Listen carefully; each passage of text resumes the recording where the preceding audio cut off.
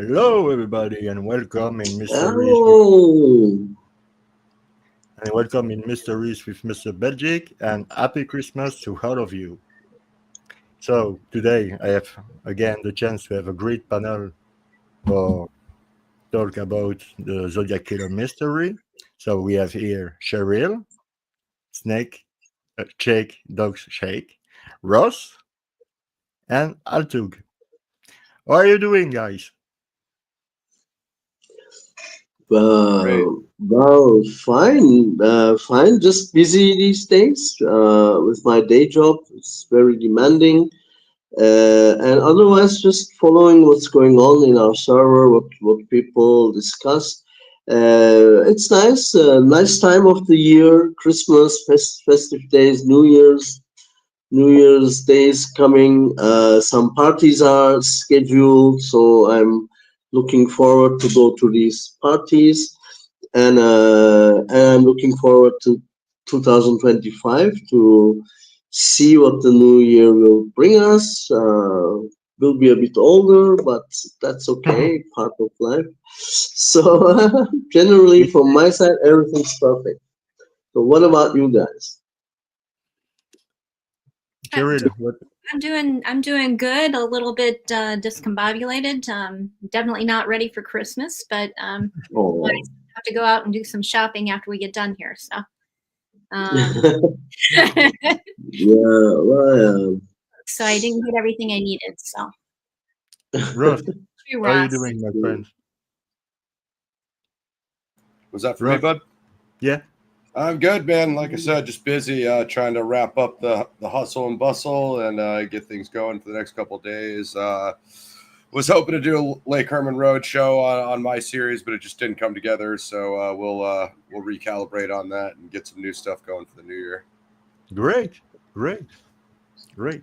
So we will start with Altug today. Shake we will reconnect himself because he had an issue with the his um, internet, internet. So something. so Altug, you first. Go ahead, my friend. Yeah. I give you the mic. Okay. So thanks very much. So first of all, of course, Merry Christmas and a Happy New Year to everyone, both our panelists and also our friends and listeners in the chat. It was a very good year, I think. Generally meeting a lot of new people, having our Discord server set up, having these, I think, a series of almost 20 shows here together with Jerome and all our other good friends, Shake, Cheryl, Druzer, Ross, of course, who's also a pro in the show world, let's say. And I think we had a very fruitful year behind us. That's my personal opinion. I'm very happy because I met so many wonderful people.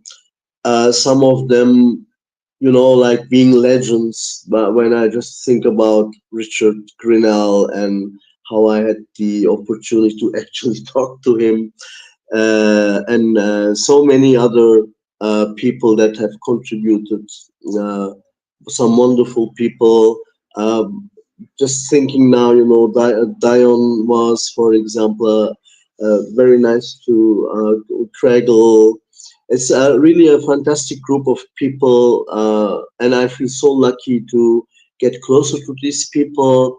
Spend a lot of time with my closest friends here, with Sozi, with Michael, with Chris, and so it was really fantastic. I feel being part of a very beautiful, nice, smart community of people. And I just hope that in 2025 we can just do more of the same stuff that we are doing, being excited about what we do, maybe finding more information for breakthrough. So I'm totally excited and happy for what we're doing with this group, and I think our efforts will bring us more things. And it's also thanks to all the people here that come to these discussions, that come to the live shows. So it's really nice. I'm so happy for 2024, and I'm just so excited about 2025. And so that's basically what I can say about my feelings. And again, I wish everyone Merry Christmas with their family and their loved ones, and also a great New Year. So that's me for the beginning. I see someone else online. No, it's just us. Okay, so my basic intro, I can ask some questions later after maybe our other panelists can express their feelings about this year and next year. And Jerome, thanks to you, of course, for making all this possible. Great friend. Um Great to know you. Thank you very much. But thank you to you all, guy, because without you, I can do the panel discussion. So it's because of you. Yeah, Cheryl, what's your thoughts about 2024? Your wish for 2025? Just very thankful for all the new friends I've made here, and just looking forward to trying to keep everybody healthy and happy going into the new year. So, also I wanted to make sure that I wished Dehan Walker a happy birthday. So thank you, Craigle, for letting me know that. So Happy birthday. birthday. Cool. So wanted to make sure that we recognize him, and Merry Christmas to everybody who celebrates Christmas out there, going into the next couple days. Happy Hanukkah, for those who celebrate Hanukkah, and yeah, just feeling really good about the new year. So how about you, Shake? Well, as you may have noticed, I would like for myself a better internet for 2025. That's the first. But aside from that, it's been a very roller coaster year with a lot of ups and downs in the non-research of Zodiac part of my life. Very overworking, lots of things happening. I think for everyone it's been like that, more or less, give or take. As it pertains to the case, it was a blessed year actually, because there were a lot of developments. I met a lot of people. There was the creation of our own space on Discord, and there was a lot of upgrades internally in my mind, mentally. There were like whole floors and levels of understanding, and this does not have to do necessarily with the data of the case. It has to do with the interaction with each other. It has to do with coexisting. It has to do with understanding. It has to do with absorbing and assimilating. And I would say the climax and the pinnacle of this is a journey that brought me to the company of esteemed people that I would love to have a beer with, regardless of the discussion about the case. And that means something when you actually feel like you can hang out with the people that you can share a discussion about this unsolved case. And of course, I think that it was a new experience for me to be part of the team we have on Discord. It was a new experience for me to be part of this discussion panel here and to interact in real time. And of course, I have to say that it's a much different place than where I was concerning the case at this time last year. And with my return to Tapatok, I have been able, of course, to try to make an understanding and assessment of all the past of the discussion, try to look back into the echo of years of data. Everything that exists has something to offer, and I hope to learn, to keep learning about the understanding of process of positivity as a person. I would like this case to, even if nothing comes in the end as a solution, to have to be able to say at the end of it that I gained something as a person, as an individual, to become better, to be more appreciative of things and people around me, and to be able to have a good chat at the end of the day with you guys and the audience. And yeah, I never shut up. That's another task for 2025. Better internet, economy of speech, but I know probably none of those targets will take place. Yeah, I don't know. Great. And for you, Ross? Yeah, I mean, of course, 2024 was cool. You know, all the things that have been mentioned. Obviously, Altug and Shake running the Discord. Cheryl coming on here to the panel, which is a nice addition. I dropped my episode 4 way back in June. My Gaviota Beach episode. I would definitely recommend everybody go check that out. Definitely got a few more hits on it after the unfortunate release of Netflix. This is the Zodiac speaking. I think it's a little bit crazy to even float Arthur Lee Allen as a suspect in Gaviota Beach because their whole thing was on Atascadero, which is about an hour away. And if you watch my episode, there's 3 or 4 local suspects that are right there in Lompoc and Santa Barbara. So like to be like, hey, some guy came from like an hour away or something and commuted down here to this random beach is essentially a local spot that most people from out of town don't even know. Was a little weird, but you guys can, you know, check out my episode and check out my take on that. Maybe we could get to it later. I don't know how many of you guys caught the Expedition Files with what's his name from Expedition Unknown. Had a Ranchak in it, which was cool. Had a little bit of discussion of the cipher.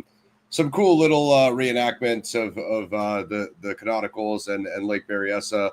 Although, as I said, they did cram it into 20 minutes with 3 other cases covered in a like 45-minute episode. So a little bit difficult to do that with Zodiac, as we all know. But you know, that's kind of the treatment Zodiac usually gets on television. So 2024, definitely looking forward to it. I know some people are like disappointed with the amount of uploads on my channel, and basically, you know, what slowed me down, guys, was I completed my bachelor's in August and then went directly into my graduate studies. So I would like to do more uploads and get more talk shows and things of that nature. I'll definitely do so in 2025, but it's not the easiest thing in the world, as you all know, especially you, Jerome. You've been doing a crazy amount of shows, so it is what it is. But definitely look out for episodes 5 and 6 of the main series.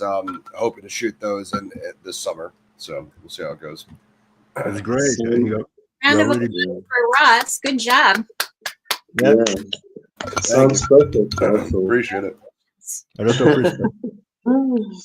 Okay, so Cheryl, please. Yeah. Yeah, about me. Okay. I'm really happy about 2024. Really, it was the creation of the panel. So it was, I think, the best thing I've done. So I'm really happy, really happy. I see that people like this this format, where we were talking during 4, 5, 6 hours, and there's a lot of people who like this format, and I was surprised. But that's great. That's really great. Thank you very much for your constant support and your love and all your lovely messages. Thank you very much. And 2024 was really great. Some personal stuff was not really nice during this year because I've lost my mom, but well, so we are going to talk about something else. But no, I think it's the best year for this channel.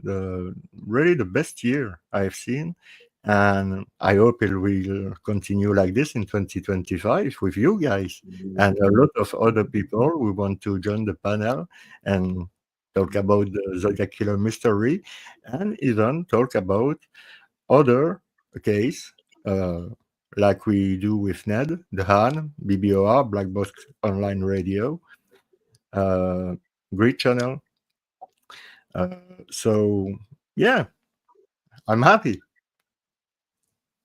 Yeah, good. I think we're all happy in this or the other way. Has been very fruitful. It has been a very surprising group of friends that I've found in my life. I would like to emphasize that as well. Although we're so far from each other geographically, it's been a great group of friends as well here. Um, so it's not just business or professional things or whatever. It's really also an opportunity to find friendship among people, some very cool people. So it's really nice that we are together, what we have done, what we're planning to do, and I hope everything's just gets better and we grow closer and more cooperative, etc. So I hope more energy to do research, feeding each other. So I'm looking forward for all these things to happen in 2025. It will be, I think, very inspiring and motivating. So it's cool. I just wish for more of what we have done and achieved and established, created so far. Yeah, so these are the feelings. And I think a lot of us share these. Everyone's, on the same page, probably in regard to these things. So that's perfect. Okay, so our plan for tonight was actually to me, directing some questions at our panelists tonight, and this week was the anniversary of the Lake Herman Road murders on 20 December, and it's also actually an anniversary of the Melvin Belly letter. For a lot of us, always an interesting thing that the letter was sent on the anniversary of the Lake Herman Road crimes. And we actually, on our server, we have dedicated this weekend, a weekend for both of these cases, and we had a bit of discussions about it. And we thought that we could maybe continue with the Lake Herman Road and maybe the Melvin Belli letter discussions here, maybe to summarize some of the things we discussed, and maybe also to have a chance to express again what we feel, what we think. And so my questions will be just to kick it off, but I think people can then freely discuss what they want to discuss about it. So I have a particular question for everyone, and I will ask them now, and maybe you guys can then decide who's going to start answering, who feels in the mode to start. So my question to Shake would be, like, he has done a lot of work on genealogy. He has unearthed an immense treasure of knowledge about what happened in the past. A lot of names that are connected to the victims, to the victim families, companies, etc., etc. And my question to him would be like, what do you think has all the knowledge that you've unearthed? How does it change or influence our perspective in looking at Lake Herman Road? What are the implications or the results, the new avenues that you think your research opens? Have our questions changed? Have our questions multiplied? What's there that we hadn't considered before this genealogy work came up? So how is our whole new position basically about Lake Herman Road? And can we still maintain the previous positions?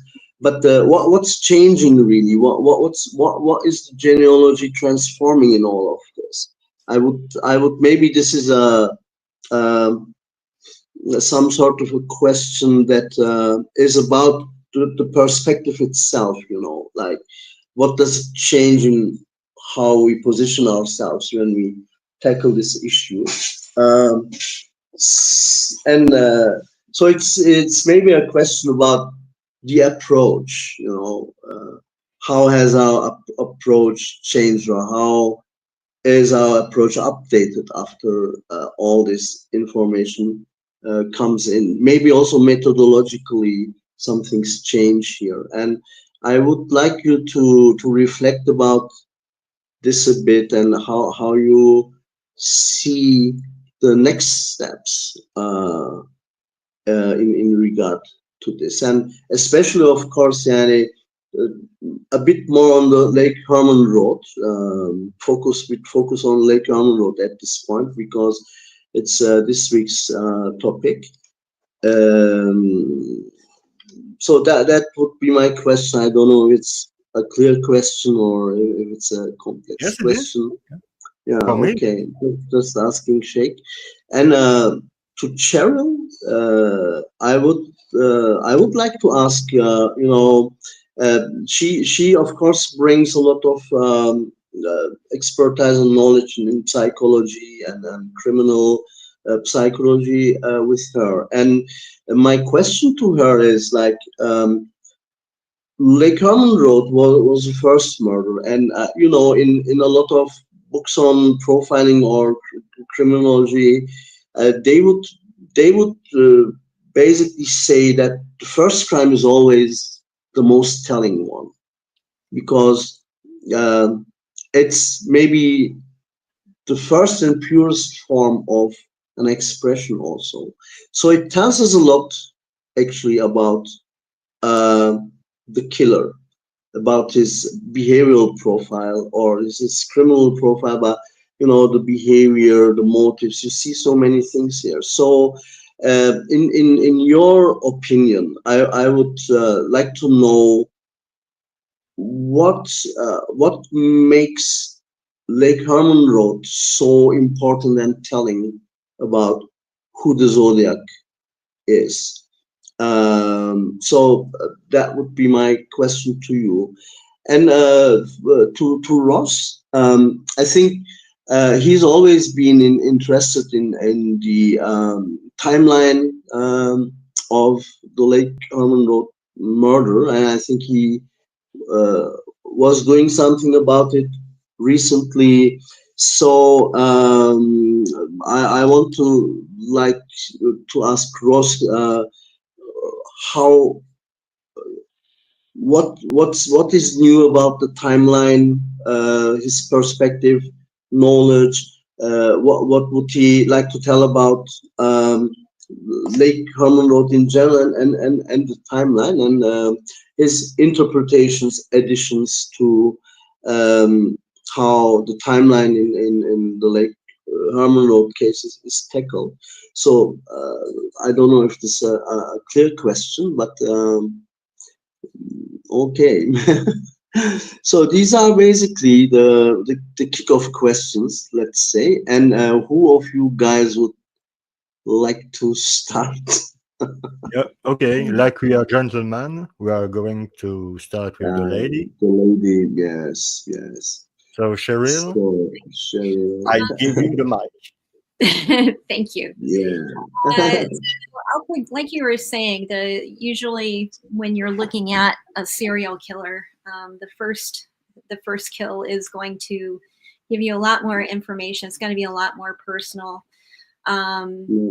In this case, it really brings out the question: is this is the first kill for this serial killer in this grouping, at least. So the real question is this the first kill as the Zodiac, or is this his first kill ever? Because that still comes into play a little bit later when we're looking at this. Either way, I think that it will be reflective of what of him personally, because whether the Zodiac, he did kill before under a different persona, and this is a new concept for him creating the Zodiac, it will still reflect on him, his concept of who the Zodiac is, what his purpose is going forward. So either way, it will be reflective of that. Some of the things that you do see early on in early kills for serial killers is the distance to, not necessarily, it can be either their home or to work, but someplace where they spend a lot of time. They will usually have like a buffer zone of at least 3 miles. Usually first kills have been found to be between 3 to 6 miles from a center of either work or from a person's home, someplace where they've spent a lot of time. So, there has been a lot of a discussion of whether or not Zodiac lived in Vallejo, or if he was lived out of the area. I think that is something where I think people look at it very black and white, but I think that it's very easy to see somebody that, if he was coming out of the military, sometimes you're in temporary housing. You sometimes are moving around a little bit more than what you normally would be if you were in, one particular place. Trying to get your feet. So I can see that even if it was a temporary place, even for a few months, you can get used to that area. So I do think that at least during that time frame, he probably was, during that first kill, either living or working somewhere between 3 to 6 miles from there, which would place it either in Vallejo or Benicia. So, but the question is then later on, that doesn't mean that he couldn't have moved on to another area. He may have moved to San Francisco, may have moved to Oakland, may have moved out of the area. If he was having psychiatric issues and went to the Napa Psychiatric Hospital. If you went and you had a 6-month stay in a psychiatric hospital, you probably let your apartment go, and then when you get out, you're going to be moving to a different area. There's no saying that happened, but there's no saying that the killer stayed and lived in one area or worked in one area the entire time. Usually when you look at the first kill in any kind of a serial killer's life, there is like a buildup of stress that goes on. So going into the holidays, I think that we all kind of know that feeling right now that you've got that pressure on you. There's a higher level of pressure on you that you don't normally feel other times of the year. You have the feeling of loss. Usually this time of year you think about all the people that you've lost throughout the year, so that those things cause a lot of stress in people's lives.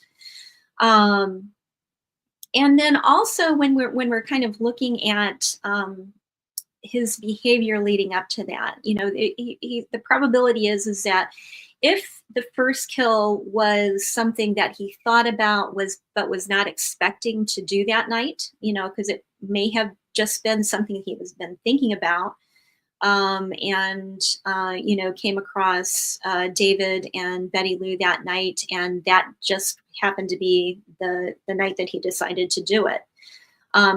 He's going to be a little bit more sloppy, not as careful about, you know, being aware of who saw him going into that. Because when you think about it, that Lake Herman Road, I mean, it's only a 5-minute window. When no one was in that area, it's such a very small window, you know, and plus the police just leaving the area. You know, my question is did he really go out that night expecting to kill them? I mean, he may have been stalking. I mean, there are indications that he may have been going out, and, you know, with the days leading up to that, with the reports of you know, two people in a car driving and kind of chasing down that couple that was in the sports car. You know, I'm sorry, go ahead. The driver was William Crow, was his name. William Crow. The so there are reports that there was some kind of stalking behavior going on previous to that.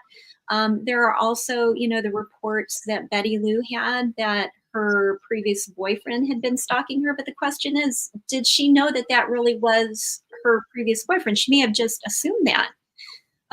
So there may have been some stalking behavior. You know, her mother said that, you know, she would find the gate open. So it may have been the killer doing that stalking behavior previous to the murders, and he probably was not being quite as, if he wasn't expecting to go through with it that night, he may not have been expecting, he may not have been as careful as he would have been otherwise. Also, one of the interesting things is the possibility of it being, you know, actually two people involved in the first shooting. Which if you really kind of think about it, if there was someone else in the car and maybe they had no intention of shooting, and somehow something went south and a murder had taken place, you know, there may have been a possibility that there was another witness there. And, you know, is there a possibility that later on, you know, the more people that you have as a witness, they may have become a victim as well. Because I think sometimes we think of a serial killer as being very measured and controlled. And even if he showed that behavior later on, because you can see the Zodiac's behaviors changing and evolving, and you know, becoming a lot more measured as he goes on, and changing his method of operation. So that first kill, he may have been thinking about it for a long time, but he may not have been expecting to go out and kill that night. Can I add something to? So, you know, I find it interesting that you separate the person who did the first kill from what later calls itself Zodiac, you know, and that is I think very interesting, because when you look at the letters, he does a second crime at Blue Rock Springs, even calls, you know, I also killed those kids last Christmas. There is something that he claims. He not just claims the thing he did, but at that point, but he also cares to make sure that we know that this other thing also belonged to him. So he does this call, is silent for another month, and then this letter comes, the Trinity letter with the ciphers, and he doesn't call himself Zodiac in that letter. He says, I am the murderer of da da da da da. The name Zodiac comes with the August letter, just 4 days later. That's when he says for the first time, this is the Zodiac speaking. So I think, as you say, that the first murder may have been more impulsive, maybe even surprising him that he's doing it, or maybe like, finally I did it. Maybe it was something he played in his mind, but I'm not so sure if he really had thought of an identity for himself at this point. You know, maybe before the second murder, he starts to think about this more like a campaign with a defined persona who's carrying it out, etc. But even then, I think he's not really clear. It's not really clear in his mind how he labels all these things. And the what is the what is the campaign as a whole? What's its goal? Who am I? As whom am I doing this, etc. And he just cares in the beginning to make sure that both murders are associated. Okay, I did these two. And then I think with the letters, not with the first letter, but with the August letter, it gets a name. And then it becomes the campaign. And I think after that point, he keeps pondering more. And what you see once he has the campaign defined, you get what you see at Lake Berryessa, you know, a guy with a costume, etc., etc. So I think that there is a very interesting evolution in what he makes with the things he's done. You know, maybe more impulsive in the beginning, done something that he really wants to own, and then something he wants to name and present as a campaign, as an event, whatsoever. So I think the way you divide it, you know, the way you separate the first murders, you know, vision for the guy who did it, who is not the Z yet. I think that's a smart differentiation, and it could maybe help to understand the evolution of the guy a bit better. So I really liked it. I wanted just to say that. Yeah, and I think that well, and you've studied Jung. You know, when you're looking at, let me go back a moment. So we had discussed previously about the allusions to suicide and a lot of the media presentations that he used. And when you're looking at suicide, if you think about it, the human animal is the only animal that commits suicide. And so why are humans the only ones that actually will kill themselves? No other animal will do that. And the difference between us and all the rest of the animals is language. It's the stories that we tell ourselves. So we give meaning and identity to ourselves by the stories that we tell. And one of the really big themes in all of his murders is, and his letters, is essentially the story that he's creating and telling himself about the murders. And he really is creating an identity for himself. You know, So I do think that there is a sense that he doesn't know who he is, and he's developing this persona of the Zodiac. That's why essentially, you know, it's something that he's coming up with. This was not something that when he started out at Lake Herman Road, he didn't even come up with the Zodiac. So somewhere along the line, you know, all of these things are kind of working together in in his mind to create the Zodiac, and you can see that in pretty much all of the murders, where essentially the murders are very perfunctory. It's not. He's performing the murders, but he's not sadistic. He's not spending a lot of extra time. If he really wanted to at Lake Berryessa, he could have, really taken his time and been sadistic if he had wanted to, and really he didn't do that. The murders are essentially part of almost like a play that he's playing out to kind of create an identity for himself. So I think those are very good observations, Altug. It really is something that he's creating as he's going. It's not something that had a really good idea of at Lake Herman Road when he committed that murder. I think there's a clear, reason for when he unveils the Zodiac moniker, and it's that the papers called him, when he sends in the ciphers before he says this is the Zodiac speaking, the papers called him the Cipher Slayer or the Code Killer. I think for whatever reason he didn't like or approve of either of those names, and wanted to control the narrative. So that's when he kind of unveils this title. I mean, again, we've seen Jack the Ripper name himself, and we even seen David Berkowitz, the son of Sam, when the papers called him the 38 killer or 38 revolver killer, and he wrote in like, I am the son of Sam. So it's a little bit of a pattern, we've seen in other cases.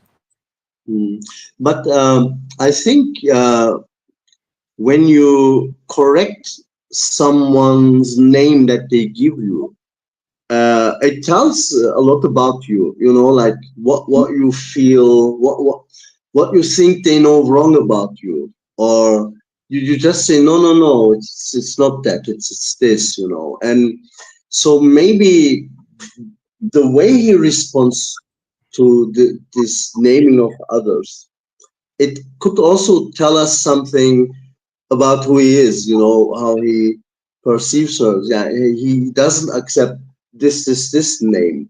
So what name does he accept? He calls himself Zodiac. So compared to these given names, where does it reposition him?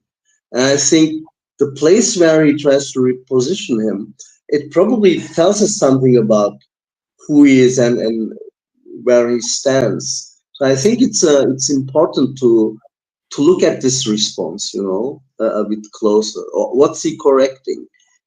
What he corrects is something that he doesn't like to hear. It's like a teacher who says, no. It's this, so it touches him, it touches his nerve, I think. And that's maybe the moment where you can really tell something about the person because of that reaction. So I find it interesting and very important what you brought up, Ross, that his response is renaming himself basically because he doesn't like the names he has been given. It also means like,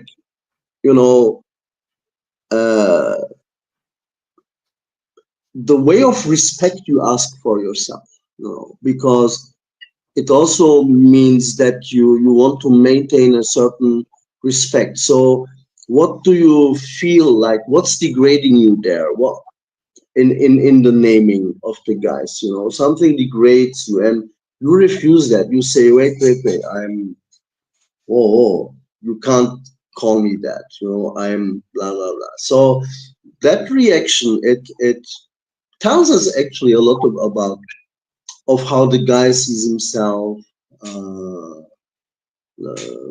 So it's really very good point, Rose, that you brought up there. Well, and I think that it's kind of strange that he does give us a lot of information about what he values. Even though there's all of the writing that he does, a lot of it is telling you about what he really does value.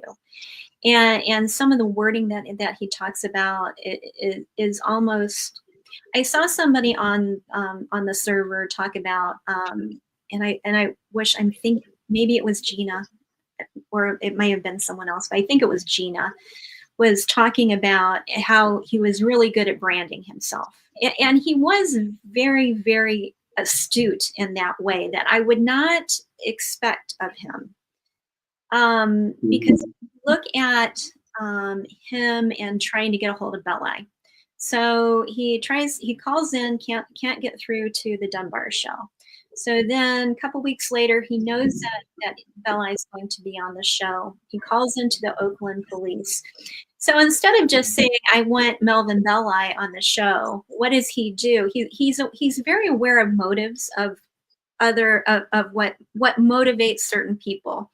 And so he knows Belli is very motivated by his ego. So naturally, what does he say? He doesn't say, I want Melvin Belli. He says, oh, no, I want Leffley Bailey. Oh, but yeah, if Leffley Bailey can't make it, then Belli will be okay. Well, he knows, one, Belli is right there in San Francisco, and Leffley Bailey is not. He's not going to be able to make it there. So he knows that is really going to kind of get a dig in on with Belli to be able to get him there and actually be able to talk to him. So that kind of an awareness of what motivates people, and also just like building a brand. That's a special skill, building a brand and knowing motivations for someone who is doing the ciphers and all the things that are very technical. There is still a very acute awareness he has of what motivates other human beings. So I think that's kind of an interesting thing. Even if he's not making other people aware of it, he's very good at observing other people and being aware of what is motivating them. So I just see this guy as a watcher. He's very good at watching and being aware. This isn't somebody who just off the cuff. That's why I think when we're looking at these, there was some amount of stalking that went on beforehand, because this guy, even if he doesn't have a personal connection to them, had to have spent some time watching them beforehand.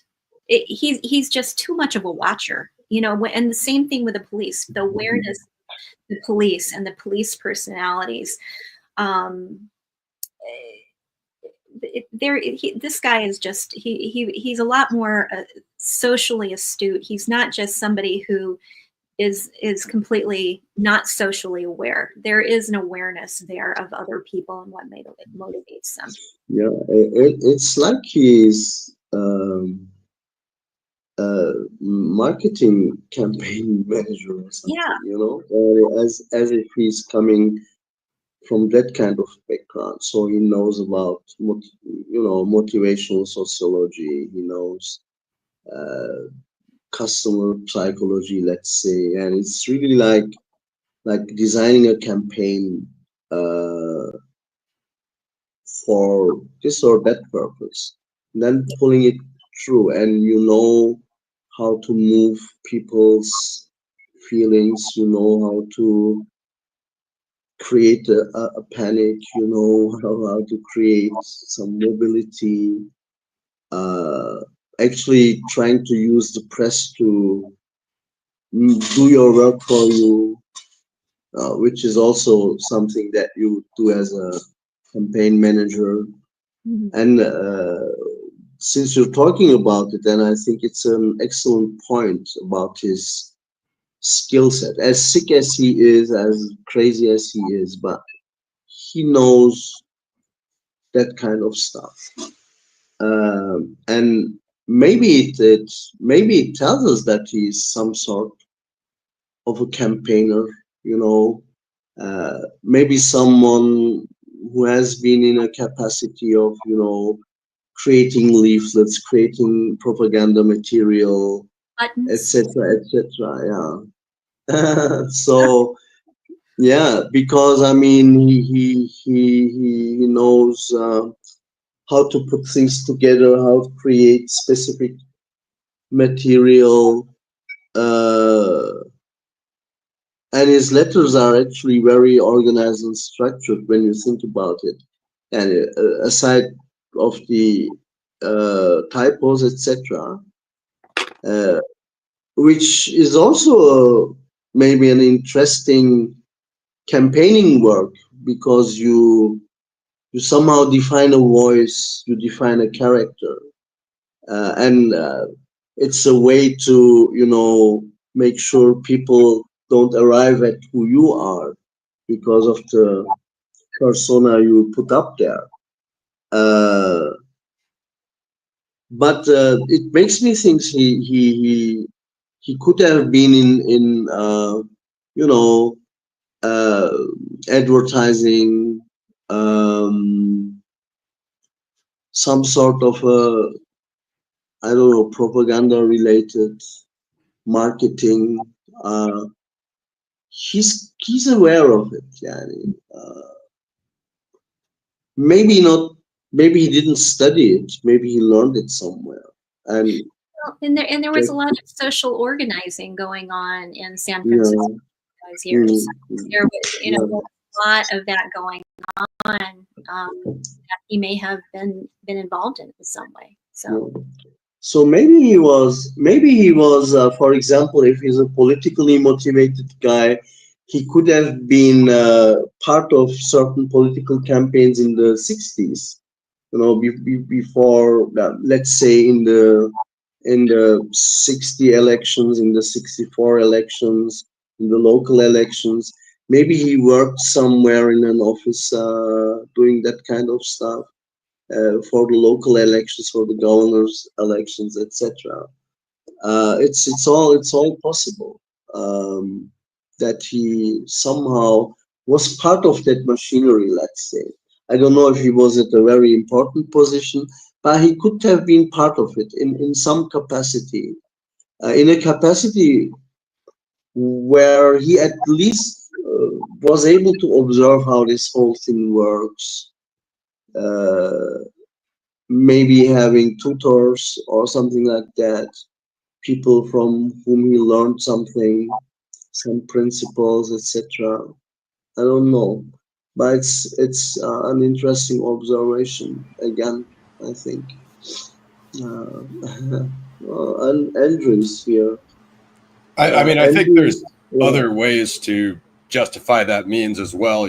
Like it strikes me as like the whole comic book villain thing. What does a comic book villain do? They create this alter ego for themselves, and with a moniker. Even so, David Ranchak's video really hammers this home well. Even the verbiage of like, this is the Zodiac speaking. If you go back to like early Batman or Detective Comics, almost every single one of them uses that, including Batman himself. This is the Batman speaking. This is the Joker speaking. This is the Riddler speaking. Almost every single one of them uses that phrase. So, I mean, it doesn't mean that it's direct, but I mean, I don't know how social of a person Zodiac is. And there could be other, as Altug was saying, maybe he's like a more like a technical role, like somebody that does like the printing for the campaign or something, creates their flyers or something. So just being on the outside looking in, as Altug said, it wouldn't necessarily have to be like a campaign manager or something like that. You could have a much lower level. I mean, one of the things that I think relates to this I like about Geik is his Good Times media background. I mean, I don't think he's an amazing suspect, but he does have that media background, which I think, kind of relates to this conversation we're having, right? A propagandist.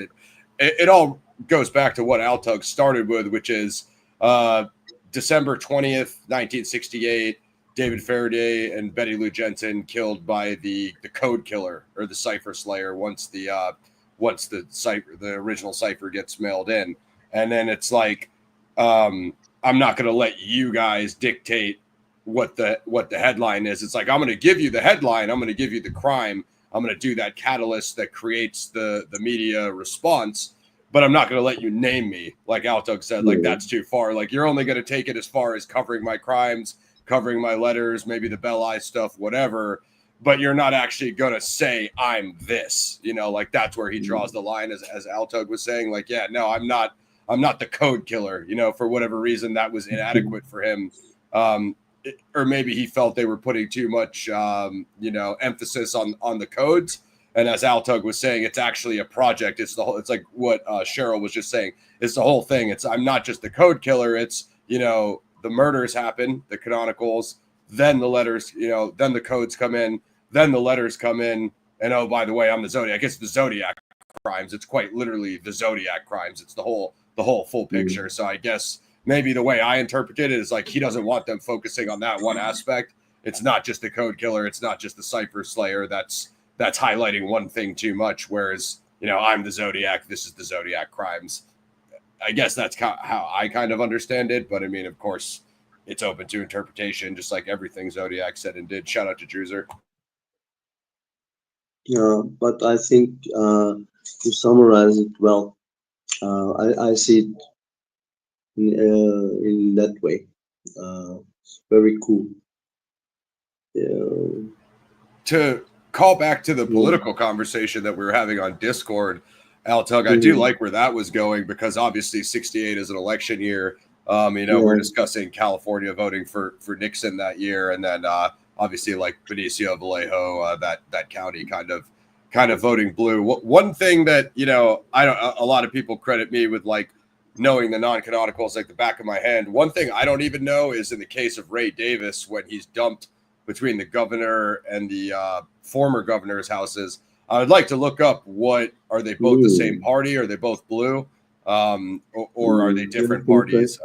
I would like to know that, just in terms of what Altug was saying about Vallejo, just because in my opinion, and even going back to what Cheryl was saying, I find it kind of hard to believe that Lake Herman Road is the first one. It definitely is the most impulsive, as she's saying, without a doubt. I do think, you know, if you want to quote it directly from Zodiac's mouth, he says, like, on weekends, I drive around looking for people in the night doing my thing. So it kind of paints that picture that he is driving around waiting for the opportunity, but seems to just go off on December 20th for whatever kind of random reason, and kind of escapes into the night.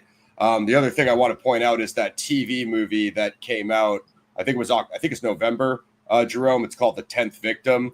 And while it's not an actual adaptation of The Most Dangerous Game, it's another like sci-fi version of the same thing, which is like humans hunting humans in the future. So that and could be nothing, but it does come out essentially the month before. So if we're looking at you know, catalysts or things that maybe would have pushed him along, he does seem to take a heavy TV movie media influence, you know. So that could be one thing that he watched right before December 68. I didn't know that. It's a new information that I was not aware of. Yeah, that's great. Well, it's I really like all this process, all this thought process in your mind, because we all have different thought process, and it's good to hear everybody's opinion. Shake, my friend, it is okay. I think it's okay. If you have some problem hearing me, please let me know. I changed my position, as you can see from the background, and I was able to appreciate some of the discussion, even though I will have, of course, to rerun the episode at certain points I was disconnected. I think that in order to answer Altug's question, to get me back into the discussion, how does genealogy and the whole process of new information change my, let's say, my perspective? I wouldn't want to say our, to use plural, but I would like to throw it on the table for everyone to consider. So what I would like to say is that for me, Lake Herman Road and Blue Rock Springs is definitely the Benicia Water Company connection. So that is the past. And so you have two murder locations, the first two, being connected to an older water company. Now, if you consider the whole of the canonical murder sites, and especially taking into consideration the Presidio Heights military history, considering the pre-American rule of California from the Mexican rule, essentially the Hispanic rule, because Mexico had just gained its own independence from the monarchy of Spain. So all that as a common ground is the past. Now, to me, what genealogy does is to expand the dimension of the past from places to people. And if into the genealogy we enter the business, the older business during the New England colonialism and later on the formation of the post-Mexican American formation of capitalism in California, then I think that the way that these families play into this discussion provides an understanding of the past that could also provide motive. So for me, the greatest asset of genealogy is by linking business and family, the provision, the conditional provision of a motive. That for me is the most fundamental. But even if that was not the case, I would still cherish and dwell into the genealogy in order to have an appreciation of the context, so that I could pass judgment and make further inquiry on whether these are random victims or chosen out of some more deliberate design. And as I had told, there's always this hypothesis that, okay, it's easier for me to make the hypothesis that these were deliberate victims in terms of selection. And if that very specific and concrete hypothesis fails, then de facto, we validate the other hypothesis that the victims were random. So any way you look at it, trying to examine or investigate the specific designation of deliberate victims, murder sites, dates, this will either lead to a very explicit yes or a very explicit no in terms of being able to provide a reasoning and cohesive methodology for all these canonical attacks, at least. And this is what we have been discussing. And so one can make the case that the oil side of things or the anti-oil side of things could provide some understanding of that. I will return to my previous statement last week that the arrival, let's say, of Humble Oil to the area launches the murder attacks. So one might argue that this makes the gravitas shift towards the oil/land exploitation of natural resources. But if we write down all the canonical murder sites, there are only two actual links. One is the military Mexican Hispanic pre-American rule of the area, and the second is not exactly oil, it is mining. Because Blue Rock Springs can only fit into the agenda, into the context, through water, but water does not validate the whole of the locations. It is exactly the more specific activity of mining. So this aligned with the work that Souza has done about the mining background of many of the cryptogram symbols, makes us have an appreciation of even the Benicia Water Company background, because in essence, the collapse of the Benicia Water Company was very much connected to an accident at the Hastings mines. And of course, we have produced some PowerPoints, and I will continue with the arrival of the new year to give you more insight into the business and the family connections. To give you an idea, I have just finished providing a connection of all the canonical victims to the family of Governor Wells, whose descendant was, in one side, the co-founder of Wells Fargo, that plays into the story, and on the other side, Colonel Albert Wells, who used to be the commander of the Benicia Arsenal essentially the direct military supervisor of Werner Marion Jensen. And then, of course, that would lead us to the other part of the discussion that we had raised about whether the insignia of Zodiac appears in the infamous and still unseen in its entirety Wells Fargo extortion note of December 3, 1968. And we had also done part of the discussion about Zodius, whether the infamous Robinson massacre in Detroit was part of the canon with another name that actually resonates. Zodius and Zodiac are part of the same abbreviation of the Zodiacus wheel, a way to look into the past by projecting into the light of the past the celestial zodiac astral entity. And of course, that brings us into the, let's say, the philosophical or metaphysical or paranoid side of the profiling of the essence of the psyche of the murderer. But I would still prefer to remain to the connections, business and family, because dear Jerome and dear friends at the panel, this is something tangible that would allow us to have something concrete instead of basing our hopes of the discussion in speculation.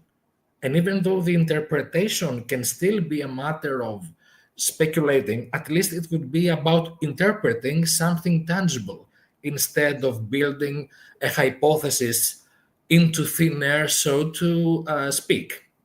And there is one last bit of information. I have been struggling to validate certain things about the Danish background of Jensen's family in Denmark. Once this has been completed, we will be able to discuss it over the new year. I think this is something very important. You see, the statistical rule of probabilities and coincidence can have a certain threshold. Past that threshold, it stops being a coincidence and it becomes an odd but interesting to examine deliberate occurrence. Of course, the outliers have been noted for many decades. The thing is, have we been trying exhaustively, meticulously to delve into the totality of these connections? I mentioned the other day at the server about the book of John Emmett O'Brien. He was a noted cryptographer in the United States Civil War. He was, of course, with the Union Army. He and his brother. Now, I am tracking down the names of Irish descent of the Emmett families for obvious reasons. And he had a very interesting paragraph in his introduction in the first chapter, where he says that genealogy is something most Americans are not interested in. This is 1910. This is 114 years ago. But through genealogy, we can understand not only where we come from, but also the energy that is accumulated inside us. Now, I found that very weirdly poetic, metaphysical, call it what you will, for someone who is writing a book about the military telegraphy history. But I think it also provides something to be noted in our discussion as well. That's my first round of thoughts. I hope you could hear me out loud and clear, and I'm anxious to get the discussion going. Cheryl, Altug, Ross, your thoughts about that? Yeah, absolutely. I want to react to a little bit of Shake stuff. First of all, for all the panels that I didn't make it to, I've been rewatching, and I'm not done yet with Shake's PowerPoint on the Humble history and all the corporate stuff that you're doing, like essentially the history of Vallejo or corporate history of Vallejo. Absolutely fascinating research. I think there's definitely something there, where there's smoke, there's fire. I'd be a little bit hesitant to say that it's all a corporate thing based off the victims. Horan kind of does that with the military stuff. They're all military families, so they all know each other. I mean, you could take your topic. It's kind of easy to do that. I mean, if you're a serial killer, right, the smartest thing for you to do is just pick completely random people to be your victims, because it's much it's much more difficult to, you can't connect them, right? They don't know each other. You don't know them, much like the ABC murder stuff that we were doing before. Or if you do have one that's your main target, then of course you surround them with randoms, and then it's like, how do you prove which one is your main target? You know, obviously people bring this up with Darlene Ferrin saying that, you know, Zodiac said, "Hey, D," before he shot her, and that he obviously knows her from work or whatever. I mean, here's the problem with that. A waitress serves maybe like 100 people in a day if she's showing up to her shift at like 6 a.m. and then whatever, maybe working a double. So if Zodiac ordered a cup of coffee or a pancake from her, does she even know which guy that is? Like, maybe he knows her as the person who served him, but she's not necessarily going to remember trucker number 500 that she served pancakes to that week, you know? So even to say that they know each other is like, it's difficult in that regard. I like the mining angle a lot, though. I think that makes a lot of sense. And there definitely could be certain, you know, something there. I'm always trying to figure out what Zodiac's profession is, but at the same time, I mean, you have the witness who is actually working the night shift from Humble Oil, you know, that night that drives by. So it's a little risky to pull that kind of stuff near a site so close to your job. Risk that like one of your coworkers is going to recognize you of your car, but it doesn't make it impossible. It's also Lake Herman Road, a completely random in the middle of nowhere spot that we know nothing about. But there's a lot going on out there. Of course, there's like the pump station. So as Shake just mentioned, oil and water. Of course, there's the drug busts going on at the ranch house, whatever they call that. So it's like, it's really interesting, right? Because for such a randomly in the middle of nowhere place, there's so much going on that night. From the hunters being out there in the wilderness to the bust at the drug bust to like the oil guy going to his night shift and everybody else that drives by. Like it really does seem kind of active for this kind of town line location that is, you know, what, unincorporated land on one side and then like middle of nowhere pump house Vallejo on the other side with all these hunters and other people seemingly to go take these kind of almost random joyrides in the night. I can go off on that and come back to other stuff later. Cheryl, Altug, Yes. your thought about Shake? Yeah. Well, I think he brings this whole dimension of this historical dimension. You could say. I think he kind of introduces the concept of power, which I think is important in understanding relationships, how people build and hold grudges against each other, how you really get angry socially, politically, etc. Because when someone says, "Yeah, we're laying a pipe and we're bringing you progress," it influences so many people in different ways. I think I talked about it last week. For some people, progress is basically, it means loss for them, losing everything that was valuable for them. So it's not always the case that everyone wins when something progresses. And progress is a capitalist notion. I mean, when you think about types of history writing, one of them is, you know, the classic approach of progress. Everything we do takes humanity to a better point. But some other historians, they would say that there is no act of progress that is not at the same time also an act of barbarity, because you built by taking away something also.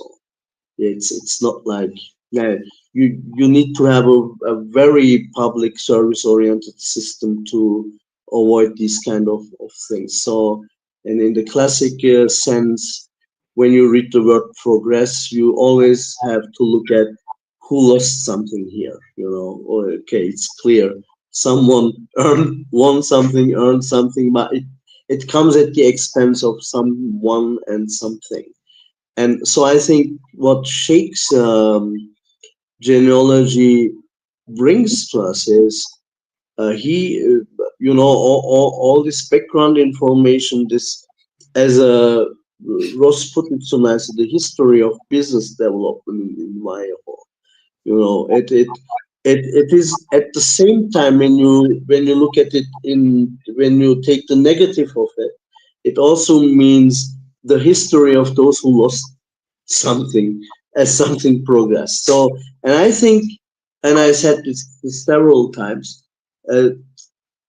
Shake's research allows us to look at it. It points at who are the losers that we have to look at. So that's what I really find valuable, because it also, it brings a bit of certainty to it, maybe profile-wise.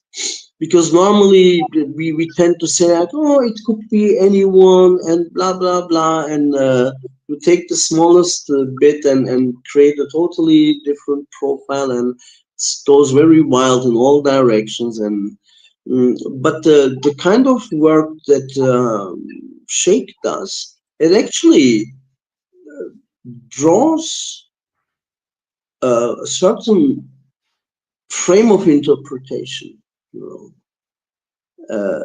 it brings certainty, yeah, or it brings a certain area in which we know we can interpret things safer. We will probably not do an over interpretation. So it helps to set boundaries, I think, and you really need to set boundaries in some way if you want to get at something more concrete, if you want to make progress, if you don't want to go back and discuss the same times over and over again, and then always arrive at the point where you say, oh, we don't know for sure.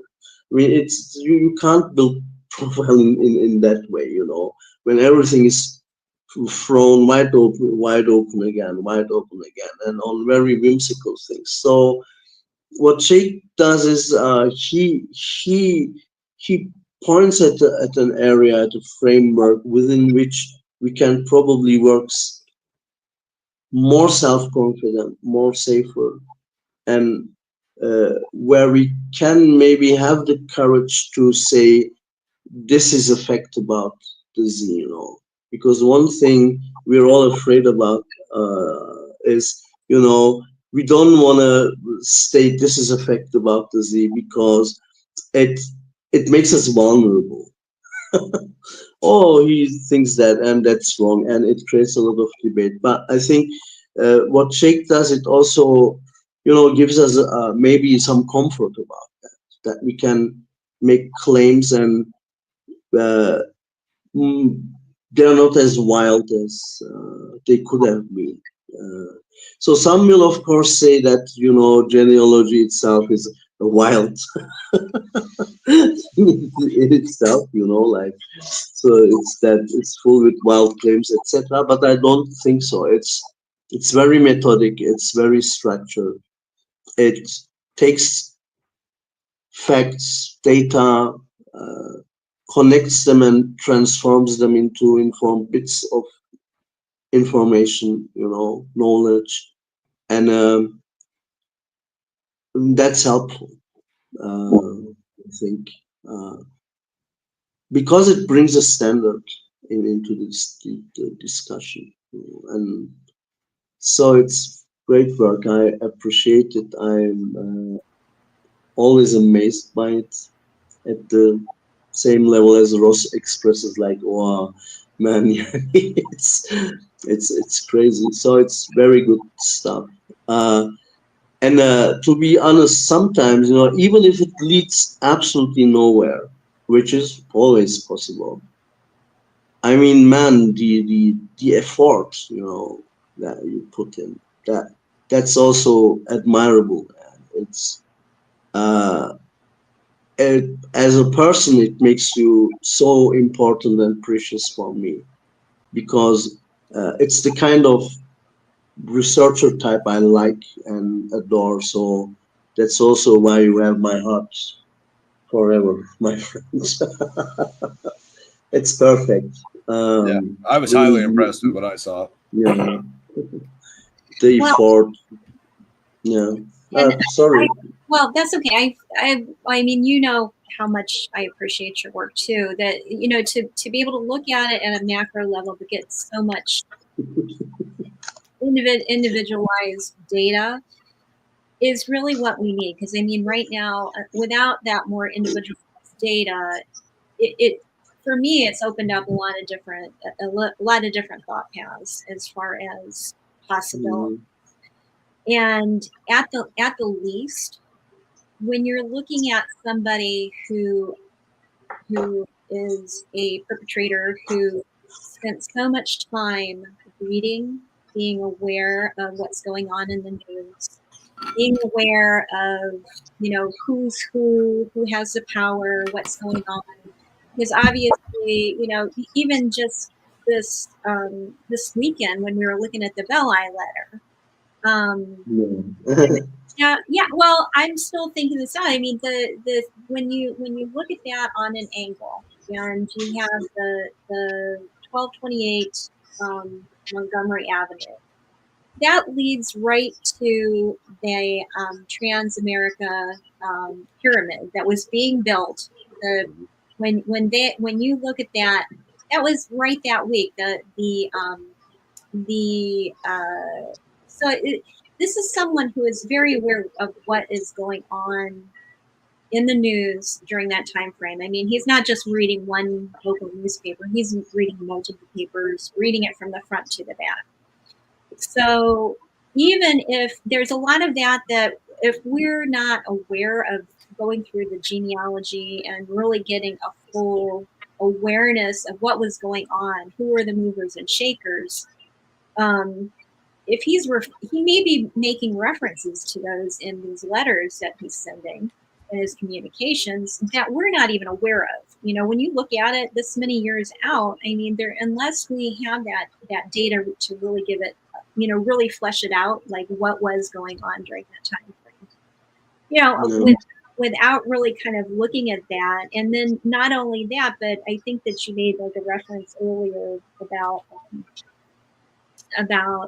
you know the in Disneyland, the same person who was the architect for the Trans-American Pyramid was also the architect for down in there is just a lot of little pieces like that until you really kind of without that awareness of it, you really can't really put that together. So there may be little things that are going to give us an idea of who this guy is, but without that more detailed information, we're not going to get it this many years out. So I do appreciate all the work that you do. I really do. Yeah, I think it's definitely valuable research. I mean, as you know, going back to some of the events, I mean, there's so many weird things going on. I mean, the Yours, they literally go up there to go look at the piping project, right? And that's at 11 p.m. You know, it strikes me as a weird thing to do as a guy born in the middle of the 80s. But again, they didn't have the internet. There was nothing going on. You're looking for things to do. Hey, let's go jump in the car and go look at the piping. Now, you know, that brings up, you know, in terms of career and the types of projects going on in the area, is Zodiac a Donald Lee Cheney type of career, a pipe stress analysis that was working on that piping project? I'm not saying it's Cheney, but could he, you know, bringing into radians and pipe stress analysis? Obviously, we hear about radians later. Is that a hint at his career? Is that just like a random thing he brought up, like a lot of people say? I mean, I could totally, what up, Jack?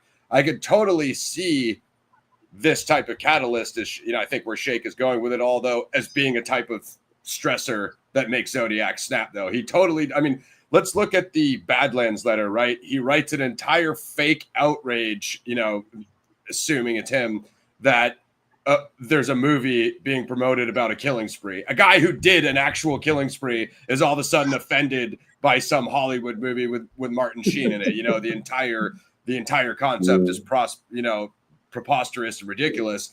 But as far as, the corporate buyouts or the land struggle, companies shutting down, or maybe it doesn't even affect Zodiac himself. Maybe his dad got laid off because of it. So he holds like a DB Cooper kind of scenario. He holds a grudge. I could totally see any of those things setting off Zodiac, because he does seem like the type of person, while he appears to be measured, there's probably just these little things that just set him off. And as we were saying with, the impulsiveness of Lake Herman Road. Now, is the choice of the pump house, is that some hint to Shake's research of the corporate buyouts and such, the trust and the land deeds?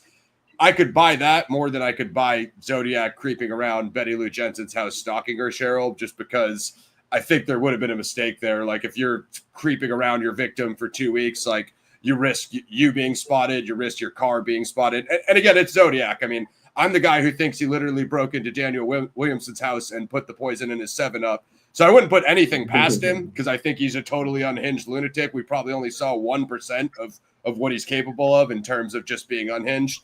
But I just think there's a lot more risk involved with, like, kind of following your victims around from place to place. Now, granted, Migeot says this in the Blu-ray bonus material on the Zodiac. He says that his name was Richard and he followed them around all night, the night of Blue Rock Springs. I think that's probably getting into the level of inaccuracy, just because if that was the case, again, you'd have way more people who may have seen the car at the burger place. You just have way more eyes on it. But yeah, I don't know. I mean, it's same thing goes for Lake Berryessa, right? They're planning to go to one place. They're planning to go to San Francisco. Then they go to Berryessa. It would be highly unlikely that they could be followed to such a remote location without Brian. Brian becomes like a successful attorney, right? Like, that's why we all trust the conversation and Brian's attention to detail so much. So for like some car to be following him out to Lake Berryessa, I would find ridiculous. I'd be like, hey, Cecilia, I think this guy's following us for the past couple miles. Like, that's the kind of thing I would see there. Lake Herman Road, though, is totally different, because as Cheryl brought up, there's basically a 5 or 6 minute window for this to happen. And I think James Owen is he's the humble oil guy. Is that correct, Druzer? But I'm almost starting to lead towards what Richard Grinnell was going, and that I think it was the last panel he was on, was that maybe Zodiac was one of those hunters out there in the wilderness, because just the time frame. I mean, to even set it up with the William Crow story, right? What I just said about Brian, I think stands for William Crow. He later becomes an attorney as well, similar profession to Brian. So I do trust his attention to detail. The only problem is what Cheryl brought up, which is the 2 guys in the Valiant, which he later goes back on that as well. He kind of goes back on seeing the 2 Caucasian individuals in the car. I know Grinnell is I think almost all the way out on the Crow story. Like, he thinks it was probably just like kids trying to race him, as opposed to like some guy trying to follow him to do something nefarious. But I trust most of the story. I just don't know about the 2 individuals in the car, even though I wouldn't be able to discount two killers, or at least an accomplice at Lake Herman Road. I just find it peculiar that he goes back. Yeah, at first I thought it was 2 people, and then I think it's only 1. I'm just gonna be honest though. I mean, me and Grinnell have this back and forth all the time on everything that we do. I don't picture a random kid going up there to race somebody at, like, I'll pull up the timeline right now. Like, that's just before. So I guess that's 9:30 to 10, but it's getting a little bit late for a street race, especially with the massive marijuana bust, especially with the cops patrolling the area. Like, it's getting a little bit late for a street race out there. So I think it was, and why do I think that? Well, because he pulls in at Blue Rock Springs and gets cold feet and drives away.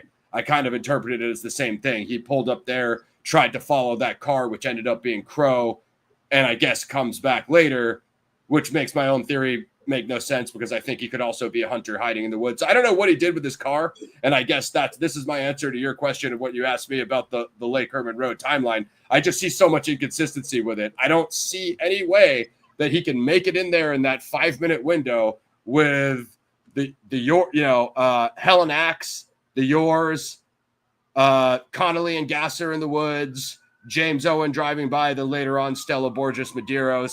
Like, it strikes me as, and then Captain Pito responds pretty fast, right? He just drops off the contraband at the station, and then he's there pretty much. Like, all he does is just drop that off and go straight there. So I think you can all react. I assume you have the same, kind of reaction as me. Like 5-6 witnesses, and he's able to get in and out in this 5 minute window. I mean, we don't really ever see that kind of efficiency from Zodiac ever again. And certainly not at Blue Rock Springs, because even though he does get in and out, he operates under the cover of the fireworks for the gunshots, and also completely makes a mess of the murder scene. He can't even kill Mike Bijot 1.5 feet away, literally sitting in the back seat, shooting at him at point blank range, and walks back to shoot him again, by the way, still can't kill him, and then leaves. So he's not in any hurry at Blue Rock Springs. But yeah, I just have way more probably unanswered questions with Lake Herman Road than probably any other canonical. I mean, Presidio Heights is rather straightforward compared to this, because there's a bunch of witnesses watching him walk away. You know what I mean? That's my take on it. No, it's that's a great point. And for everybody, Cheryl, Altug, Ross, really great point in my humble opinion. And I agree with, let's say, all of you, because we don't know. So yeah, that's a possibility in a way or in another way. That's why we are here, to try to figure out what's going on with this guy, with the sick guy. So yeah, we are going. If you don't have any more question or thought about what Shake has start to talk, we can maybe ask to Shake to continue. Yeah. I'm so sorry, guys. I had to leave actually because it's almost 1 o'clock here. I'm so sorry. I will miss the live conversation now, but I have to get up in 6 or 7 hours, so it's just the amount of sleep I need. Because it looks like if we continue, I will be here until 4 o'clock, and that will kill my day tomorrow. So I'm very sorry. It looks like it happens to Shake when he speaks. I'm getting away, and I'm so sorry for that, my friend. Don't be sorry. Don't be sorry. Everything is fine. So it's extremely interesting. Everyone has said very interesting things. So I will probably see you in the new year then, right? Right? Will we have a show next Monday? No. Okay. We will have the next one. Okay. So we will see each other on the server, of course, but in the show then, I'm looking forward for the next show in 2025. And I wish you all the best. Have a great Christmas and Happy New Year. Take care. Thanks for having me, Jerome, and thanks for the wonderful discussion, ladies show, and brother. gentlemen. Good talking to you. Great discussion. Yeah. See you. Take care. Bye-bye. Good night. Bye. Take care of you. Bye-bye. Bye. Bye, my friend. It's always a pleasure when we are able to, take the time from our heavy working schedule and to actually dedicate time and energy into all of this. I want to congratulate Ross about his bachelor and his master's degree, and it's great to see people, also investing themselves into the academic side of things. I work in academia for a living. I do teaching and research, and it's always fascinating when young people, the new generation, wants to explore knowledge and establish themselves with the assets of not just the degree, but the actual asset of the knowledge. I would like to thank everyone for their input. I would like to give a shout out to Druzer that is in the comment section. I'm a bit slow. Druzer, my friend, I may be handsome, but I'm a bit slow, so I it took me a while to catch up with all the comments. And I want to thank you for your nice points. I would, if you will allow me, I will grab one of Druzer's fine points. He always makes very, how can I say, focused, targeted points that help the discussion. Now, dear Druzer, to whom I wish a speedy recovery from his sickness, and I have missed him dearly, he makes a very fine point that if you want to make a case for the stalking of the victims, you cannot do that on the simplistic level of just driving behind them, because this is a classical approach. Of course, as Ross very explicitly has demonstrated, you can't even have that for the Lake Berryessa case. And of course, so the question would be, how would a prearranged, predatory, deceptive element work? For me, the information comes from a previous unsolved murder case. It happens to involve a person of interest that I have been vehemently looking into, as many people know. It is the Peyton Allen double murder of Portland. In that aspect, the predatory element, the stalking element, and the vicious element of deception was based on the female. Now, there are no female survivors from the Zodiac canonicals. So, theoretically, that leaves a margin open for deception via an older predator, not necessarily gaining the interest, but using whatever means available as an older con artist to extract information. And this could be a one-way street. It wouldn't necessarily mean that the female victims would respond. You know, there has been many discussions evolve around how social Darlene Ferrin may or may not have been during her work. Well, she's a waitress, what you would expect. Hey, can you give me a coffee? Yeah, I'll throw it in your face. Of course she's nice. Of course she's gentle. Of course she's an extrovert. It is part of the business. I mean, I have worked DJing and stuff like that. You can't be rude to other people when it comes to that sort of profession. Okay, so, but this could be a one-way street. I mean, an older con artist can employ deceptive methods to extract information on many levels.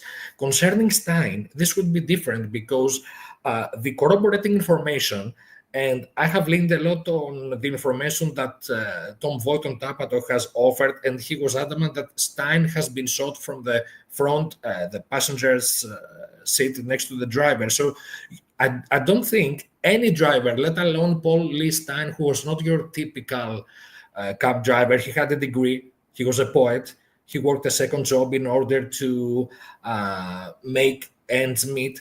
I wouldn't think that this guy would allow a stranger to just walk and sit next to him. And he's an insurance agent. Now, this part of business, this insurance agent aspect is also of interest, and you can have that combined with the mining business. Insurance agents were very deeply involved into contracts, and not only the underwriters for fire, but also many different branches of the mining business. Land deeds and land trusts. Exactly. And this would very much, what Ross said, this would very much correlate to the aspect of land as an element, an outlier in itself. To give you some wild examples, and I will continue with my trail of thought, I found out that Alaska, that I had been looking into from two different outliers. One is the debut of Leo Swenen, the grandfather of Darlene, the violinist. His first appearance is for the Alaska San Francisco Pioneer Association, courtesy of Porter, who was involved in the Partage Theater and actually opened the doors, literally and figuratively, for Leo Swinen's later orchestra career in the vaudeville theater and the hotel business, including the St. Francis Hotel, where Abraham Haas used to have his permanent residence. This is the relative of Madeline Haas of the Russell House on Washington and Maple. The other angle was an information that pertains to Filippo De Filippi, the famous Italian professor of botanology and world-renowned mountaineer. He used to explore mountains in Alaska along with his friends in the Italian aristocracy. So you are best buddies with an Italian prince. What are we going to do this weekend? Well, we'll climb a mountain in Alaska. And they wrote a book about it. So Filippo De Filippi was a notable member as well of the Royal Geographical Society of England, and a second independent source that pertains to the Royal Geographical Society of England is a word, a key word in the Jones letter. The word Hoax is appearing in a book written by the then president, the chair, the head of the Royal Geographical Society. This is the same timeline as the exploration of Alaska by Filippo De Filippi. And it is very interesting to see that both Yuba Industries, where Mike Conway used to work, and another British company had mining interest in Alaska. That would include the Mikado mine.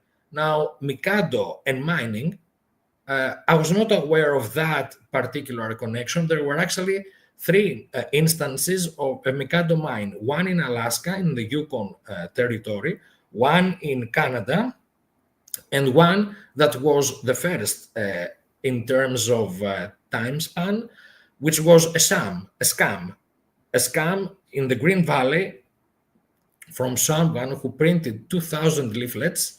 It was it was quite wide open in the San Francisco Chronicle, if I remember correctly, about a scam, about a fictitious, an imaginary, a non-existent Mikado mine. Okay, so these are also very interesting aspects. And to return to some of the key points addressed to forward the discussion and give again the microphone to you guys. I was trying to put as much information from newspapers at my PowerPoints and to the discussion in general in order to showcase precisely the opposite of the narrative of conspiracies, that this is actually public information. Now, if the killer used newspapers in order to promote himself, and you guys made some wonderful commentary about branding, marketing, using the press, the advertising angle, can we assume that newspapers were also a source of inspiration for the hypothesized conditional predatory stalking of family trail and business trail? I mean, this is all public information. Colonel Wells, Faraday's father at the PG&E, the contracts, Mike Conway, even the liaison to the Westcott family, the suicides of the four suicides of the Westcott, it sounds like a Nick Cave ballad, you know, the four suicides of the Westcott family. It's like a dark country song or something. So these are kind of larger than life titles that can be drawn from the newspapers. Now, I'm not saying that the killer was a subscriber to many newspapers across the United States, but if he was someone on the move, if he could keep trail of a general framework of families and business, and then just be able to pinpoint developments, and by us having only access to the newspapers, excludes, as you can understand, the methodology of face-to-face fishing of information. If this is a con artist that can fish for information, so he goes to a bar and yes, there's Darlene serving, okay, and the killer talks to the guy who is the front of house, the manager, and he's inquiring, you know, man to man about this waitress. So there are many ways that you can exploit in your daily life these small tricks of a con artist. And of course, after so many decades, we only have access to a certain part of the public domain. What I'm trying to make a case here is that if from the newspapers alone, you can make a timeline of these business and family connections, we can assume that such a skilled predator would devise also much more trivial but effective day-to-day tricks to put the pieces together in order not to uncover some conspiracy of these families, but the other way around, to take that public information and make his own mirroring another layer above the historical and the corporate / business. The riddle of a killer, using these connections in order to provide a logic line. And he's like, okay, can you guys, law enforcement, press, anyone, can you figure this out? It's all out there in the open, in the public domain. Why can't you find it out? Are you so much less intelligent than me because I'm so smarter? And in the end, the name of the game, of course, for me, the psychotic element is revenge, but this kind of taunting and I'm better than you, this kind of superiority syndrome that arises from a deeply rooted inferiority complex. I would gather, of course, I'm not trying to steal Cheryl's skills. I'm totally unskilled and not, how can I say, I'm not qualified to make such judgments, but this is what I absorb as someone who is watching that from a distance. And of course, Cheryl can weigh in on that. And so if this is all public information, one might say he would know that pragmatic entities like law enforcement, and given the various jurisdictions involved here, pragmatic day-by-day investigators don't have time to play riddles. They don't have time. They're busy enough to make the reports, to interview the family relatives, the friends, the associates, to look into concrete, the drug bust, the drug angle. It's very sensible of them to go into such avenues. You don't wake up any given day as a police officer and say, oh, there's a murder, let me look into the colonial ancestry of New England, because that's where the answer probably is.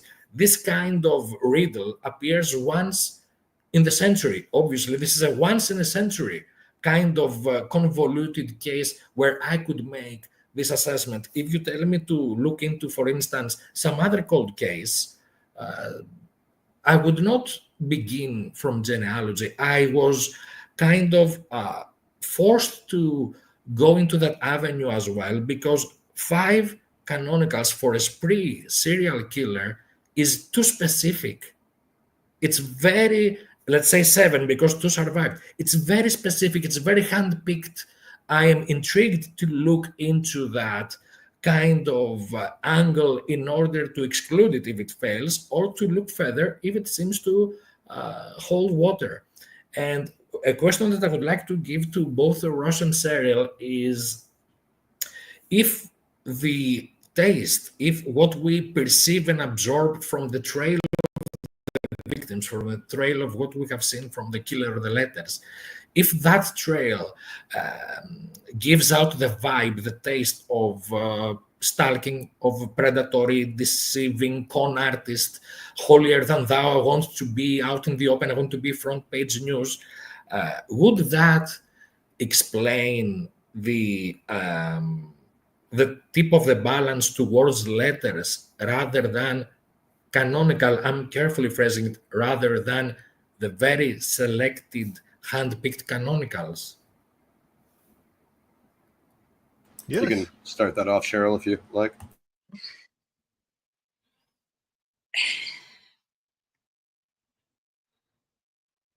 Could you repeat the question? I was just thinking, what I was thinking about was actually going back into the 70s, the newspapers. I remember my family were very into newspapers. So we actually received newspapers outside of our area daily. We were subscribers to Washington Post and our local newspaper back home. So we actually would get several newspapers. Don't worry, no relative of mine is Zodiac. No, I was going to bring this up too, so I like that you're hammering it. But we got a lot of newspapers come into our home, and so I was just thinking, it's not what you're saying is actually not unusual for the time, because a lot of newspapers too had both a morning and an evening edition of the same newspaper. So you actually had two newspapers coming out every day of the same newspaper. So back in that time frame, people did consume a lot of this information. So it's not unusual. It may seem unusual today that access, but because that was going to be my next question for you, Shake, was were all of these things available in the newspaper at that time frame? Because obviously you're in a time frame where he's not going to be able to go on the internet and Google everything that he needs, or be able to research easily. So he'd either have to have access to it through the newspapers, or go to a library and actually get that information. So I guess my next question is, was everything that we're talking about encompassed? I mean, obviously, when we're going back, a lot of it that I'm seeing is in the newspapers right of that time frame. And if you look at him writing to 3 different newspapers with the cipher, this is somebody who is consuming a lot of that information. I guess I'm talking it out for myself, is that it really is something that is possible. That if you're looking at someone who is highly intelligent, who is able to consume that amount of information, it is doable.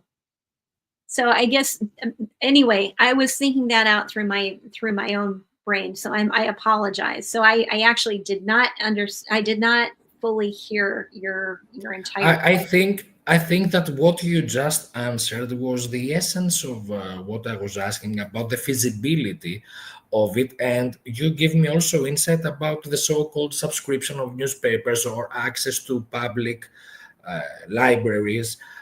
How you said about absorbing information, to me would be the obsessive, near OCD aspect of the killer. Again, I'm not giving a diagnosis now. I am trying to pinpoint feasibility. Can I please ask from an apology from both of you, because Druzer made a question that I would like to answer to him now so that he wouldn't wait later. And please, dear Cheryl and dear Ross, I will be very brief, and you can have the microphone, please. Again, I apologize. Dear Druzer, in the book of Phil Stanford, there is concrete proof that 30 to 45 minutes before the murder, a nearby couple of eyewitnesses saw a car with 3 individuals heading towards what was to be the murder scene. This is the 2 males and 1 female. This totally aligns with the arrest of Ed Edwards in the morning hours of December 10, 1960, arrested with his wife and another unidentified individual. Now, this individual may be the person who was the one who phoned in the Portland Police Department and authorized from a higher authority his verbal oral release. This is unacceptable in terms of protocol to give oral orders of release. And I can make a case about who that other person is, but I wouldn't like to derail the discussion. I would like to say that the police report and independent sources of friends of Larry Payton after the funeral, both sources are included in the book of Phil Stanford, corroborate that it was Beverly Allen who was approached at Lake Crater by a former Deer Lodge convict who knew his way around sailing, who was very flirtatious. He had a lot of money. He had a big boat. He was a member of the yacht elite, as he introduced himself.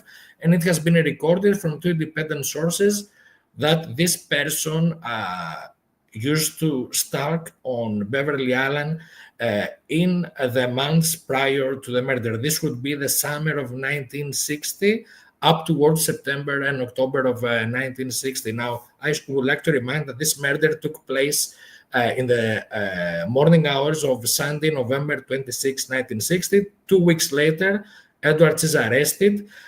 We don't know when the order for the release was authorized. It was anytime between December 11 and December 20. But it is interesting to note that the warrant for his escape was authorized on December 21, 1960, making the case that December 20 is his escape from the Portland prison. Of course, this is all speculative.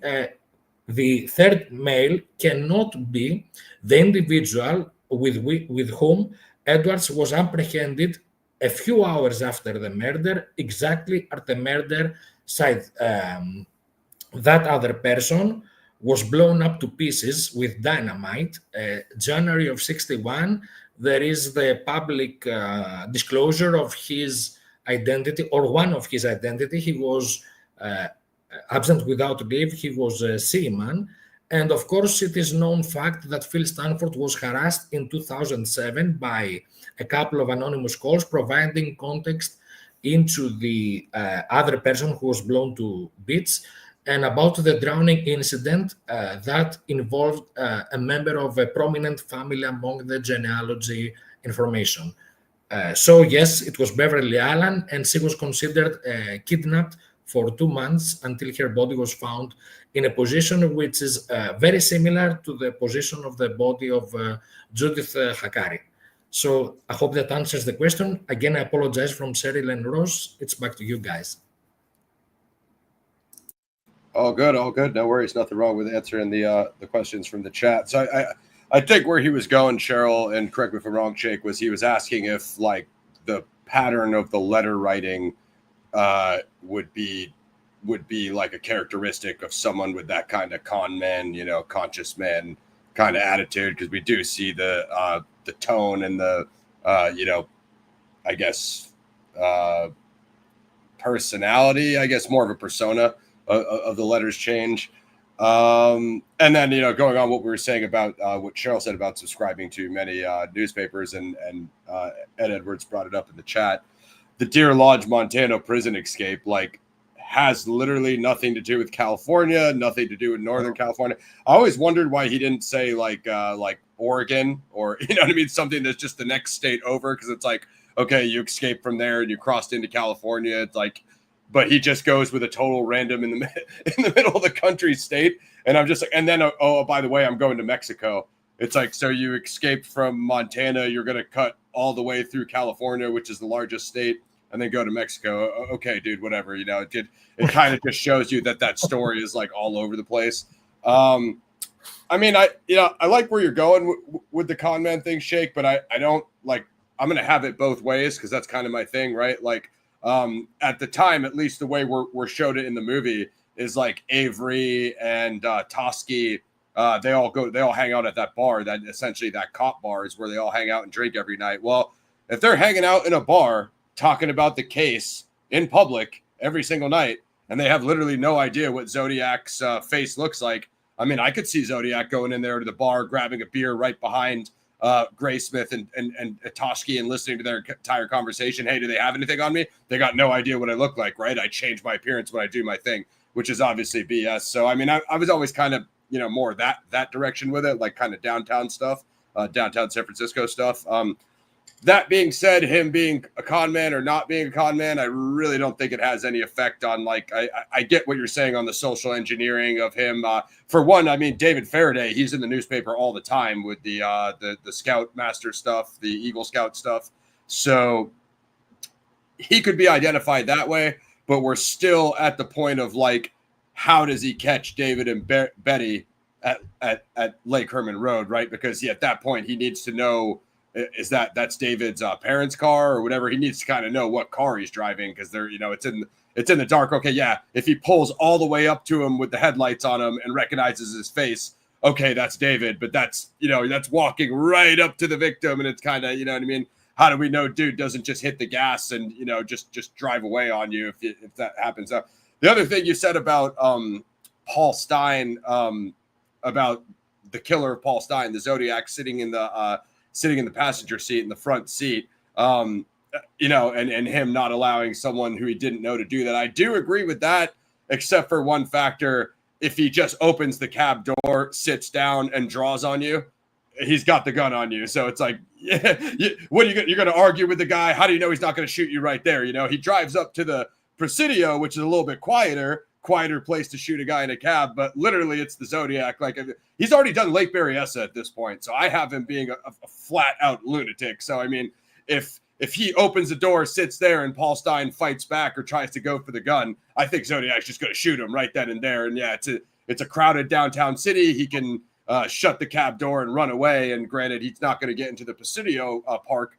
there, but he could probably get away if he knows the city well enough, or at least take off running, which is going to give him a good chance to get away.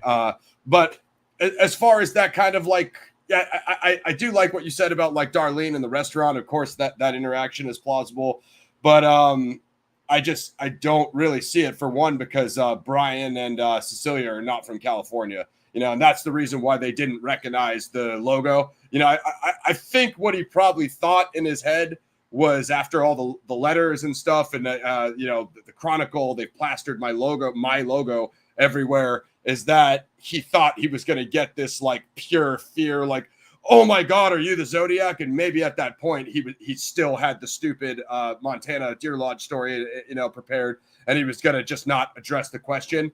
But I think that's what he wanted to, was to be recognized, you know, and does Brian not live? He never really does get recognized, because we never find out about the hood or any of that stuff. So I think I think he thought that he was a bigger headline than he was, to think that like these Brian's from Oregon or whatever, these couple people, maybe even for outer state, are going to recognize my, you know, my insidious, nefarious Zogo, I called it a Zogo, Zodiac logo. You know what I mean? And then when he doesn't get that, then he kind of just goes with the escape prisoner thing. But like, the point I always bring up is like, you're an escaped prisoner, but you stopped and you made a custom executioner outfit for yourself. Like, have we ever heard of an escaped prisoner? I could see a hood over your face, a mask over your face. All that is kind of pretty normal for American crime. But the extra branding, as we were saying before with Altug, you know, it's all you know, the Zodiac moniker. Then he's got the logo on the letters. Then he actually prints it on the bib. So he really doubles down on the logo branding. Yeah, no, and that is where I was going, Druzer, with I think, you know, I think Richard has hammered this, probably both of you guys, that like Cheryl was saying, I think he does subscribe to multiple newspapers. The only possibility outside of that is like having family in Deer Lodge, which, you know, obviously Morf's suspect does. Because I can't really think of anything outside of those two things in '69 that would, you know, the True Detective magazine's okay. Maybe if one of us can dig up the article that actually highlights that before September 27th, '69, because it's the only point it would be relevant at. And I really haven't dug, you know, probably into that stuff as much as Grinnell or Druzer and some of these people that are really hammering down on the stuff. But I mean, the like, back to the conman thing, I could totally see Zodiac having those characteristics. I just don't know that he needs them in terms of picking those victims. Like, it seems a lot more likely. Now, what you were saying about oil and water at the pump house at Lake Herman Road, that's super interesting, because if he selects that pump house turnout for that reason, that, you know, that gives us something to go on. Blue Rock Springs, it's like it's a public parking lot park. So unless you have Shell Cavalier being a golfer, who else is really going to be hanging out there other than golfers? I mean, yeah, regular park people, okay, whatever. Lake Berryessa, obviously a recreation location, and then Presidio Heights. But the problem is it's a cab driver, so you can literally make them go anywhere you want. You can go to the Transamerica building, you can go to the Presidio park, you could just wherever. So I think for whatever reason he zeroed in on Presidio Heights. The reason where I'm at with that is it being so similar to the Ray Davis crime between the two governors' houses in Oceanside. It's a similar type of neighborhood. At the time, Oceanside was like a lot of second and third homes from people from Beverly Hills, Holloway, Beverly Hills, and just other locations. So what I'm saying is, like, they're both affluent neighborhoods. You know what I mean? So unless he just read about Ray Davis in a True Detective magazine and was like, oh, a cab driver in an affluent neighborhood, that's cool, I'm going to try that. Because we just don't know the difference between Zodiac being impulsive and the extensive, you know, premeditated pre-planning, you know what I mean? Which it seems to be a bit of a mix of both. But I mean, people also, like, kind of what I was saying about Darlene, people double down on he definitely knew Paul Stein because he took taxis. Like, but bro, if you go down to that one street, how do you know the guy that you want to target is going to be the cab that dispatches to pick you up? Also, Paul Stein just started his shift, right? Wasn't that his second ride of the night? So it's like, maybe you're planning to get Paul and you get a totally random guy. And so what? You take 4 or 5 taxis till you get the guy that you want to get. I mean, that prolongs your whole night, right? So that's like too much planning, right, Jerome? So it's like, right. That's the whole thing about this stuff. You know what I mean? It's like, it's really tough. I think the most plausible explanation is it's probably just random victims, but that's until we ever get more information. You know, maybe a lot of this Shake stuff pans out down the line and we get something better, you know?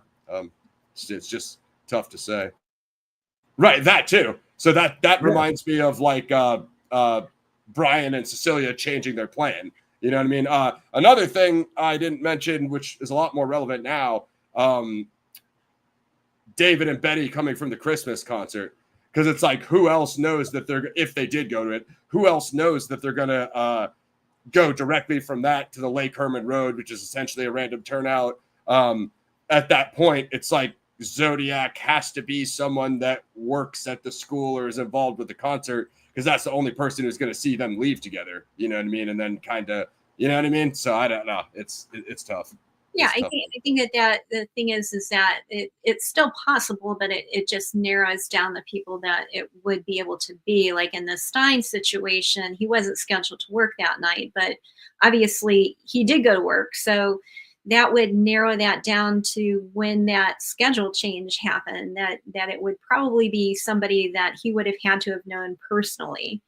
And the same thing. Dispatcher involved with the dispatch that would hear, like, hey, Paul's taking this route. Yeah, either dispatch or someone he knew personally, you know, at home, either that, or, you know, he may have said something to his wife and his wife may have said something to someone else. I mean, that's a possibility. I mean, what ends up happening is that it just, in a way, is good, because it does, if it narrows down who it could have been. It suddenly doesn't become completely open to who it could have been.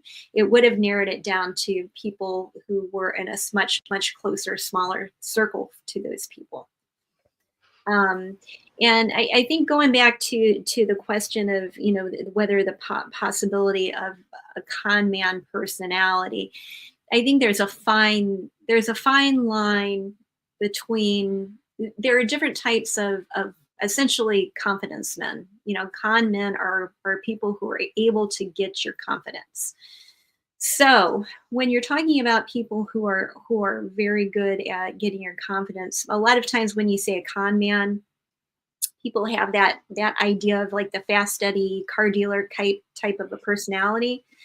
I would say that would not be Zodiac. However, like if you think about somebody, I think that I when I look at it, I would have been very easily taken in, would be Ed Kemper. I hate to say it, but I mean, I would have very easily been a victim, you know, because when you think about it, you know, he's very articulate, very smart. Even though he was large, I guess the people that I know that are very tall and large like that, usually they're the biggest teddy bears, because they know that they're so large and intimidating that they go overboard on trying to be a lot more gentle and not intimidating. But he's obviously somebody who is very predatory. And when you look at any kind of a predatory personality, they are going to be very good at gaining your confidence. So I actually do think that it would be that it could be someone who was a con man, but someone who would be very adept at it, very much knowing other people. If he shows an awareness of knowing what motivates other people. So that is at the heart of what a confidence man is. I mean, you're manipulating another person's behavior by knowing what motivates them. So, but as far as like being extroverted, kind of a fast Eddie, he would not be a bad con man, I guess is what I'm trying to say. He would be the kind of con man that would get you to do things and you would not even know that you were doing it. He would be a lot more not very good at manipulating, but not in a very extroverted way. You know, he would very easily, because if you think about like even like if he wanted to get from the back seat to the front seat with Stein, he would be able to get out and say, oh, he pops out of the car and say, oh, you know what, it was the wrong street, and then just go ahead, open up the door, get ready to pull out your money, sit down in the front seat, in the passenger seat, say, oh, you know what, buddy, here, while I'm getting my money out, can you pull up to the next stop sign? Very easy way of getting into the front seat and then be able to shoot. But by that time you've already had that time frame from what it was, a 15 minute drive from Mason and Gary over to Washington and Maple. So you're in the car for 15 minutes. You're doing just normal conversation that you make with taxi drivers, and probably, even though he may have had that rule of not letting people in the front seat, it's just he's getting his money out. We're going up to the next. It's not that far. Going to a nice neighborhood, so it's not like you're going to the Tenderloin, Yeah, exactly. So it reduces his level of fear, where he may not have done that, like if he popped into the car like in a bad neighborhood. So yes, I can see it being someone who's a con man or a confidence man, because but very, very good at it, so that people are not aware of it. People are not going to be, their senses are not going to be set off by this guy. He's going to be very, very good at it. Could also say like, hey, I have a bad knee. I can't sit in the back. Can I sit in the, can I sit in the front, stretch my leg? Ted Bundy used to fake injuries when he would, fake casts. So you could easily just wrap some, medical tape or something around your knee. Hey, I got a bad knee. You know what I mean? Just totally fake something. Super, super easy to do. And in terms of what, like Cheryl was saying right there, like, and going back to like the night of December 20th, it's like, also in terms of social connections, it's like David goes over there to meet her parents for the first time. So that small circle is some of the only few people that would know they were going out together, other than people who would see them at the concert. So then it's like, it would have to be someone from that family to tell the Zodiac, hey, David came over and they're going on a date. It kind of like decreases the chances of it being that type of thing. Now, on the flip side, though, David's name's all over the papers from the Eagle Scouts, as Shake was saying. So I would like to know, like, it seemed like one of the ceremonies was for the governor, the color guard. If what side of the political spectrum David was on? Is he on the opposite side of the Zodiac? Could something that small be a motivation for targeting him, or any of the other things Shake mentioned? But it really come down to, like, he would almost have to know the car. And I mean, that I'm wondering what you think, Shake. Do you, as far as in terms of Lake Herman Road, do you just have Zodiac pulling up and shooting them both in that small window and driving away without anybody really seeing his car? Because even William Crowe, his description of the car changes. It's I think it's the officer who says a Valiant, and then in Crowe's statement to Voight later on, he says, yeah, I don't think I ever said Valiant. He's like, I think I said Chevy. I think it was the officer who said Valiant. So in every one of these stories, you get multiple car descriptions, multiple, suspect descriptions. And that's what makes it so difficult when you have it's either this car, that car, and the guy looks like this, and that, or maybe he doesn't look like that. Like, that's what all of the Zodiac crimes are. It just makes it super convoluted, you know. But just specifically in terms of the timeline, is that how you have it? You just have Zodiac pulling in, shooting them, and then driving away basically without anybody seeing his car? Or do you think there's some other option? If you follow up, and Ross has been an excellent person to document many of the issues about the timeline, and our references, both Ross's and mine, to Richard and Craig about the timeline and all the issues that have evolved over the years, the discussions, it boils down to two different scenarios. You either have a guy who, in a narrow time frame of 5-6 minutes, accomplishes a clean, swift operation of exterminating 2 young people and departs. And then there's the Ray Grant theory. I think it's the only one I've heard that provides a different scenario that says, no, these kids were kidnapped at gunpoint at some previous point, and blah, blah, blah, and whatever. Now, the common ground of these two theories is one, that this is a very efficient killer. If he does it in the short time frame of 5 minutes, we can understand he's very efficient. And like I said the other time, he is the stage director of this horror show. Everything that is left behind, he can have manipulated any way he wanted within that time frame of a few 20-30 seconds. Even small detail in his mind could have made a difference. If he's involved in something more extraordinary, like abduction, take them away, kill them somewhere else, or transport them with another guy or alone to kill them, I'm not going into the essence of Ray Grant's theory. I'm making a comment about the fact that his theory has a common point with what the most of us believe that happened, the short time frame of 5 minutes, that this is a very efficient guy. So any way you look at it, this is someone who, in a very short time frame, accomplishes, I hate to use that word, you understand, he operates in a very short time frame.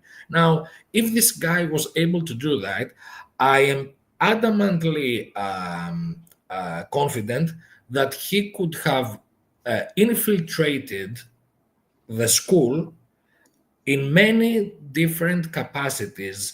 Now, in order to tie it with the persons I am looking into, the traveling salesman / school orator could be the perfect combination.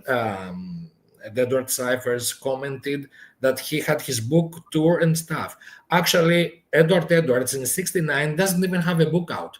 It's even better for him because he's just having his first school agreements, and so he doesn't have the book out. He's not noted as a notorious metamorphosed, even the word is of importance. He's not metamorphosed officially at this point. He's underground. He's having his first church speeches, but of course he's at the very beginning of using that alibi of being metamorphosed to approach schools. His first speeches were in schools and churches. So is it theoretically possible that a stalker, a predator, could infiltrate a near holiday Christmas school by importing materials as a salesman or a middleman or an agent, or taking over the cleaning business?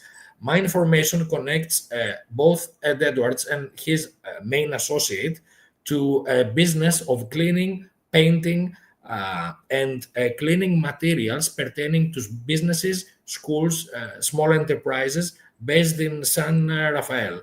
Now, the earliest information for that is pertaining to that business specifically before Blue Rock Springs. There is another link for California for the Lake Herman murder.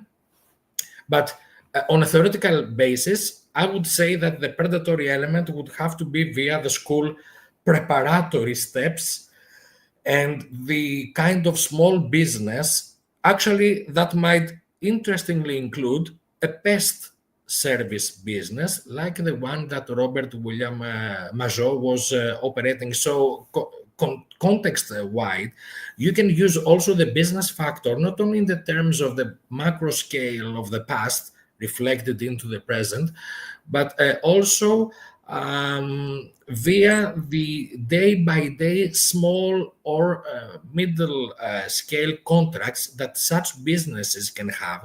Now, this business is operated a bit under the monitor of big business, which could mean that if this small business owner says, oh, I have a guy of mine who will bring the materials with his truck, no one is going to go to the depths of, okay, who is this guy? I want his social security number.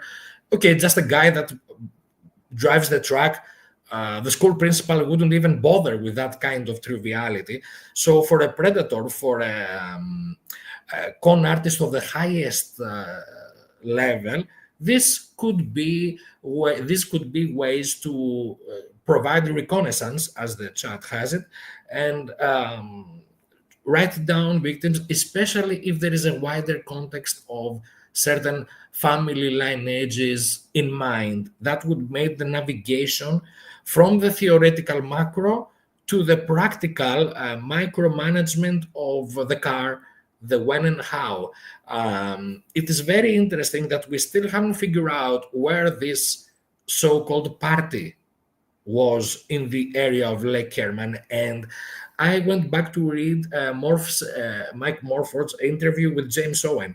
Now, James Owen, regardless of anything else that you guys can comment about later, this is a guy that is like, don't bring me into it. I never cared about the Zodiac.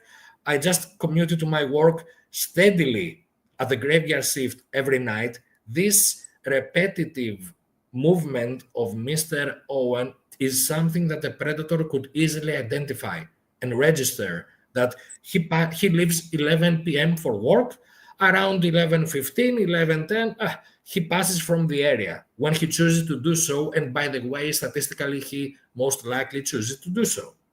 In order to frame him, a beef from the past, of course, these are open issues, but I mean, the guy said himself that I used to have a very repetitive schedule.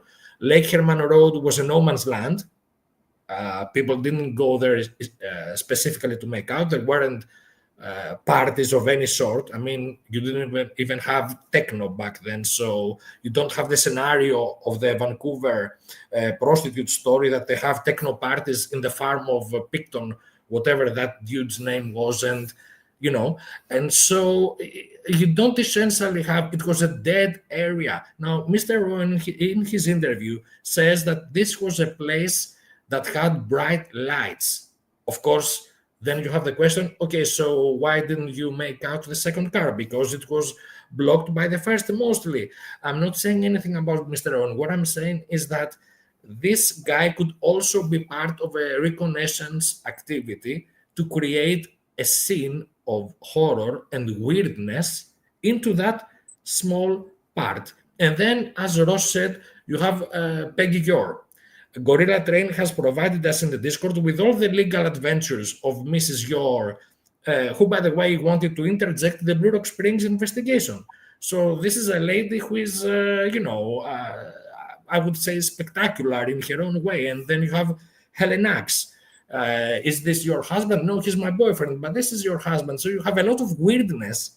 And okay, this is late 60s California. I mean, you can do a lot worse, I guess. But you have quite a cast of character for what seems to be a theatrical play of the absurd. And at the very center of that weirdly staged show is the horror of two young children being slaughtered near the area where both their parents worked. It's impossible to overlook that Faraday's father was the guy who would be, as an estimator, directly involved in the techno-economic process of the power lines along the route of Lake Herman Road trajectory for the Humble Oil three-phase. When you have refineries and stuff like that, you don't have the single-phase, simple AC circuit. You have robust power lines, and PG&E was one of the very few companies that could actually operate such a task. And then you have, of course, Humble being at the site of the Benicia Industrial Park that used to be the Benicia Arsenal, where, by the way, Werner Marion Jensen was essentially the rising star below Commander Wells. He was the guy who was innovative in producing a novel electronic system about inventory. And then you have the articles about Leo Swain and having his own innovative designation at the Mare Island as a machinist operator. He introduced his own cost-effective machinery. So you're like, okay, let me write these outliers down. And specifically these two very well-behaved kids being together in the area where their parents' background, it's not the fifth generation ancestor, it's their parents, that their fathers that were deeply associated with that. And throw in the mix a drag bust, a bunch of weird characters to derail the sheriff's jurisdiction. And by the way, whose jurisdiction is it? Benicia, Vallejo, Solano County? Solano County and Napa County had a beef going on because of the Monticello Dam, because Monticello Dam was essentially created for the benefit of Solano County, and more specifically, the Solano Irrigation District, what Cheryl had brought up the previous Monday about the agricultural benefits from that water system towards Solano County. Napa was left out, and I found a few clippings saying that Solano County was willing to provide water to Napa. So imagine you create a lake at their territory, you take the water, and then you say, okay, I will sell it back to you guys. So if a killer wants to taunt, he will put these kind of beefy counties, their sheriff's offices, against each other, and then throw in Mr. Bullet from San Francisco into the mix just for maximum notoriety effect. He wanted, you guys spoke about it excellently previously, he wanted the notoriety game, and part of that notoriety is to stir people up. His main enemy at this point would be, of course, law enforcement. Even steal all those headlines too about the land deals, about the water. You know what I mean? It's all going to be, hey, it's the water, it's the oil, it's the. What you said about mining was interesting because did you? I believe it was Druzer who clarified Falk's description at Presidio Heights of the Welsh ancestry, and then I guess Falk later extrapolated on that it was the Welsh coal miners or Welsh miners. Yeah, the look, like he was referring more to the barrel-chested body than he was to the look of the face. So I mean, the fact that Falk's interpretation was the body type of a miner is super interesting. If that does pan out to the whole mining angle. I know he's not everyone's favorite in the community, but Horan, he said that he has a whole convoluted explanation for Lake Herman Road, but that he thinks it's related to the crime and the bikers. But he also did bring into the effect of them having the key or whatever, having access to the gate, to be able to open it. So if it is one of the workers of any of those companies that would have access, I mean, I guess you'd have a little bit more play there. Although I think Grant has a really good grasp of the witnesses, especially the Helen Axe stuff, definitely more so better than myself. I really don't know where he's going with the whole kidnapping thing, because you have multiple people that drive by that see them in the car with Betty, like with her head on David's shoulder, right? So I'm always trying to work out how, if people drive by and see them in the car before they get shot, why they would be taken to this other place or taken to the pump house, or as Shake was saying, taken anywhere and kidnapped before the murder. It doesn't really pan out. I had a motorcycle there in the background, sorry. But as far as the killer's escape, though, I think there could be a little more play there, as I said, as to being one of the hunters that just bounces out there into the hunting grounds, or having access to the gate. As that's not exactly what Shake said, but he said there's all this kind of corporate stuff going on between the companies. So and then I believe on that last anniversary video that was with Voight and Angie and everybody else that was up there in the Bay Area,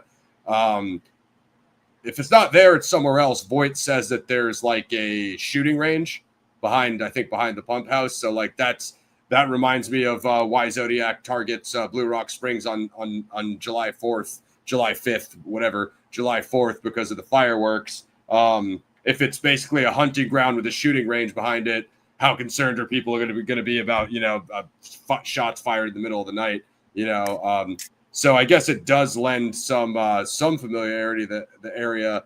The only problem with the, kind of ancestral genealogy and the corporate stuff is what Cheryl brought up at the beginning, was if it's a temporary military guy or temporary housing or any of those things, then he doesn't really need to know or have any connection to the area other than knowing that there's a pump house down Lake Herman Road. But again, this is why we always come back to Lake Herman Road. We go through every single detail, and then what we come out with is like less than what we had when we started, right? So that's Lake Herman Road to me.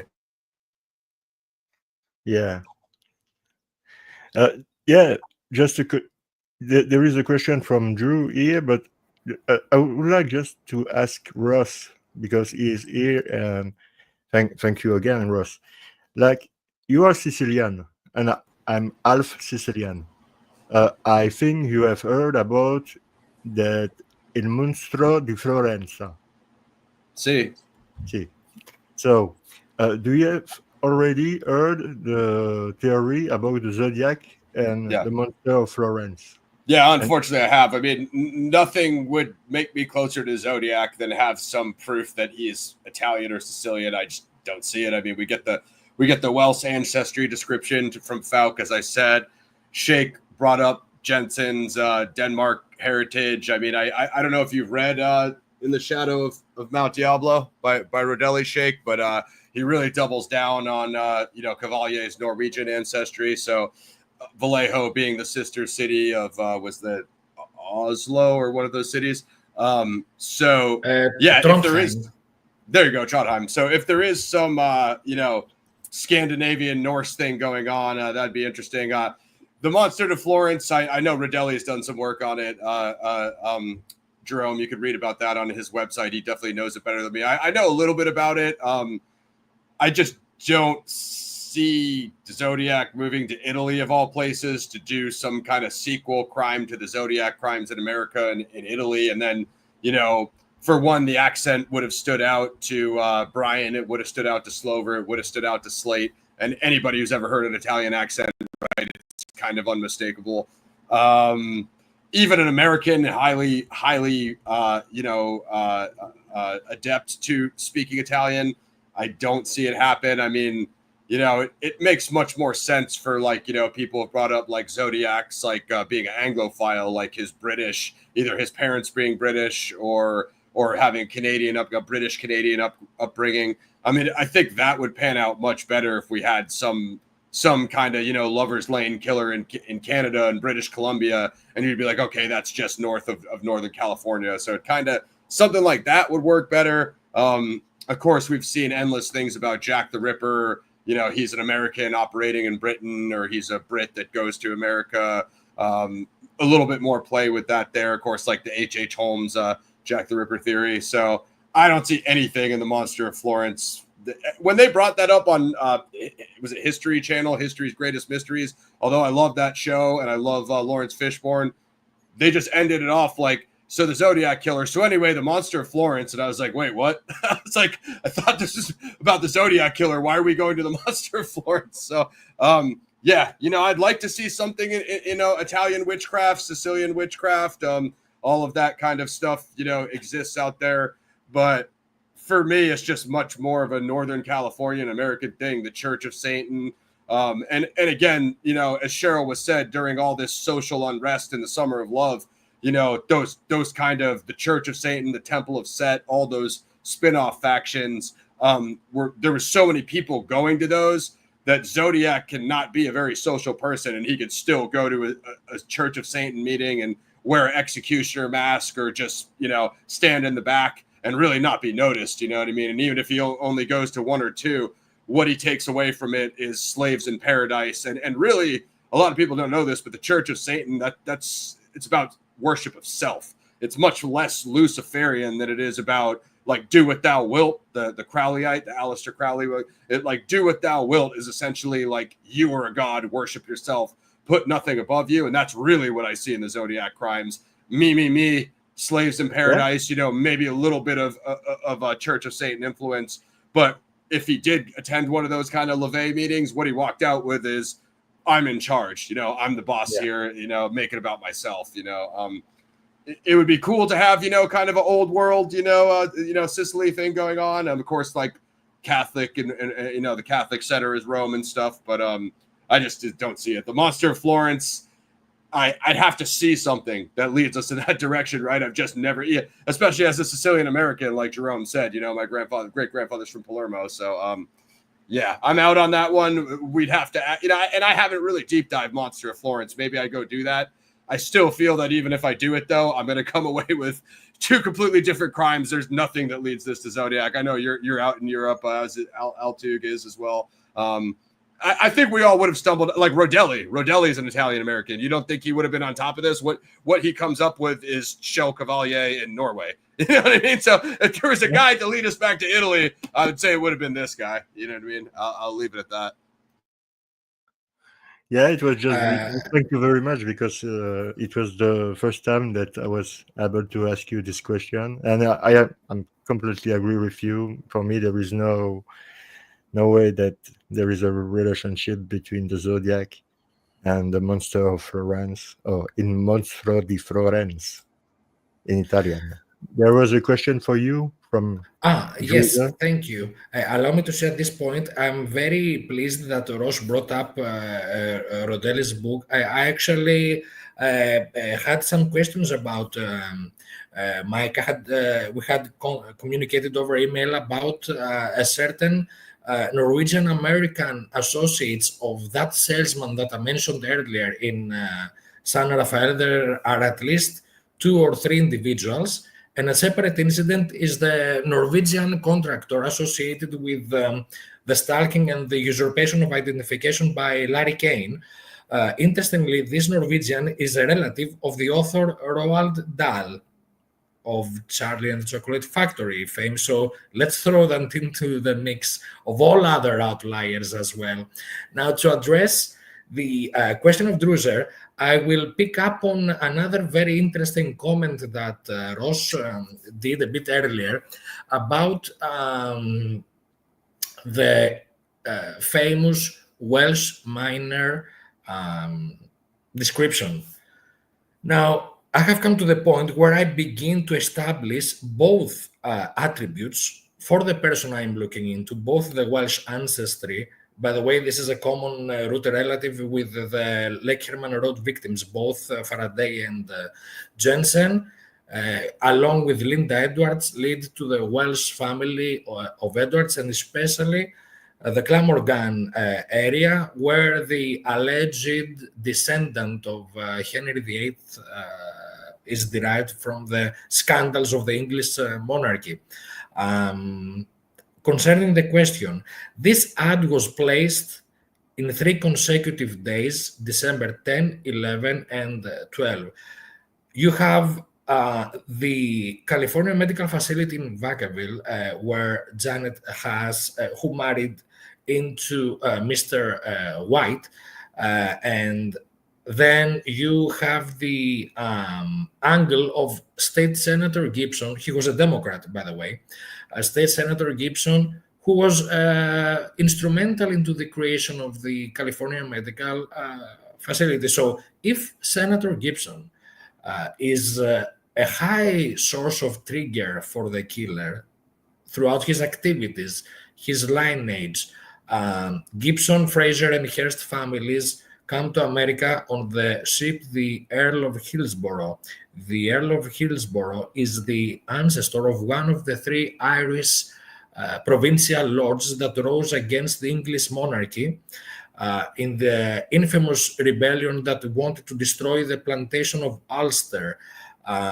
This is Hugh Roe O'Donnell. And at least one of the canonical victims is a direct descendant of that Irish lord. For the moment, because it's an open research for me. The 3 Hughes one could assume are the the 8 balls throughout both the 3x8 segmentation of Z forward and the 3 8 balls present in the Z13. And then you can say, of course, you can make 1,000 allegations and assumptions about this. But the thing is, can those allegations provide a unified narrative along with the other outliers? Senator Gibson seems, in my opinion, to be an epicenter. His activities spread throughout outliers of predatory references mentioned by the killer through and through. And back to the ad. Now, it's very weird, of course. Betty Lou, I want to help you, please. And you look into that woman. And of course, the Haas background of New York City is an open source of interest. There is a branch of the Haas family that was in New York City, and not only very much active, but it also leads to the circle of a name mentioned later on, the circle of two people that migrated from the Poland area of then Russian Empire, are associated directly with the associates of the Haas family in New York City. This eventually includes the Bauerdorf family. They were friends of the Hearst family. Georgette Bauerdorf was murdered on October 11, 1944. And back to Mrs. Janet Haas. She lived in Sacramento. She commuted from Sacramento to Vacaville. Vacaville is of interest because there is the second office of the Major Pest Service. And there is also an office of the Vallejo Times Herald. So it would make sense, if the ad was legitimate, that the actual social worker could indeed place the ad via the Vacaville office of Vallejo Times Herald. But there is a problem that the husband of that lady that lived with her in Sacramento has a very rich history and background involving mining. He was a mining engineer. An older newspaper clipping says that actually he was quite efficient and well known in the mining community, whatever that means. And this is a guy who had married a lot of times and also accused of some very violent acts. I want to be very careful at this point. His obituary in Sacramento references a relative in New Mexico. This identifies with information about a new Mexican, about someone arrested actually in New Mexico and gone through trial for murder. Eventually arrested in Nevada for a third marriage with a different name, an alias, and a usurped identity. Now, this complicates very much the already weird occurrence of the ad. And of course, you will remember from Tapa Talk that there was another ad unearthed from Sacramento, again pertaining to the same couple, the same family, about offering employment to young girls for taking care of something like helping out senior citizens or stuff like that. And I remember Rai, who has done in his own merit his own work, commenting that this is, like super weird or something. So the context of the weird background activities of that mining engineer, as well as his employment, this is very recent information. I'm trying to provide the basis here so that we can understand that even those non-canonical, still debated issues like that ad lead to even more bizarre and obscure information eventually tied to potential criminal murderous activity, mining, and Sacramento. Now, Sacramento is an angle that has not been discussed in what I would think would be of proper context. You have Judith Hakari, of course, who is a Sacramento victim, essentially, even though her body was found in the axis from Mount Diablo to Lake Spalding, where the skull of Donna Lass was retrieved.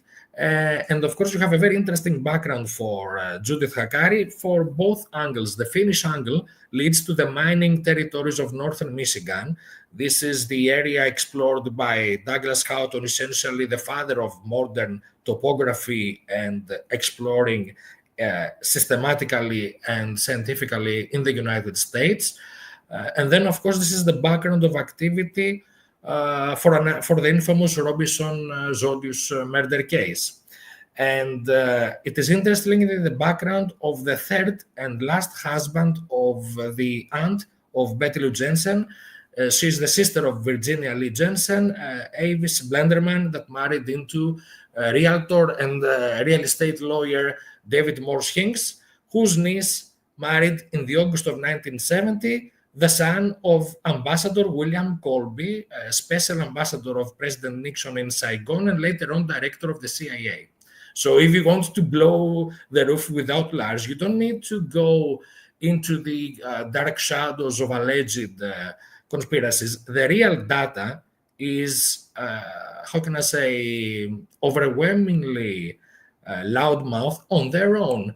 Essentially, via marriage, Betty Lou Jensen would be by marriage in-law relative of the son of Ambassador William Colby through her aunt's third and final marriage, whose background and the final resting place of Betty Lou Jensen's both aunt and grandmother is the Alpena in northern Michigan, a place of the Alpena Oil Company, by the way, whose founder was abducted, is still a cold case in Los Angeles, 1947. So a lot of mining, oil, and murder into that part of the world as well. And this is only the Finnish background of Hakari, because you have also the British angle that leads to Eduard Houghton, who was involved with the printing business and essentially the commonly owned printing company that provided the facilities for the printing of the San Francisco Chronicle and later on the San Francisco Examiner, both printed in the same facilities as a 1965 retrospective of San Francisco Examiner would adamantly remind to its readers, taking also the opportunity to say a few good words about their own publisher, Mr. Charles Gould, who served as director of the Navy League of the United States with Mr. Michael Conway, uncle of Paulie Stein. So then again, you have a closed loop of what I call a closed shape trajectory of connections. And this is, again, an angle that introduces the mining business in weirder, but essentially validating ways. I think the Sacramento angle also might relate to the infamous, but unseen as of yet, DMV letter that is like a floating piece of information around this time. We do not know what it pertains exactly. We know that Claudia Stein worked for the DMV in San Francisco. Maybe it's nothing, but I think that this ad that I began this discussion, this starting point based on the question of Druzer, this ad is essentially the more you look into it and the more information you find out, the weirder it becomes. I don't know what you guys want to say about it. Well, maybe Ross or Cheryl. I don't know. Cheryl, we don't have heard you since a while, so.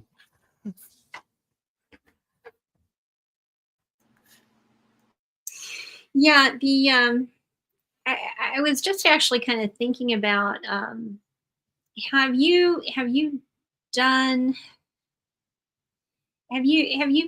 looked at possibly taking, I'm thinking of like doing like some type of a blind study of, and I'm not sure how you would do this, but I was kind of thinking like if you took someone in Vallejo out of the phone book, and if you just would take that one person and then go back and do the genealogy, not somebody necessarily that would have been brought to you through the case, but just at random, take a few people and then go back in their genealogy and seeing if you are finding those kind of cross sections and connections that you're finding here. Just to kind of have like a blind study to kind of verify, because really when you're kind of looking at this, like a placebo. I'm sorry.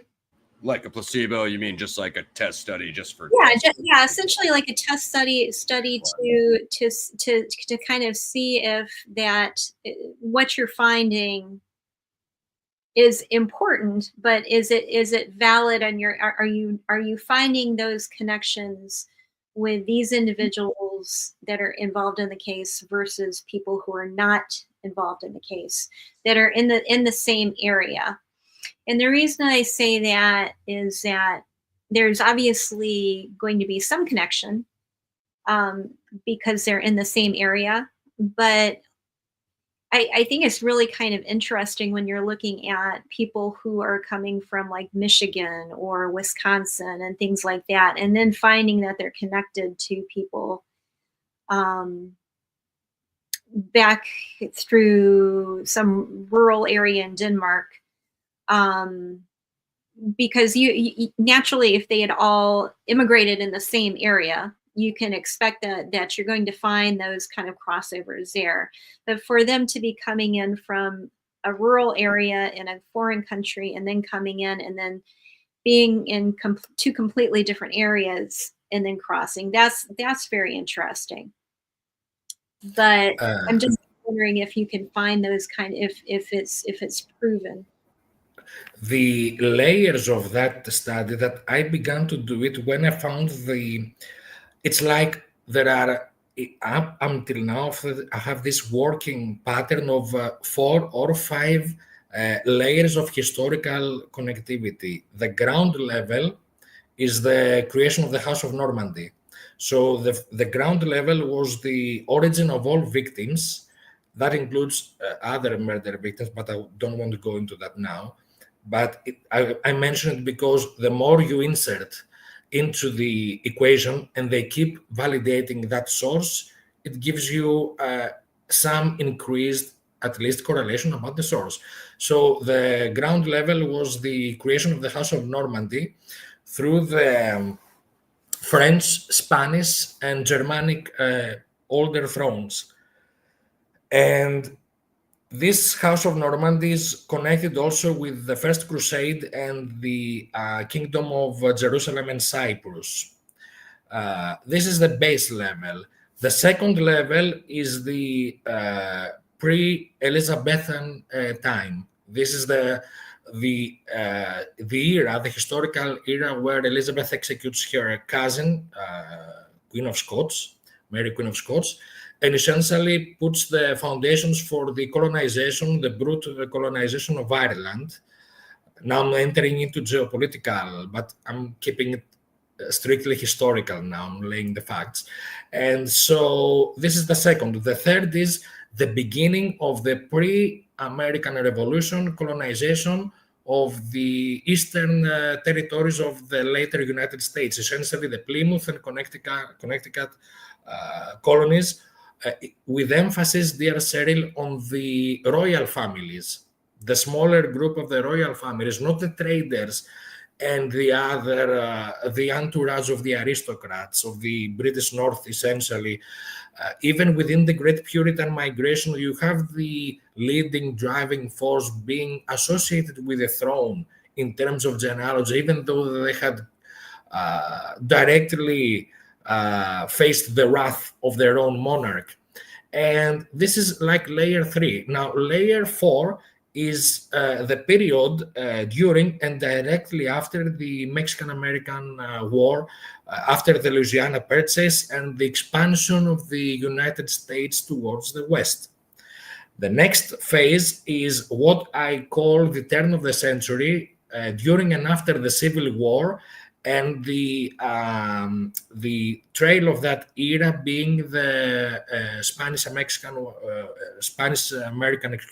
of 1898. The last layer is the Great Depression and World War II.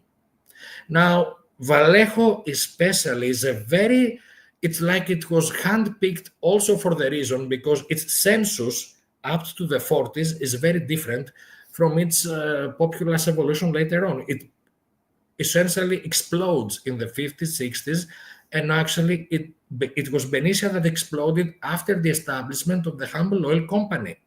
The greatest argument one could make about Humble Oil is that it provided for Benicia a population explosion after 1970, similar to the one that Vallejo had enjoyed in the 50s and 60s, especially due to the Mare Island and partially due to the Benicia Arsenal, but it was essentially the focus on the Mare Island and the epicenter of what Senator Gibson called the big three: Mare Island, Travis Air Force Base, and Benicia Arsenal.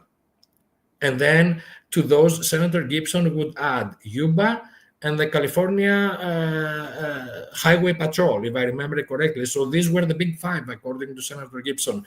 But essentially, he mentioned those three military facilities. And his 1948 piece about calling the necessity to the Monticello Dam explicitly mentions the sustainability of the three military facilities, among other outliers. So you have a census that is very significantly modified from its previous existence. It's not the steady trajectory. So what I did is take the overall of the 1970 US Census, and there is a variance of 9% between 2 and 11% is the accepted federal scale percentage of Royal England colonial immigrants of aristocratic heritage. Now, aristocratic and royal is not necessarily the same, but let's take the worst case argument of 10%. This is one pillar, because you have the second pillar, which is association with the land resource, the elements, shipyards, steel, furnace. So you need to narrow down into that branch of industries. And then it's the third that has to do with those preconditioned assumptions, probability 1 and probability 2, into a third chain, which would be a key role into the pioneer construction of California. So actually these three conditions narrow down that even if we take the higher end, the 11%, you actually go down way, way low. And then you would have to do a population analysis of those who migrated into Vallejo in the 60s. Are they from that background? It is interesting. None of the 4 canonical Vallejo Benicia victims, none of those were born there. All the families, the older family by comparison is the Suenen family, which would be the late 40s. And to what extent, because I see a comment in the chat, to what extent this is something that the killer knew or didn't know is another discussion, because we will never be able to know where he chose to feed his obsessions from. You see, the only way you can understand, for instance, the Ed Charles Adams threatening letter, especially written 1 year after the Stein letter, is if you consider Ansel Adams' Presidio Heights residency and his struggle essentially against Humble Oil. There's no other way that you can understand a possible background. And if you add to the mix that the mother of Ed Charles Adams was a member of the Frisbee family, and Jean-Baptiste Frisbee was the very founder of Vallejo. He was married to the guy's daughter. Then you kind of tune in those outliers of historical and business context. Is it something the killer knew? I hypothesize yes, because I have no other explanation for the Ed Charles Adams letter. Of course, it could have been random. Maybe the guy opened the directory, he found the name, that's the one. I said, yes, statistically it is possible, but I'm trying to filter out statistical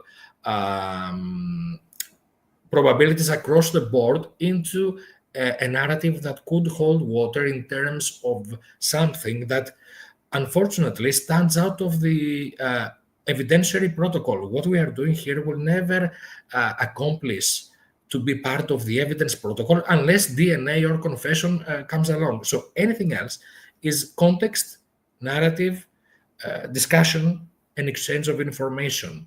Maybe he knew the history or maybe not. But in order to make evaluation of the history, I need to study the history. And this is an open discussion, dear Cheryl, that I'm trying to do with several sources about the populace, the quality of the sample needs to make sense of the migration of the big 50s and 60s in Vallejo.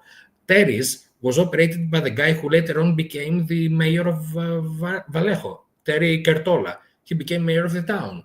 Before Terry's, they operated a nightclub. This nightclub was associated to the Hollywood scene that some of us have been investigated for prior notorious murders, including taunting communication and stuff.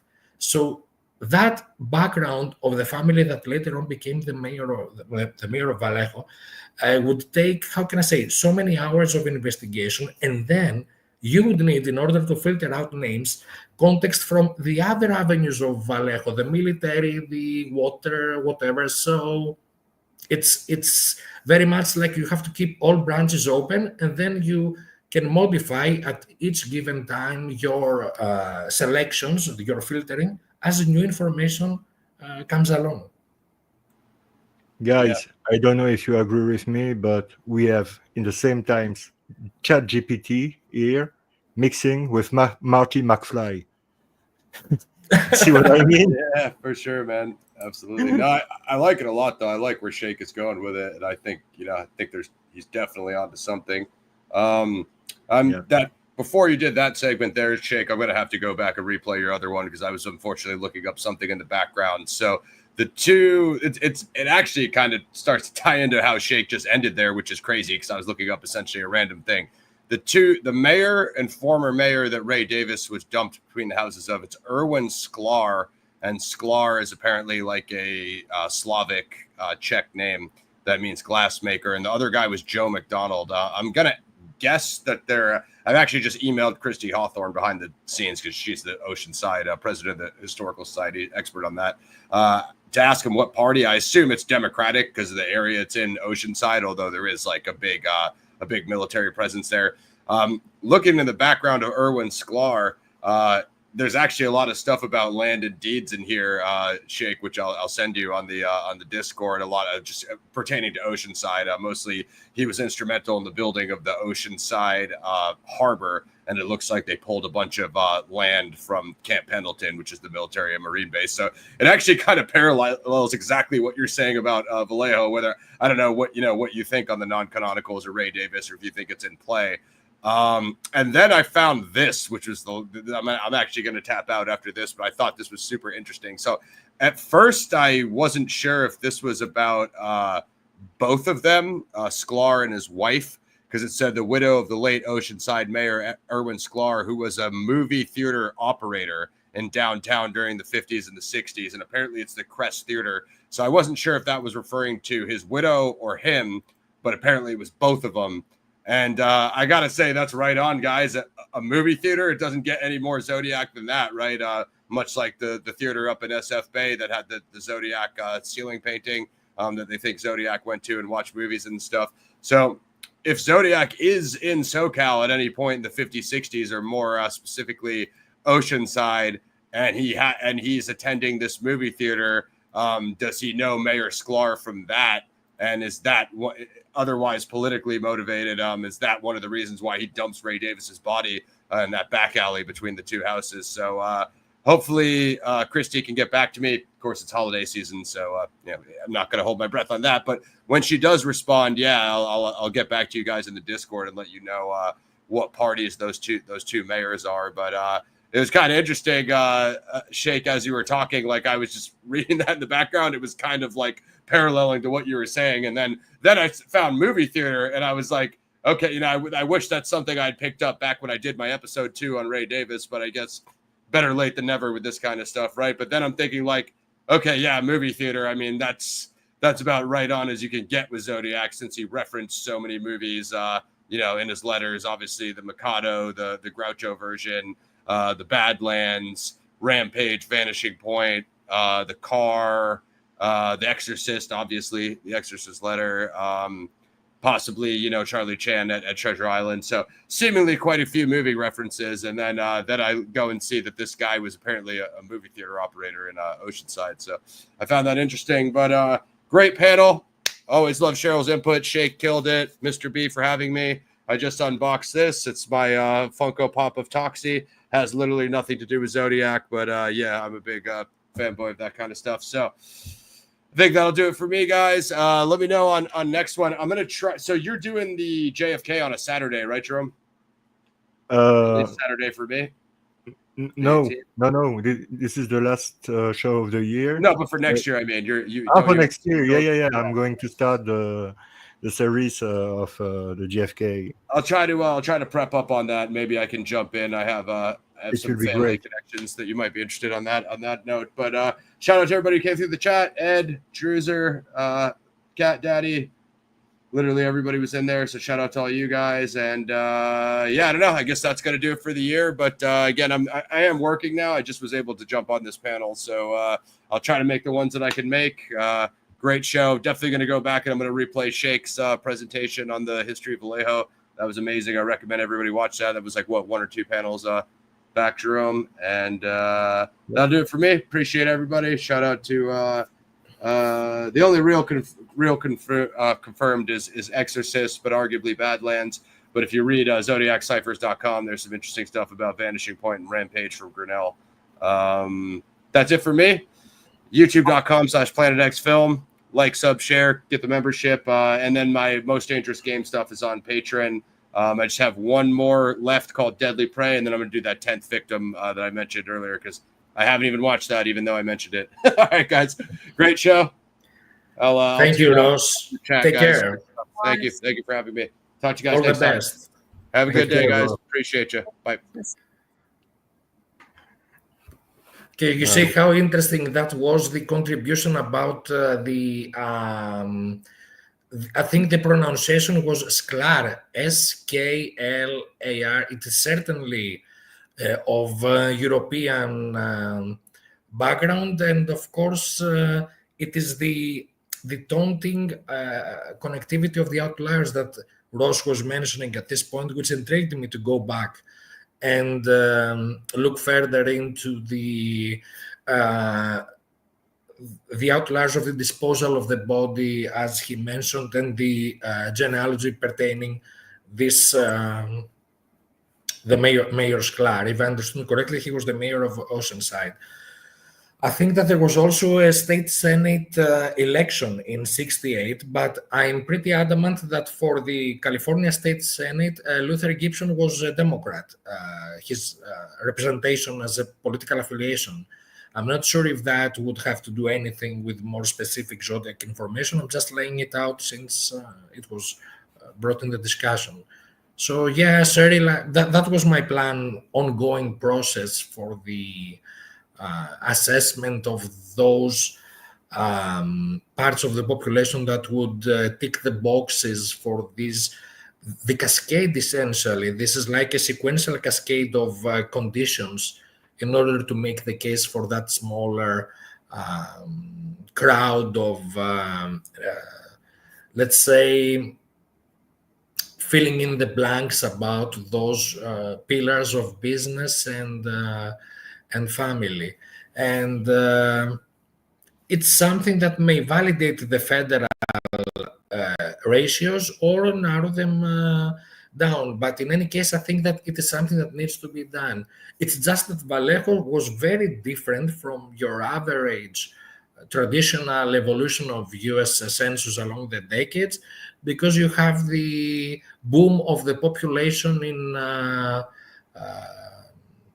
the 50s and the 60s, and essentially after Humble Oil's establishment, that also happens for Benicia, despite the fact that Yuba deserted Benicia in 72 or 73, and Mike Conway left for another company. That would also, interestingly, align with the reduction, the significant reduction, or zero, one might argue, of official Zodiac communication for the years of 72 and 73. And we have, of course, now the reference of the 74 of official communications, the Exorcist, the SLA letter, the Badlands, and the Red Phantom, the July 8th. I think that all these communications are very interesting in their outliers, and it's like with the non-canonical murders. I think we need to look into them and see what we can find out that could be of interest for the case. And hello to Tom from Zodiac Killer for being here and referencing that. And Cheryl or Jerome, if you want to discuss the next point or whatever you want, I will make sure to give you these results. I'm not professionally trained to be, how can I say, sociologist in terms of census analysis, but I try to make the probability calculation and see to what extent that would reflect, 5%, 10%, or anything like that. I think the final criterion is the business activity in the 60s. It's, dear Jerome, what we had discussed with Altug the other day, the events of the 60s, the last decade, how it unfolded. As the last part of that business evolution in the 60s. However, yes, it's true that Benicia population exploded in the 70s. It was considered a much poorer area than Vallejo itself, than Vallejo proper. That's go ahead, Cheryl, but that's fascinating. And I guess that's where I was going with that, was that, with any type of power, it's always going to be condensed. So, I mean, if you have, it wouldn't be unusual to have people who are in power, like in Southern California, and then also seeing them in Northern California and seeing the crossover there. But we're talking about more of, just everyday people. I mean, you wouldn't, and I guess like you really, when you look at it sociologically, I mean, the changes that happen, but just by bringing in the military, you're going to have a lot of people coming in, and I guess that would not have been there previously. So, I mean, that's just kind of one of the things. I mean, either way, I mean, there's a lot of information that's very important that would be reflected in what was showing in the newspapers and current events and things like that. But I was just kind of curious if you had done like any of that, like kind of cross look at that to kind of double check, the probability of that showing up. Because if you have people who were in a higher socioeconomic status, you wouldn't think twice of that. That they're going to have that kind of a crossover. But it is kind of interesting to see people, with that kind of a cross section, to having that kind of a doubling up. I think from all the parents, the one who would be considered the person with the higher maybe social status would be Jensen's father, the major in the Benicia arsenal. Not so much maybe in terms of income, I'm not sure, but in terms of, let's say, social prestige, I'm sure that of all the parents of the canonical victims, I would say he was the one with the most notable higher place within the military structure, at least. And since that would lead into mingling with the political and administrative authorities of both Vallejo and Benicia, I think he would be the one with the higher status, at least the social ladder. Not so much, I think, in terms of income. I don't have that information. But of all the broader relatives, I would say that Mike Conway from Stein's family, from the Westcott family, essentially, I think he would be the one with the highest visible the highest visibility in terms of social standing, and I would assume also financially. I think he is the standout individual from the circle of relatives, let's say, of the canonical victims. I'd say for sure he would be the one. And there's, of course, the position that he has in the Navy League of the United States. But again, I would argue that Betty Lou Jensen's aunt, essentially her connection to the Hinks family, to the Hanan family. James Hanan was the not only director, but he was the chairman of the Navy League of the United States, the highest position in the Navy League of the United States in the time frame of the Zodiac canonical murders. And this is the connection with Ambassador Colby. Now, when you put the name of William Colby next to the Blenderman family, next to Betty Lou Jensen, you create a Lebensraum, a living space where a lot of interpretations can take place. And I always go for what can be corroborated from the public domain. I mean, it's public domain information. And the marriage may have taken place in Detroit in August of 70, but they were engaged for years. This was also publicly documented. So if you have a lunatic who goes into snooping around the broader scope of the families of these victims, and especially if there is connection to the Detroit background of the Robinson family murder, this is the same city, then you could make the case that through social commentary, he would be aware of the broader existence of such connections. And if this is a guy who kills for notoriety, we can make the case for that at least. What better opportunity than to jump along name-dropping families with a background that if someone investigates, they can make a better case for that. And in any case, the sheer practicality of him being found out would have to go through such complex, convoluted trajectories that are very difficult, I repeat, and it's understandable for a pragmatic law enforcement agency because police works with physical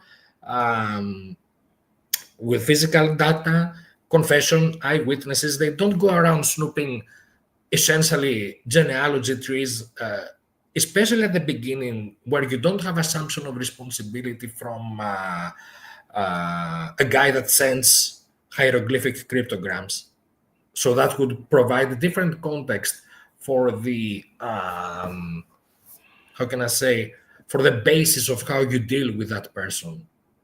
It might have been for all that Sheriff Landblad knew, that could be a drug bust gone wrong, and they pressured the entourage of the kids at the beginning towards that direction. It makes sense. It's a very practical avenue to go to, especially if you have a drug bust. Courtesy of Bidou and his associate. By the way, his associate's initials were SLA, if I remember correctly, the Hispanic name of Bidou's associate. He was killed in 74. I think he was part of a narcotics elite group or something. So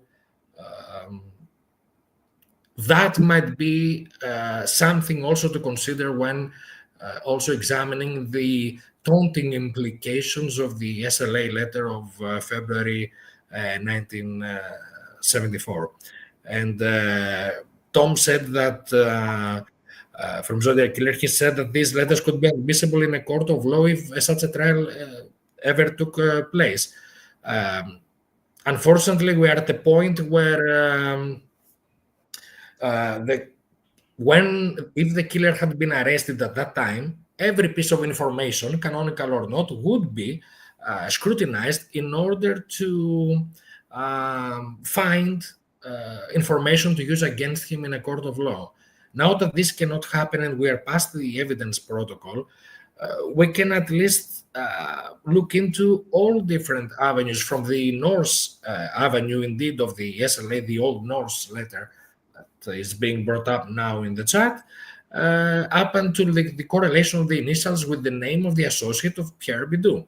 Cheryl had said on previous Monday that this is a guy who, it's very possible, I think also with Druzer we had discussed that, he was aware of police activity. If he had the proper radio equipment and he knew the movements of law enforcement, there's a truck bust. Now there is Hoffman passing by through Blue Rock Springs, so he won't be again until half an hour later or 45 minutes. This is a time window for the murder. Okay, so if this comes into the equation, it's the highest form of taunting, that you are passing by, you guys are passing by, and I'm interjecting right here, right now, committing murder in very short time frames, and you don't have a clue about it. Which makes sense. And it would fall in line with the taunting aspect of that killer. Well, and I was just thinking, Vince McConnell of Nuke Hoax 2024,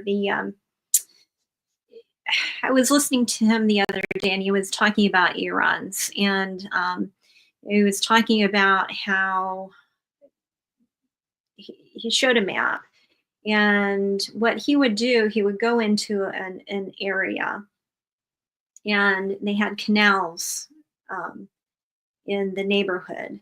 So what he would do, he would drive in and he would park over in this area, and then there would be a canal, and then there would be a bridge over the canal, and he would walk over, and so he would do his crime over here. But how the roads were to go in, essentially he knew the direction that the police would be coming into. And so after he committed the crime, he would be able to then cross over the bridge over the canal on foot and come over here. So if he was found, any police car that was coming over here would not be able to catch him over in this area where he would be going over by foot.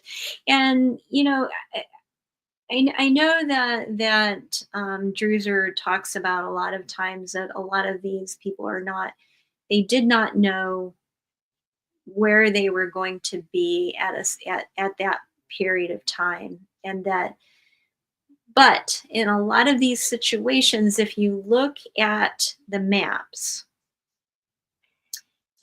he chose areas in which the police incoming, and also to know where those individuals were heading. It's very clear, because if you look at Lake Herman Road, if you look at Lake Berryessa, and if he was tracking them from St. Helena over to Lake Berryessa, very rural, one-lane roads, really only going one direction, not many crossroads on any of those. You know, from St. Helena over to Lake Berryessa, you're looking at going through a mountain. No crossroads going left or right that you could possibly have police coming in one way or the other, or your prey leaving into one direction or the other. Pretty much, if you left St. Helena, you know that they're going to Lake Berryessa, because that's the only place you could go. You could not go left or right. You could only go one way. So even if you had lost visual with your prey, you know where they're going to be. You're going to be able to catch up with them one way or the other. So, and the same thing with your police. I mean, he was extremely aware of where the police were at any given time. So knowing what direction they're possibly going to go, just like with Blue Rock Springs, you know that they are going to be coming. They're going to be coming essentially west, or east on Columbus Parkway. They're not going to be coming from the opposite direction, because that's not where town is from. You know, that's going to be coming from the unincorporated area. So I was just thinking that there is still a lot of forethought on the direction of where the victims are going. So you really if you were tracking them from town, once they got onto the road, you could hang back. You would know that you would be catching up with them at some point or another. And the same thing with the police. You know which direction, once they've left, you know which direction they might be coming in from. They're not going to be coming in from the opposite direction in any of those situations. So, and the same thing with Lake Berryessa. Well, even when you look at Presidio Heights, you have pretty much that one road, and then you have that they all kinds of ends on. So you know that they're going to be coming from either the south or from the east in either of those situations. You know the direction that the police are going to be coming from. And probably you know the time window. Yeah. He may have timed the response time. Right, because if you are watching the behavior, if you know what these are, beat cops, so they have their usual patterns that they go through. You know, everybody has patterns, not just police officers, but unless they had a call, they're going to have certain patterns in their behavior of, you know, where you're going to be patrolling in a certain area. I mean, you go into any area, you know where where the police are going to be parked to catch speeders, or you know, in Presidio Heights, when you think about it, that's a very, you know, upper crust area, so that's going to be patrolled much more quickly, and it's shown by the fact that, you know, when the police arrived, that they could actually see him leaving the area. So that's an excellent point. Excellent. And what more taunting if this was a person who in his day life would essentially be introducing himself as a friend of the police. right. In every country, you have those guys. And there is a person of interest among the suspects, one that I've been looking into, who identified in his official persona as not only a friend of the police, but he was invited from the Ohio Lodge of Police to speak again about his metamorphosis. He was actually invited by law enforcement. This is a guy who, in another speech of his, in a school auditorium, he mocked openly the persons who were wrongfully convicted for the Peyton Allen murder. They were convicted for life, and they were released within 5 years because it was a mockery of a trial. It was a disgrace of law enforcement, where even a hypnotized witness was introduced into the court of law to provide the conviction, the so-called testimony about the conviction of those defendants. I don't know to what extent hypnotism can be admissible in a court of law, but this is a ridiculous story. And while these guys were still, dear Cheryl and dear Jerome, in prison, he would go in speech auditorium lectures and say that, oh, there's another crime I have been associated with, and probably innocent people are in jail. And people were clapping. And he was invited by the church and law enforcement, among others.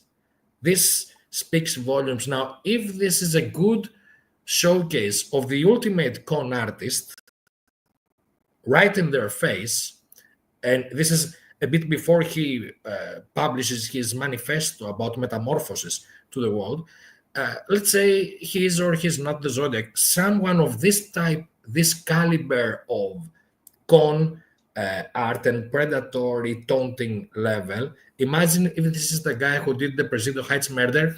He knows the police have a response time of, let's say, 5 minutes, 3 minutes. He just has enough time to cut the shirt. And as far as the kids are concerned, he doesn't even care. He doesn't even look up the window.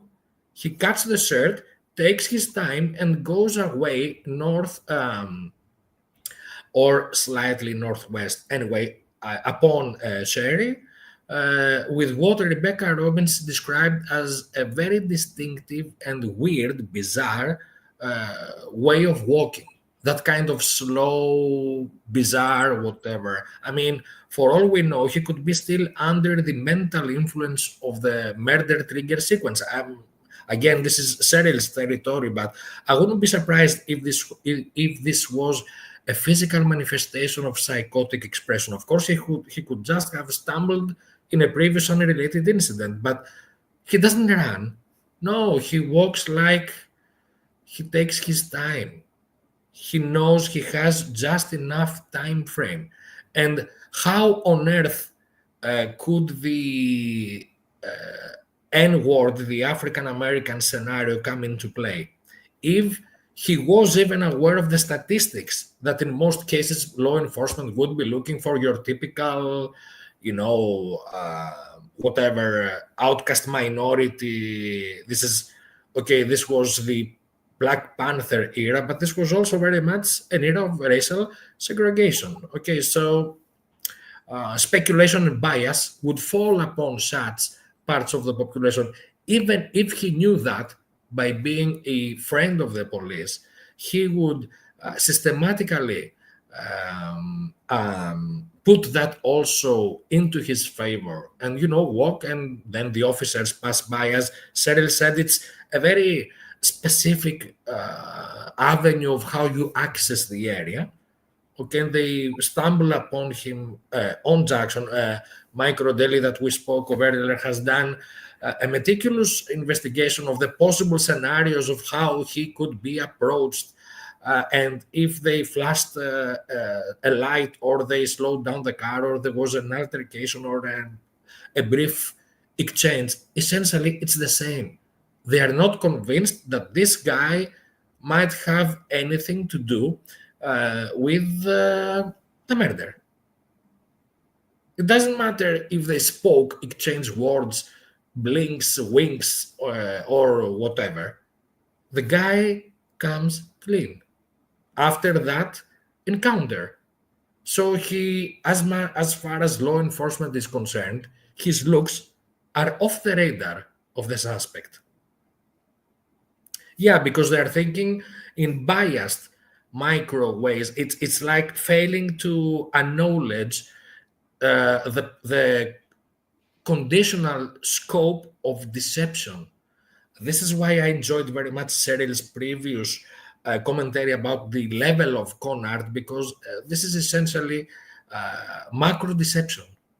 And it's that aspect of macro that might hopefully validate avenues that have invested a lot of time in concerning business, ancestry, genealogy. There seems to be a macro aspect, context, scale. The typical opportunistic random killer goes out, like Bundy was like, I'll go to this parking lot, and whoever comes along the way, I'll pretend to be a crippled guy, boom, in the car, and then off with the psychotic, horrendous, inhumane treatment of the people and the bodies in the end. This is opportunistic micro scale, with deception being very short-sighted. Bundy made a fool of himself when he tried to represent himself in the court in Florida in the final stages of his life. When he tried to be his own lawyer, he made a spectacle of himself. He was ridiculous. He thought he was so clever, and he was laughable scam. This was the guy who used physical force and micro deception to murder those helpless female victims. Look at him. He is a ridiculous clown who thinks he's a lawyer.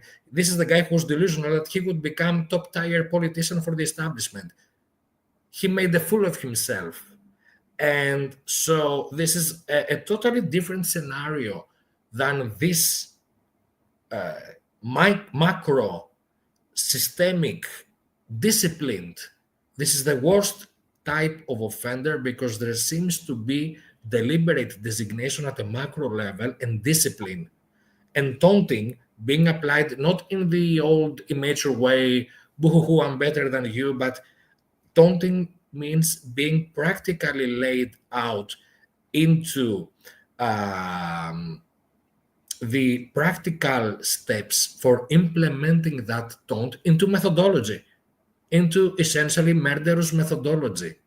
This is the worst type of offender. And if you acknowledge the obsession with the military and telegraphy brought together, United States Civil War, as we said the other time, the historical context shows someone who has dedicated time obsessively, meticulously, and the worst of all, psychotically. This is a once in a lifetime killer, and this is why we are here now. This is why you don't have podcasts, endless books, and podcasts and discussions about Ted Bundy. It's not just because he was arrested. There's nothing of substance to that hollow piece of human crap. There's nothing. He was low level of the most barbaric kind.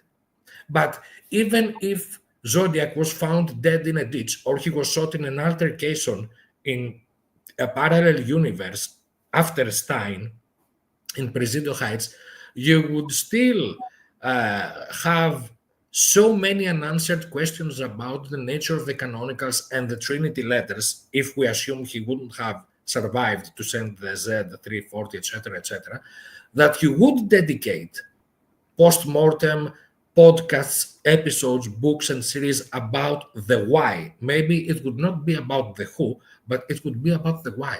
I think in this case, who is answered mostly in the essence of the who, the essence of the killer, by the why. And the why needs to be linked as to how. How means random victims, a short time frame of a few minutes. He knew police response times. He used to be a friend of the police. What more taunting than being a day person of someone actually going in and out of police departments and stations? Hey guys, what's going on with that maniac? Physical traits off the radar. Bland. Yeah, of course, ruddy. Complexion, fair, blonde, ruddy, the Welsh angle. But, I mean, you can say that for, let's say, a certain percentage of the population. Because it's not the alignment of physical traits. It's the conduct of behavior and the bias of the micromanagement of minorities and cliches at the time. And not just at the time. How many biased crimes have we seen in the last years? I mean, yeah. So he took those weaknesses, I think, and used them for his own benefit. And again, it's what Cheryl says. In Presidio Heights, you have only so many ways to go. And I was watching what Ross said about the documentary, the archival stuff, and with Tom Voight saying at the corner of Cherry and Jackson, and this is where Malvin Bella used to live. And suddenly it hits you that we're not just talking about Montgomery. We're talking about those corners of the Presidio Heights. You have Ansel Adams, you have Malvin Bella, you have the Belgian consulate with the Robbins parents being at the party that night. So was that, is it possible that all this is some coincidence, some series of coincidences orchestrated by who? By karma or the universe projecting their own taunting upon us weak individuals try to make sense of that. I mean, you can either have that being a deceptor, exploiting many occurrences for his own benefit, or it is left to the hands of fate. I refuse to believe that fate, karma, call it what you will, would align all those occurrences so that this otherwise low-level random killer would walk away based on such overlapping occurrences. I think he set the stage for that. manipulative, convoluted, weird. He was a schemer. Yeah, he was. I believe he was a schemer. I believe he used to scheme with how to take this, all these dots and points and create that unique horror stage where he could be Lord High Executioner, Coco, and in the most vile sense, I mean, the most farcical element, since we're talking about the Geraci version, that is also the most vicious. It's the viciousness of farce that makes for the most horrendous laughing clown mask, devoid even of the seriousness that would require some assumption of responsibility. No, it's the farcical viciousness, which, in my opinion, is also reflected on the Halloween card. The farcical, laughing, giddy, the giddy, joyous smile of death. This is why I consider the Halloween card and the Pines card the two most disturbing communications from the killer. I think they are very disturbing on a mental level, and I would like to hear Cheryl's opinion also, especially for these two constructs. Yeah, me too. Well, especially since he took so much care in creating them. I mean, it wasn't just that he chose the cards. He took a lot of care in altering them. So to take something that was already there, it wasn't created from scratch. It was taken and then altered.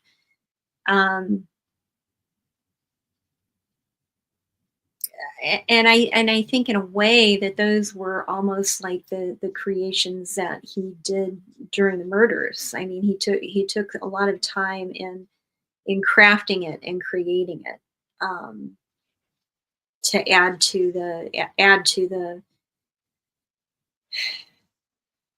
the horror, you know, because when you take something, and like you were saying, you take something that is so horrible and turn it into farce, there's something even more warped about that than just the murders themselves in a way, because it's taking the gravity of the loss of the life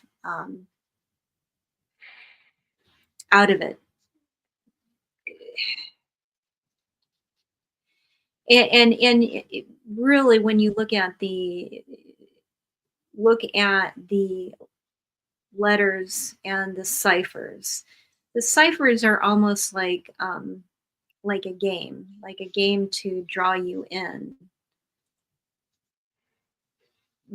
But the cards themselves, even though he is giving information, you know, obviously with the different numbers and the eyes looking out, you know, he's giving clues in that, similar to what the ciphers are. But I think, dear Cheryl, can you please repeat that and explain to us? Because I think, dear Jerome, that Cheryl just made a point which I think is fantastic. Cryptography, especially, is meant to keep the outsiders out. You know, it's only for the proper recipient of the message. I am encrypting a message and I'm sending it only to the guy who I want to receive the message. And Cheryl just said something that I have been thinking, and she expressed it in a way that I want to hear more, please, Cheryl, that these ciphers, contrary to the classical cryptography, instead of keeping you out, they are inviting you in. They're essentially luring you in. Right. I mean, and you know, sometimes people talk about on the ciphers that, you know, they question, oh, why are there misspellings? Well, when you look at ciphers are intentionally misspelled. Like when you really are sending it from one person to the other, misspellings are incorporated into those because it's meant to be just for one person and one specific person that you're sending it to. Where the cards are really meant for everyone to see, similar to the creation, like when he went to Lake Berryessa, it was almost like the performance, and the cards in a way are also like an artistic expression of what he's wanting to present to the world, which is the horror and the fear. So when you're looking at that, even though it's giving you clues, like especially like the eyes that are looking out, in a way that's almost like his own eyes looking back at you. And I keep thinking about, because I remember when I was little watching Yellow Submarine, and I really never liked it, and a lot of it was because of those little eyes. Like they had, the glove, the glove, which I keep thinking back, that there were gloves left in the back of Stein's car, but the eyeballs somehow made it much more sinister just by popping up a set of eyeballs onto the glove, and the animation made it so much more sinister.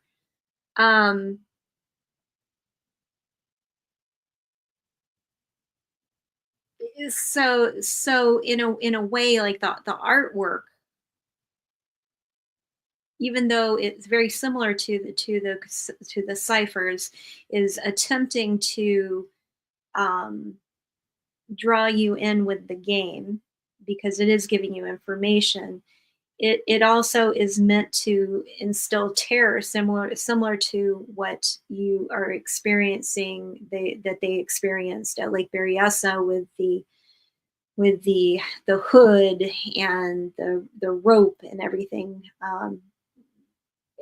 So in a way, it is more sinister, but it also kind of makes you think that with the ciphers, who was he giving the ciphers to?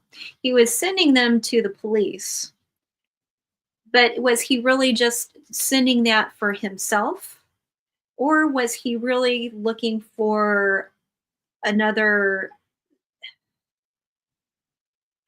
I guess, Moriarty? When you talk about Sherlock's Holmes, like is he looking for his own counterpart? Is he the Moriarty and he's looking for his Sherlock Holmes? Is he in search of his own Sherlock Holmes? Is that maybe why he ended up going to San Francisco? Had he already planned on drawing in Tashi to begin with? I mean, that may have been part of his plan, was to draw in, he set himself up in this drama as the Moriarty. Well, if you're the Moriarty and you're sending out all these ciphers, well, you have to draw in your Sherlock Holmes, because all of this is part of his creation in his own mind. Oh. Anyway. Would you think that a psychological assessment of the killer could include the seeking of such a counterpart, a dialectical counterpart? Yeah, in a way, he's searching for that his counterpart to speak to. I mean, okay, are you smart enough to decipher this cipher? Do you have the intelligence to understand what I'm sending you? In a way, so that for anything, there's no virtue without vice. So with anything, you need for you to experience yourself in full as a human being, you need to put yourself against a counterpart.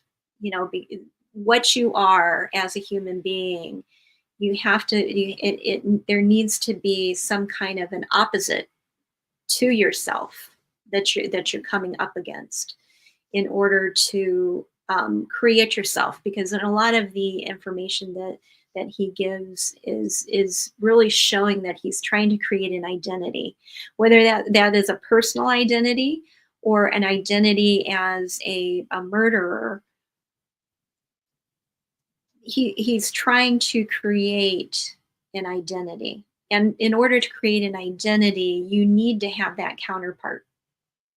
So maybe like is the way with magnets, there are no magnetic monopoles. So magnets only exist in opposite poles. Maybe to be complete as a standalone entity, he also needs the doppelganger, so to speak. right, exactly, yeah. Good analogy. Good analogy. As if not, you flip those magnets apart and they go in the opposite directions, right? You Yeah. both are absolutely amazing. Really, really is. Thank you. Thank No, you. but really, I really, think it's great that we have someone professional, because Cheryl's experience, through her professional career, but her theoretical background also, it's many questions. For example, you have heard me, Jerome, say many times that I believe he had OCD, but I'm not equipped. I don't have the background and the professional capacity to make, how can I say, an assessment. I can only make a hypothesis based on what I would perceive. It's what Ross, I believe, said earlier, trigger points for the killer. So now that we have the professional here with us, do you think, Cheryl, that things like triggering OCD, like being trigger, I'm not saying essentially the flared up element of the opportunistic psychopathy of someone like Bundy or Jeff Dahmer, but into that macro systemic conceptual all the world is a stage and I will be, the Lord High Executioner. Can that happen to enter modes of homicidal necessity, so to speak? From OCD? OCD that would provide the template for connections and also set up the flair, so to speak, of the murder sequence. Well, I think that as far as he does show some indications that he's very meticulous. As far as whether that is to the point of being OCD, I mean, you can be extremely meticulous and very thorough without having OCD. So so that definitely you can see that. And having that as a stressor is what you're saying, having that as like a stress point. Yeah, I mean, if you are OCD, that the more stressed you become, the more obsessive compulsive you become. So there would probably be another stressor that would trigger the OCD. The OCD is not necessarily in it, and the obsessive compulsive behavior is actually a coping mechanism. So that behavior is actually to cope with the stress. So what you would see is someone who is having another stressor, some other outside stressor coming in, causing the stress, and the way of dealing with that stress is to become more, you want to have control of your life and your situation. So those obsessive compulsive behaviors will then kick in. So I can see that if this is somebody that is wanting to create an identity, and if they had obsessive compulsive disorder and they wanted to have control over their environment, that they could become very wrapped up in the idea of creating that identity and making all of these connections almost as a way of dealing with the stress that they're experiencing in their own life. So it wouldn't necessarily, the behavior itself is actually more of a soothing. It soothes the stress by being obsessive compulsive, if that makes sense. It's a coping. It's their way of coping. So I can see someone, if they are under stress, becoming more obsessive compulsive as a way of soothing that stress. And just like when you look at someone when they commit the murder, it is a relief of that stress. So you have the build up to the murder. There's a stress relief, and then from there, you're going to have like a little bit of a cooling off period. It's kind of interesting when you look at kind of an offshoot, but when you look at domestic abuse, so when you have people who are committing domestic violence, domestic abusers will have this tendency where you go through a cycle of the the honeymoon period, and then the stress builds up, the domestic abuse happens, things calm down, and then it's a continuous cycle. But what is interesting is that when you look at the most dangerous point at which a domestic abuse, when they try to leave, is going to be when they try to leave. You will see that if they've told the person who is committing that violence, they will notice that there's a calm. There's a calm, and the reason for that calm is that they've already made that decision of what they're going to do. So whether that is if that is killing the person, they've already made that decision on how. So there's a calmness in having already made that decision, which if you look at his behavior, when he is leaving the scenes of the crime scene, they keep saying, he's very calm. Well, that's because he had already made that decision before he committed that crime, what he was going to do. So that calm, by just making that decision of committing the murder, it really kind of is what created that calm. The time of stress is the build up to that. The little stressors in life that we all have. Would you say that the murder is more of a relief or gratification? A relief. I don't think it's necessarily gratifying to them. It's because, and you can see that it's very, very perfunctory. I mean, he really doesn't seem like he cares whether he actually completes the murder or not. It is, but by either shooting them or stabbing them, there's a relief. There's a relief, and it's very perfunctory. There's not. If he got gratification from it, you would have seen a much more bloody scene at Lake Berryessa. He had plenty of time there, and truthfully, even at Blue Rock Springs, I mean, he went, even though he went back and he shot. There are things that he could have done to make sure that both of them had passed away. But at Lake Berryessa, it's very clear if he was getting the gratification from it, he would have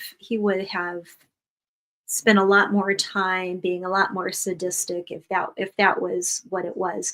It's more of a relief. It's a stress relief. Is this why we have survivors?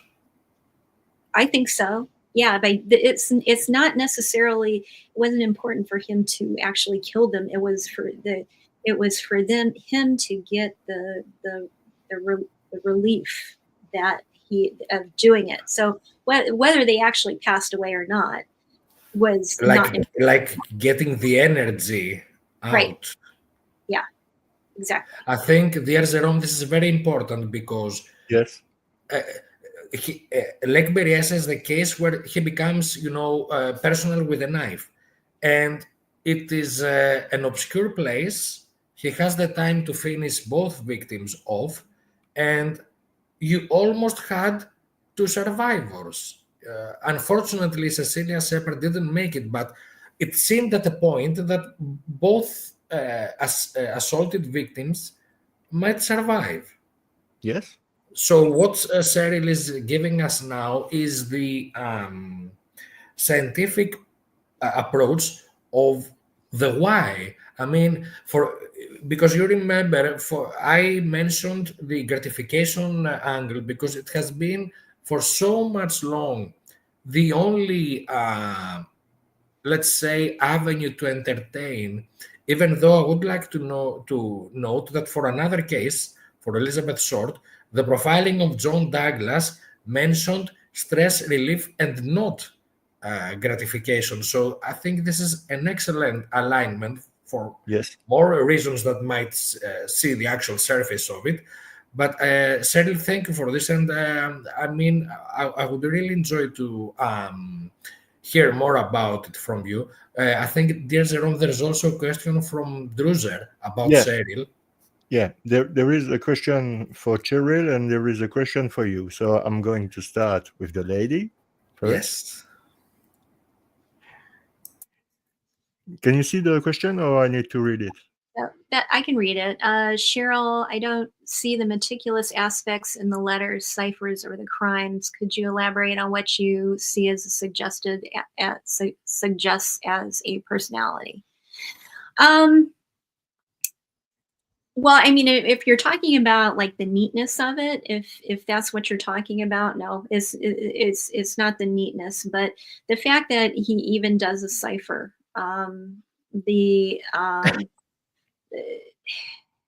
There is a lot of things that even if he's trying to communicate, he would not have had to, one, come up with a cipher.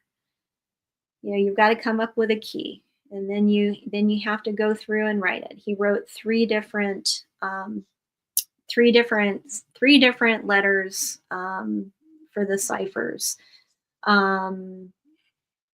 So I have my own reasons why those were not neat, and the writing were sloppy in those. But there is a lot of work that he has put into creating those. But in my opinion, as far as like the lack of neatness and things like that, I think that it probably had to do with the fact that he was probably under some kind of an influence, whether it was, even if it was just alcohol or if it was he was on some kind of a medication. If he was coming and he was still in a psychotic state, coming out of psychotic state, you're not going to see it as meticulous as he would be, because even when you like look at the Belli letter, how neat that letter is, even though I think there was a misspelling of extremely, but it almost looked like in the United States where they have the printing where you have to, you would print your letters and you'd have to meet the top line and the bottom line. It looked like he went through and actually had those, perfect, like you would do, where he's trying to, in a way, not really impress Melvin Belli, because I don't think he really respected him, but he did take that time to neaten it up. He's not writing a letter where he's going downhill and having it not look, yeah. So when you look at that letter there, initially when that letter came out, there was question of, okay, is this really a real Zodiac letter, because it's so different writing. Is the writing and the neatness of it is so different.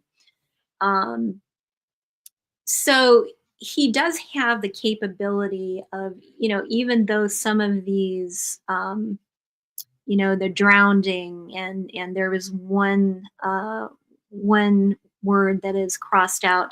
The question is are some of those misspellings and things intentional?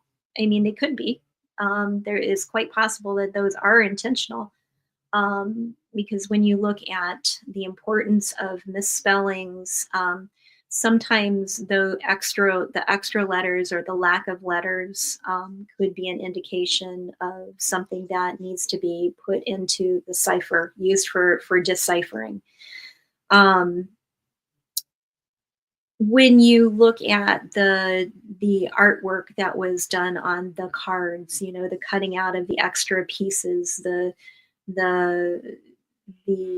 meaning of them, we don't know all of the meaning of it, but that took a long time to think out. There was some kind of a plan to it, and so to cut out all of those little pieces and add to it, that took a lot of meticulousness.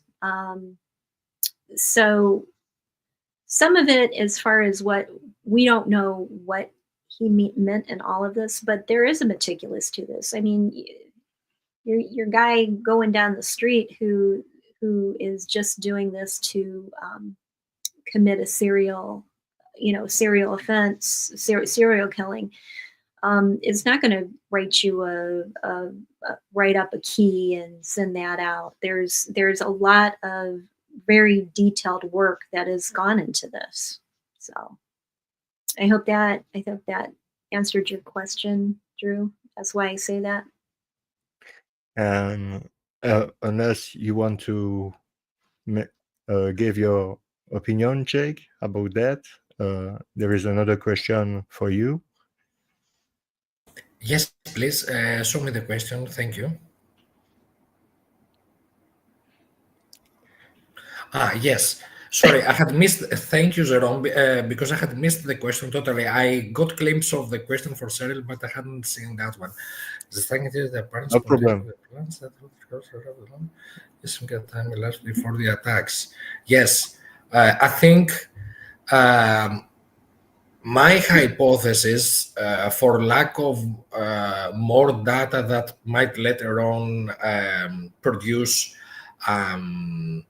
further assessments, at this point I would hypothesize that I would draw an analogy with a hunter and its prey. The hunter is in the forest. He never shoots directly at the deer. He takes his time to isolate the prey, make sure the prey does not interact with other animals, and to make sure that after enough observation has taken place, he can go for the kill. It's the hypothesis I can make without, of course, that providing the explanation for all the practical aspects of what this analogy would mean in terms of the necessary steps in the homicidal sequence. I think that it takes a lot of effort to create a scenario if we assume that dates and locations have to be specific. So I would assume that he would make full use of his conning predatory potential in order to ensure to the best degree that this would be the case. Now, I mentioned the Peyton Allen murder earlier. Larry Peyton shot through the car. The alleged suspect, Eduards, had for many years a bullet wound, and actually that's the reason his psychiatry office, by the way, he operated 2 psychiatry offices with license to prescribe drugs and pills. We still don't know how that happened. We know that his operation in Minneapolis collapsed because one of the female patients, he made sure to sleep with all the female patients, of course, saw the wound and notified law enforcement because his explanation for the wound, she thought it was ridiculous. So Larry Payton shot from inside the car. Now, the mud traces upon the body and the face of Larry Payton show that there was a huge struggle and that he was dragged outside of the car while Beverly Allen was somehow, how can I say, immobilized, for lack of better word. If the accomplice, if there was a second male accomplice, we know what happened. But I think this is a killer that learns from their previous experiences. I think by the time we go to Lake Herman Road, he's very experienced, not only as a predator, I think he's experienced as a murderer. I mean, I cannot imagine someone having their first murder action by accomplishing this 5-minute narrow time frame. This can't be someone's first murder. It's too clean, too disciplined, too fast, even if he just happened to drive by and find those random victims there. Even if that's the simplest scenario, you still have someone accomplishing a very tight operation in 5-6 minutes. I wouldn't assume that this is not his first murder. I don't think it's just his, how can I say, second or third.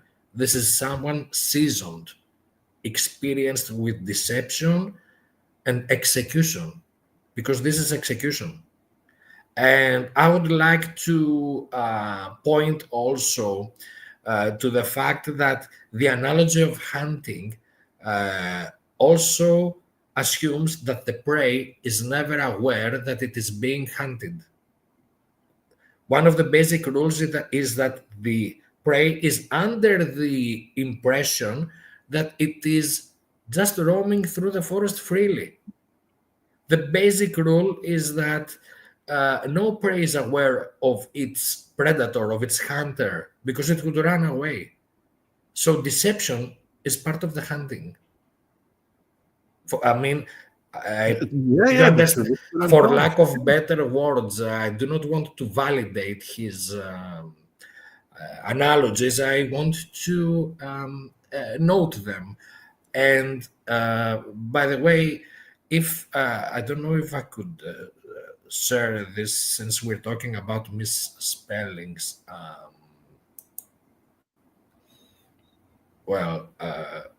It's, I don't know if I can do this. I hope it doesn't fail.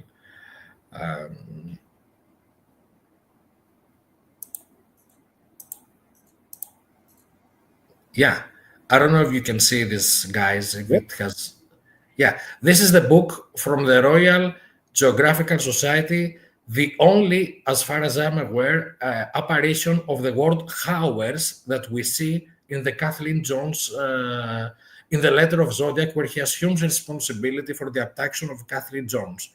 This is, in my understanding, the only time this word appears, and it is the specific book of the Royal Geographical Society about the first recorded voyage of the voyages of William Baffin. So you can understand that this sort of exploration and the reference to Greenland might or might not be a stab at the company that built the Monticello Dam, the Peter Kiewit and Sons, which also was responsible for the construction of the US military base in Greenland. It was Thule based. Even the name Thule might actually serve as something that would catch this specific killer's attention, I hypothesize. And so, yes, of course, I'm saying that I'm not saying I've exhausted or the historical medieval appearances of this vocabulary. I'm saying that this is a fairly recent example, which would link to other outliers like exploration of Greenland and the Royal Geographical Society of Great Britain, of England. So this is an example to what Cheryl said in the general discussion that we have about the essence of those alleged misspellings. And since we discussed about the potential ciphering attributes of this pair of misspellings, there has been such an effort. I am aware of at least one or two individuals that have tried to look into the pairing of the misspellings and superimposition to the one of the two ways to classify the last 9 pairs. My method has been the 6 triads, with the first triad being the combination E, B, E. And EB appears also into the rest of the plain text of the Z408. Yes, that's why I said alleged misspellings. I believe they are not misspellings. And I believe their number of appearances is also of specific deliberate designation from the killer, 5, 3, and 2. And I said, yes, I said Thule, the occult name, Thule. It is part of the Norse and ancient Greek lore and mythos, and Thule is linked to the lore of the Hyperborea that has broader and wider implications, and so this is also something that this person might also consider.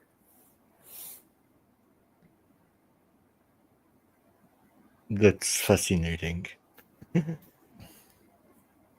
It's if you try to do that into all the areas, I mean, it's like XC axis. You know, you have this surface that keeps growing out of the accumulation of data. But if that is the, how can I say, the process and the methodology, if you accumulate more and more data, then you will tend to amplify the standout outliers. It's what we have been essentially discussing these last Mondays, beginning from the ground data and building our way up to further data set, amassment of data set. I don't know, Jerome, Cheryl, what is your opinion about this? Cheryl first.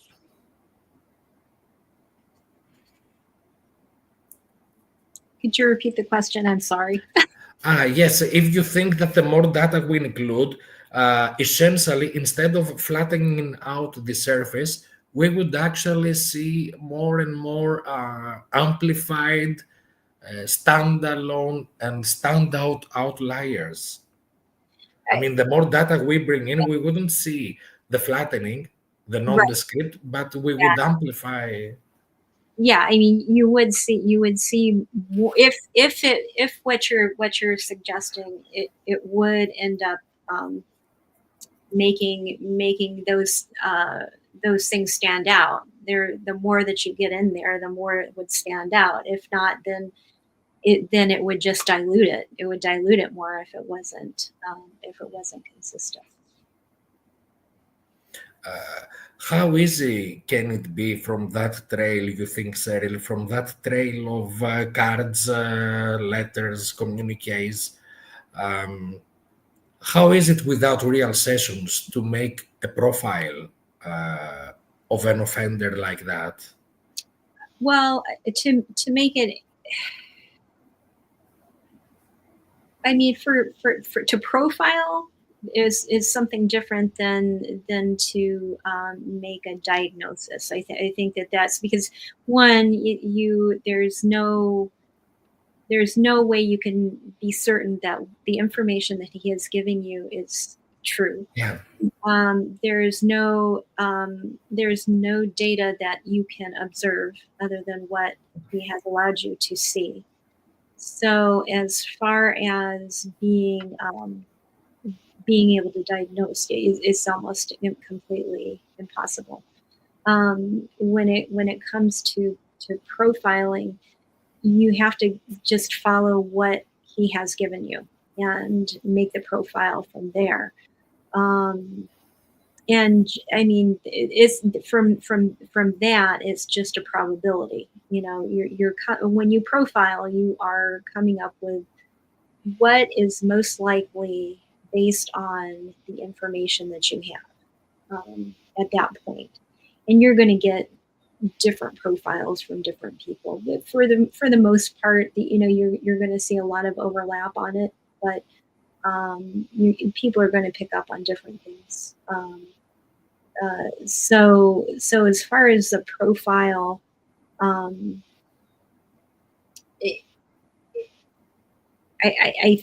think that you could, for this case, I just don't think that the profile is necessarily going to be what is going to nail it down. I mean, it never is. I mean, that you use a profile to figure out what other aspects to explore. It's not meant to justify a POI that you found.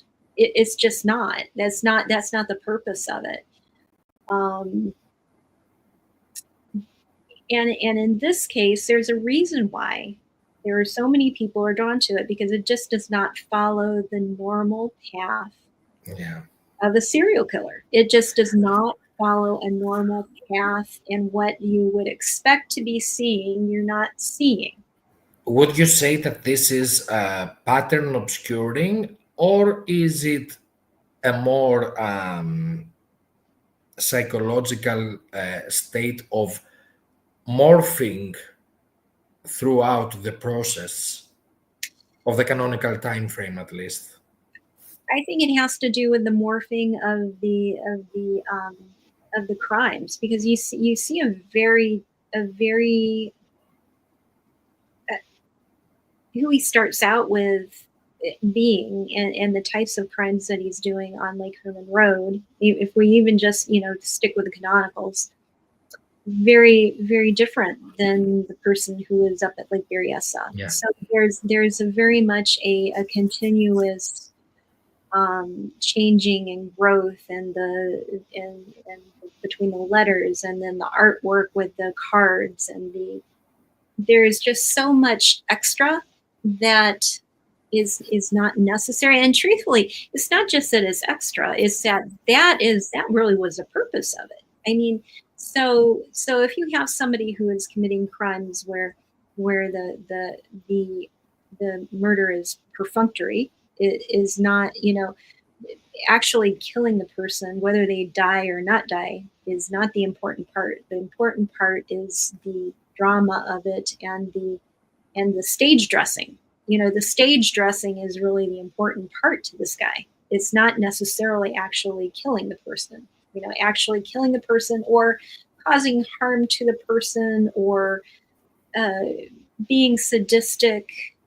That's not important. The important part is almost like the stage dressing and the creation of everything surrounding it is more important. I'm very happy that you agree with the assessment of the morphing process. We mentioned earlier the book, The Metamorphosis of a Criminal.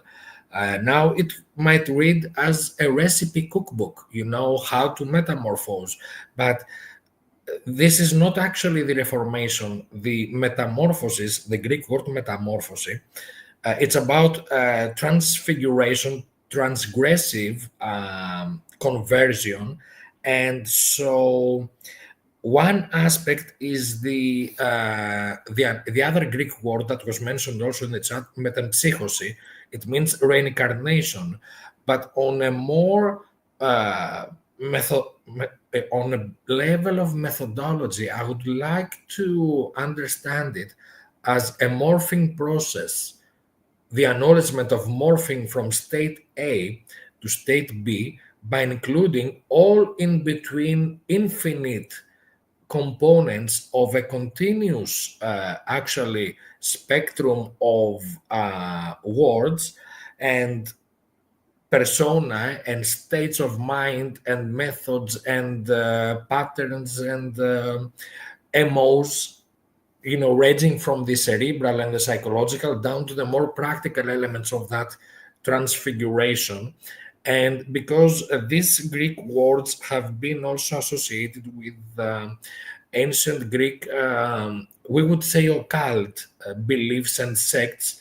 One of these would be the Caviria Mysteria, the Caviri mysteries, the mysteries in the Isle of Samothraki. These are obscure remnants of older sect and religions, or should we say cults, whose more modern counterparts have to do with the worshipping of Ultima Thule and paganic Norse cults and sects. Essentially, the Crowleyan spin-off would be one of those variations, with the difference that it would entail the very central persona of Aleister Crowley himself and his revelation, or according to others, his mental breakdown in Egypt, is essentially the modern version of himself being acknowledged as the new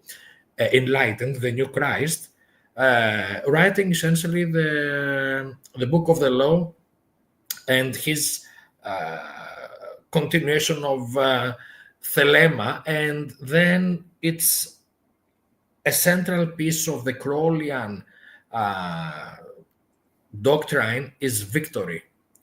Now, there is a very hideous murder case. Others say it is Zodiac, others say it's someone else, others say it's a group, others say it was that family. I don't want to go into that now. But there is a very central, if you study the Crowleyan doctrine, victory, especially with an exclamation mark, is central core and outlier of the Crowleyan doctrine. Actually, hilariously, Crowley was having a beef with Winston Churchill about who had the patent for the victory brand, because Churchill cried out victory against the fascists, and Crowley said, no, victory is mine because it's my motto for life, victory, etc., etc. And it is interesting to note that aside from his own directed lodge, the only other significant left standing after World War II is the Agapi, the Love Lodge in downtown Los Angeles, which involves many hideous murder cases, and or should we say one case of many murders, and etc., etc., etc. So it's from the other side of the world in the UK, and then downtown LA, California.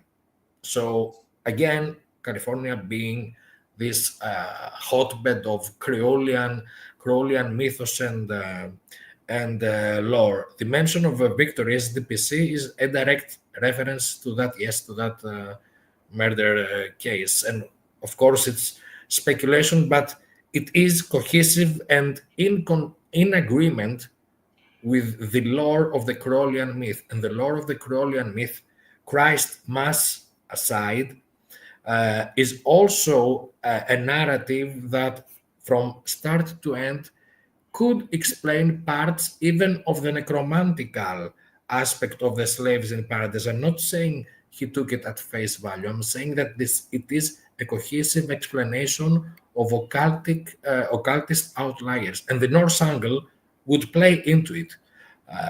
Fire and Ice, Ian Red. I'm talking about sects and cults that are existing today. I think Ross mentioned the Church of Satan. The daughter of Anton LaVey, Zina LaVey, was into the cult of the Set, the Mesopotamian elements and this aspect. These are spin-off groups and sects still alive within the underground communities of certain musical styles and stuff. And I have been actually the rune book I used to study some of the Zodiac outliers is from a source that was associated with the underground, what can I say, post-industrial acts associated with these sins, the Temple of Set, yeah. And the mention of the four elements, earth, air, fire, water, it can also be seen as a manifestation of the basic branches of industry that led up to the hotbed of industrial activity in California. These are elements that produced the engines, the steam engine, Robert Fulton, the inventor, the first steamship, and actually the designator of the first submarine, Blanchard from the Blanchard family, related to at least 2 murder victims and 1 person of the Blanchard family being associated with the Benicia City Council in the Zodiac time frame, etc., etc., etc. So you see, when we return and we see these names again and again and again in our research, it's not that you try to enforce genealogy to the case. It's about, from my humble opinion, please, it's my personal opinion, it's about, in my opinion, to acknowledge the role and criticality of genealogy in the case. Now, it's not about convincing, how can I say, it's about discussing it with each other. The question is, could that be a good breeding ground for the killer's homicidal patterns? It's not about if it makes sense for us as individuals. Yeah. Can we see that working for the killer's plan? My answer is in the positive. That's why I'm keen on making it, how can I say, making more investigation into that angle. That's amazing. And I try to have an eyes on the chat, and there is there is 2 questions. One for you, Cheryl. I don't know if. Oh, I think actually, I think Druzer answered that in there. So. Okay. So there is another question to Shake. Do you say you read a real book? Yeah, the origin of that specific book is from the avenues of Ian Red. Ian Red is known to the underground, to certain underground pagan and musical circles, and via that avenue, I got hold of that specific book. Of course, in order to investigate further, we're talking about the VF now. There are runic systems that also flip symbolism and content. So the essence of runes, aside from being an alphabet, is also, in a customized context, the creation of the sigil. Yep. So runes and sigil together can open the way for an insight into the VF. Now, what I think validates the runic aspect is the SLA letter, because you have the canon. Tom Voigt mentioned earlier that it's considered canonical. There have been people who say that it has been debated, but it's very interesting that the Hearst family of the press industry, etc., you see that kind of taunting, deliberately depersonified, a friend, a citizen, someone, always someone, a common folk. He tries to pretend to assume the identity of the common folk, where he's screaming out loud that he's anything but, and he wants others to acknowledge that as well. So under the humble, low key, he's so just a friend, a citizen, whatever.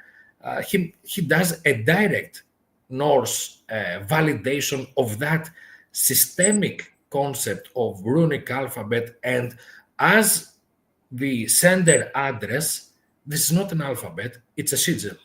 Yeah, I agree that it is a sigil, and I agree that the very insignia of the zodiac is a highly personified signal that transcends time bidirectionally, because astrology foresees the future, but it is astronomy that reflects on the past. And dialectically, these together is the continuum of the Zodiacos Kyklos.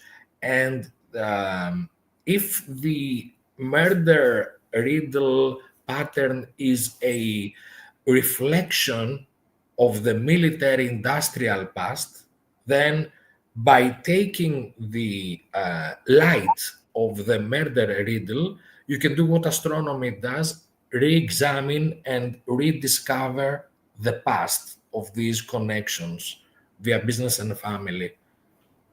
I think at least it's a narrative that can have, from start to end, cohesive content and methodology for me, at least, to work on and share with you guys and anyone else who is interested. Yeah, and really, when you think about it, the zodiac really is, the zodiac itself is a way of telling a story and forecasting the future and the fates. So if we're looking at story being an important part of the creation of the identity, whether that's his personal identity or his identity as the Zodiac Killer, his control of these people's and knowledge of their past and forecasting or creating their future kind of fits in there, because essentially you're creating the story. You're creating the story for these people.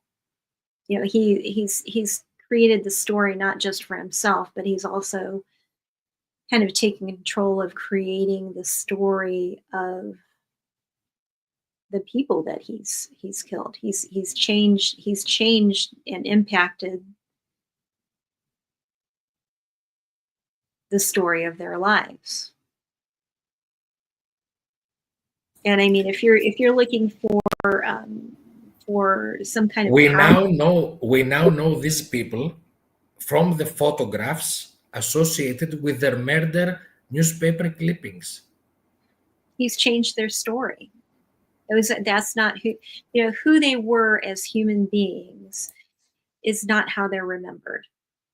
What we remember is that one day when they came in contact with him.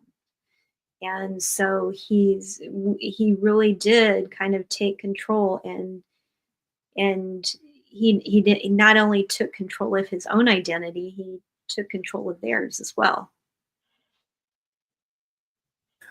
Would you say, Cheryl, that this might align with a victory over their souls, what he calls the collection of slaves? Is it a manifestation of the enslavement of their souls for posterity as his claimed trophies? Again, I'm using Hunter's because if you think about it in war, I mean, the victors write the history. You know, I mean, all the time. I mean, if you win in war, if you win in battle, and if you break it down to like an individual level, if you're able to kill someone else, you're able to create what history is. You're able to rewrite that story.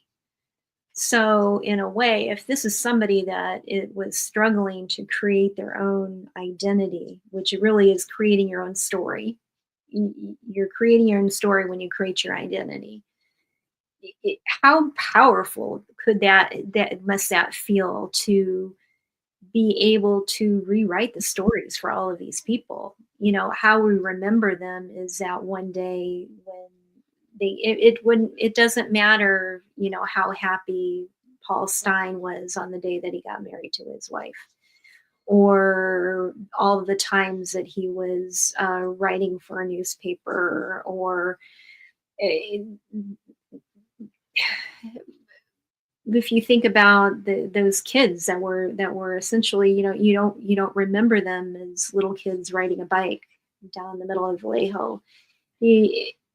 What we remember is that one day that he came in contact with them. So he had to have felt powerful. If you're struggling yourself with creating your own identity and own self, to be able to do that for it had to have been quite an ego boost for him. I will return to the documentary that was mentioned earlier, the retrospective. If you remember the two members of the two brothers of the Schwennen family, the brothers of murdered Darlene, it's very emotional to watch these people after so many decades. And I think there was again one sibling of the Schwennen family that said our parents died and they did not know who murdered their daughter. And this is why sometimes I try to pronounce their names from start to end, and not David. I try to say David Faraday. I try to provide full official, how can I say, identity, and this is why I try to avoid the killer's insignia as much as possible. I try to say the killer, the murderer. He was very deliberate in never mentioning their names, their features, just shadows of. I think Cheryl was very excellent in describing that the other day when you said that he never addresses them, not even as physical bodies or entities, not let alone their names. It's dehumanizing somebody in a way. But go ahead, Cherry. I was just going to mention that, when I watched the Citizen video that came out recently, and to listen to her brother, Darlene's brother,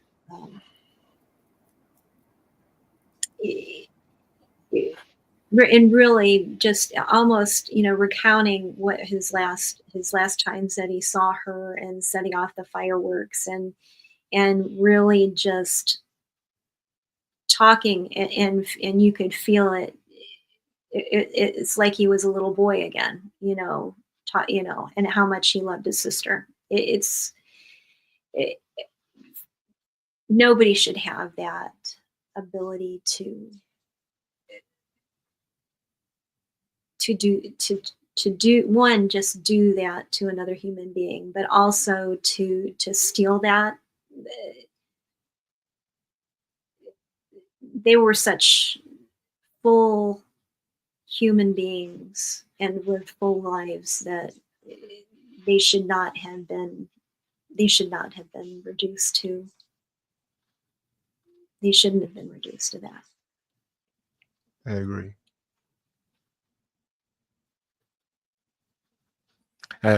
And everything, and because my brain is on fire, so with everything I need to absorb and digest, and that's wow, amazing. And it put me in a way that I was never that I never thinking before. Is one of the shooter. I'm talking about the JFK assassination.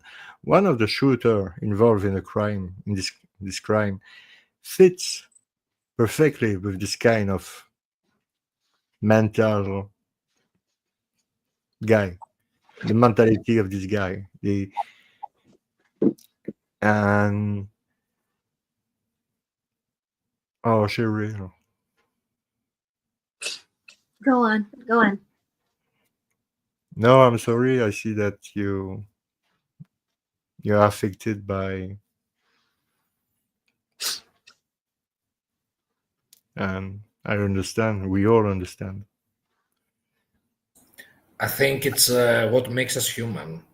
I think Yeah. it's what makes us human and what sets us apart from the darkness, because this is a case that emits a lot of darkness.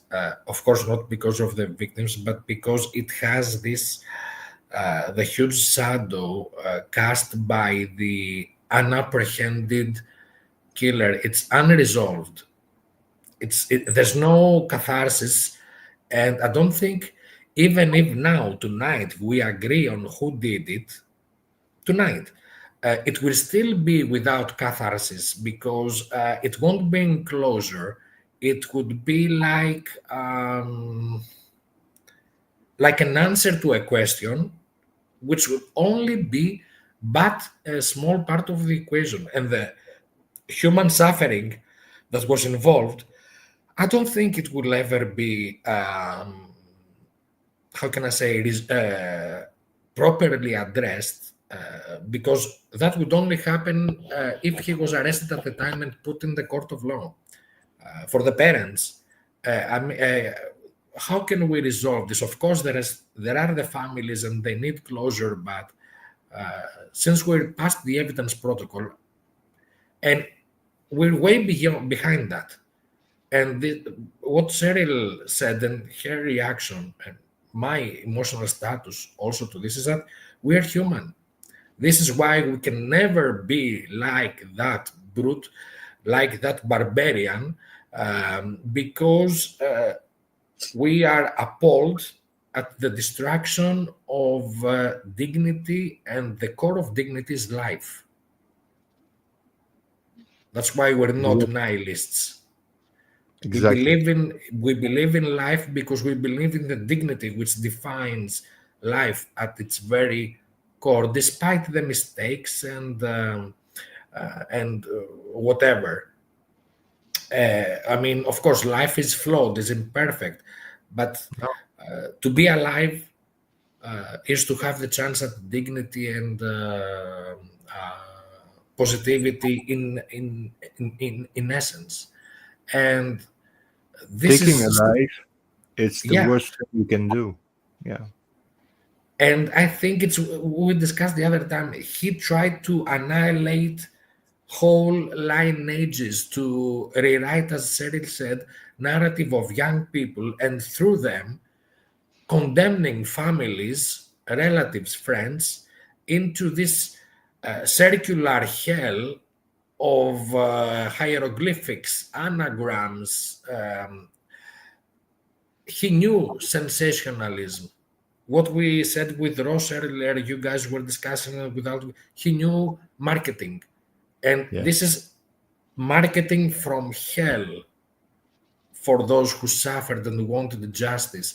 He just kept sending letters, more ciphers, more hieroglyphics. I mean, these parents of these victims, who also had no interest in Egyptian necromancy, I mean, okay, and to have to deal with that sociopathic, this grandiose self-projection upon his fragments of manifesto, so to speak, which along the way in every word was a taunt towards law enforcement, and to have law enforcement wonder how they would get pragmatic into arresting him. Of course, it hits in an emotional level. And I think Cheryl is a milestone of not only our professional here for the psychological understanding of this, but also projecting humanity. Yeah, absolutely. Yeah, and that's, I totally agree, and that's why I always said from the beginning, we are not talking about pleasant subject. It's not pleasant to talk about that. Not at all, because we are talking about real life and real people. We are not like, it's not a channel here where you are heard heard someone say, yeah, I'm doing that for just for my hobby and I take fun to doing that. No, it's not fun. It's real life. I mean, it's not a hobby. My hobby is playing guitar. My hobby is reading books. Yeah, you too. I know. I know. I know that Cheryl loves cooking. Some excellent stuff. By the way, thank you very much, Cheryl, for sending me your recipe of. You're welcome.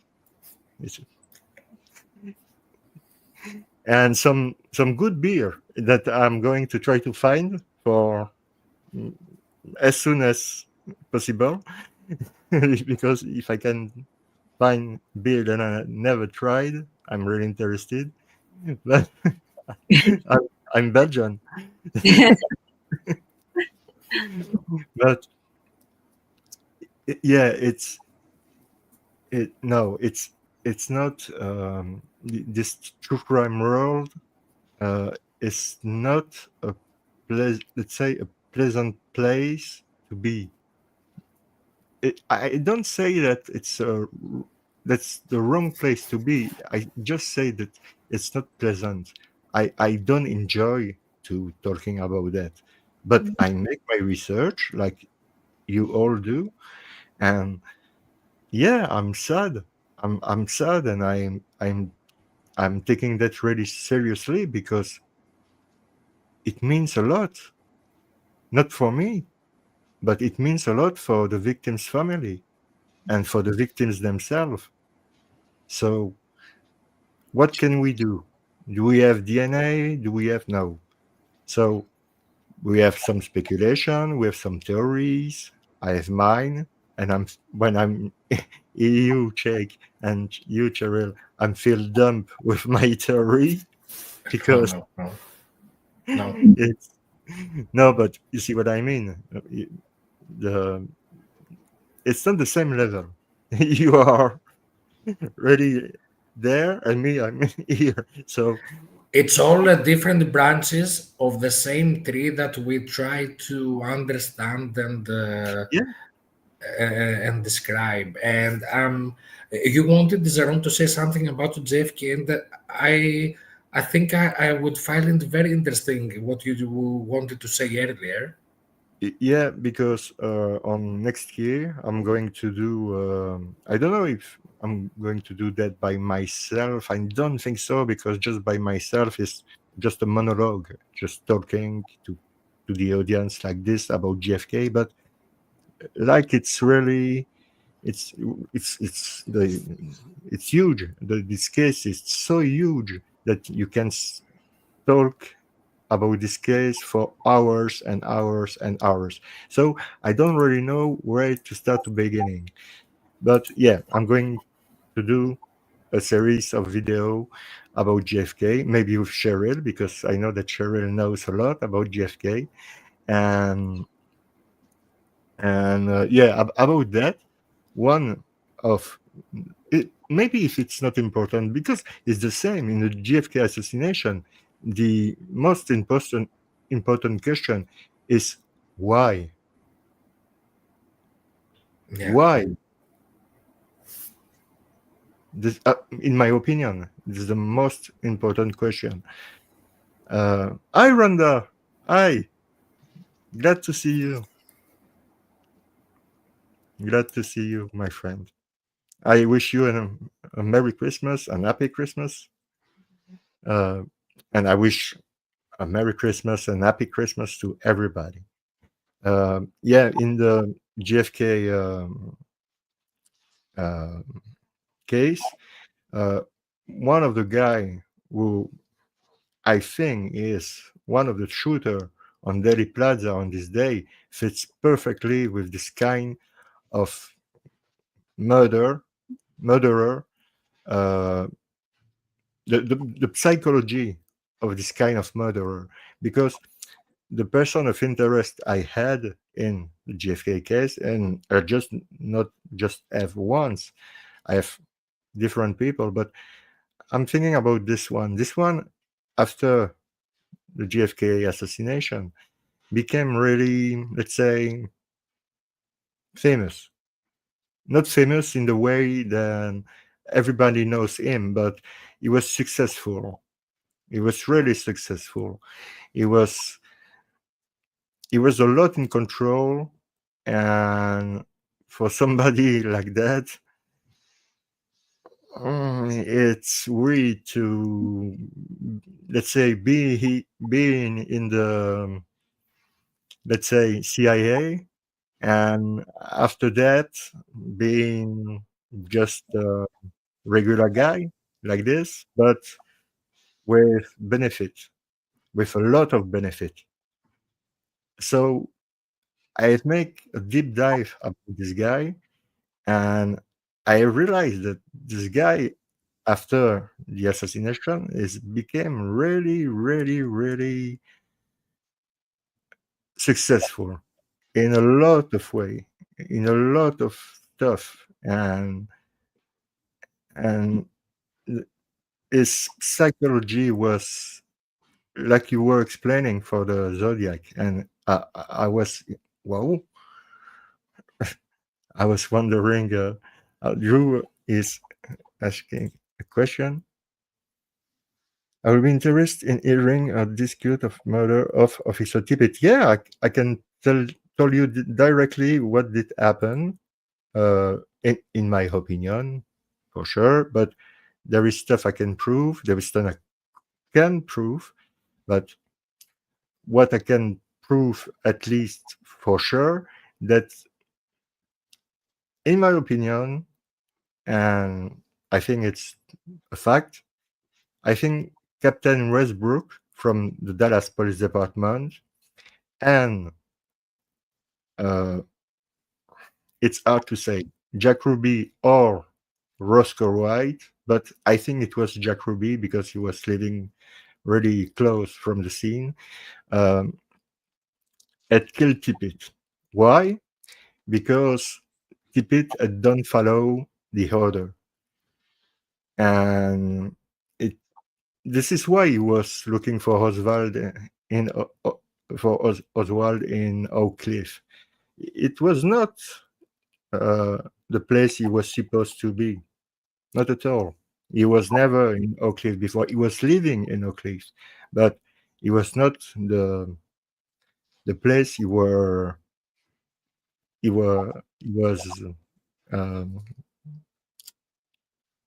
working, or I mean, with his car, he's doing his patrol car. He's doing his.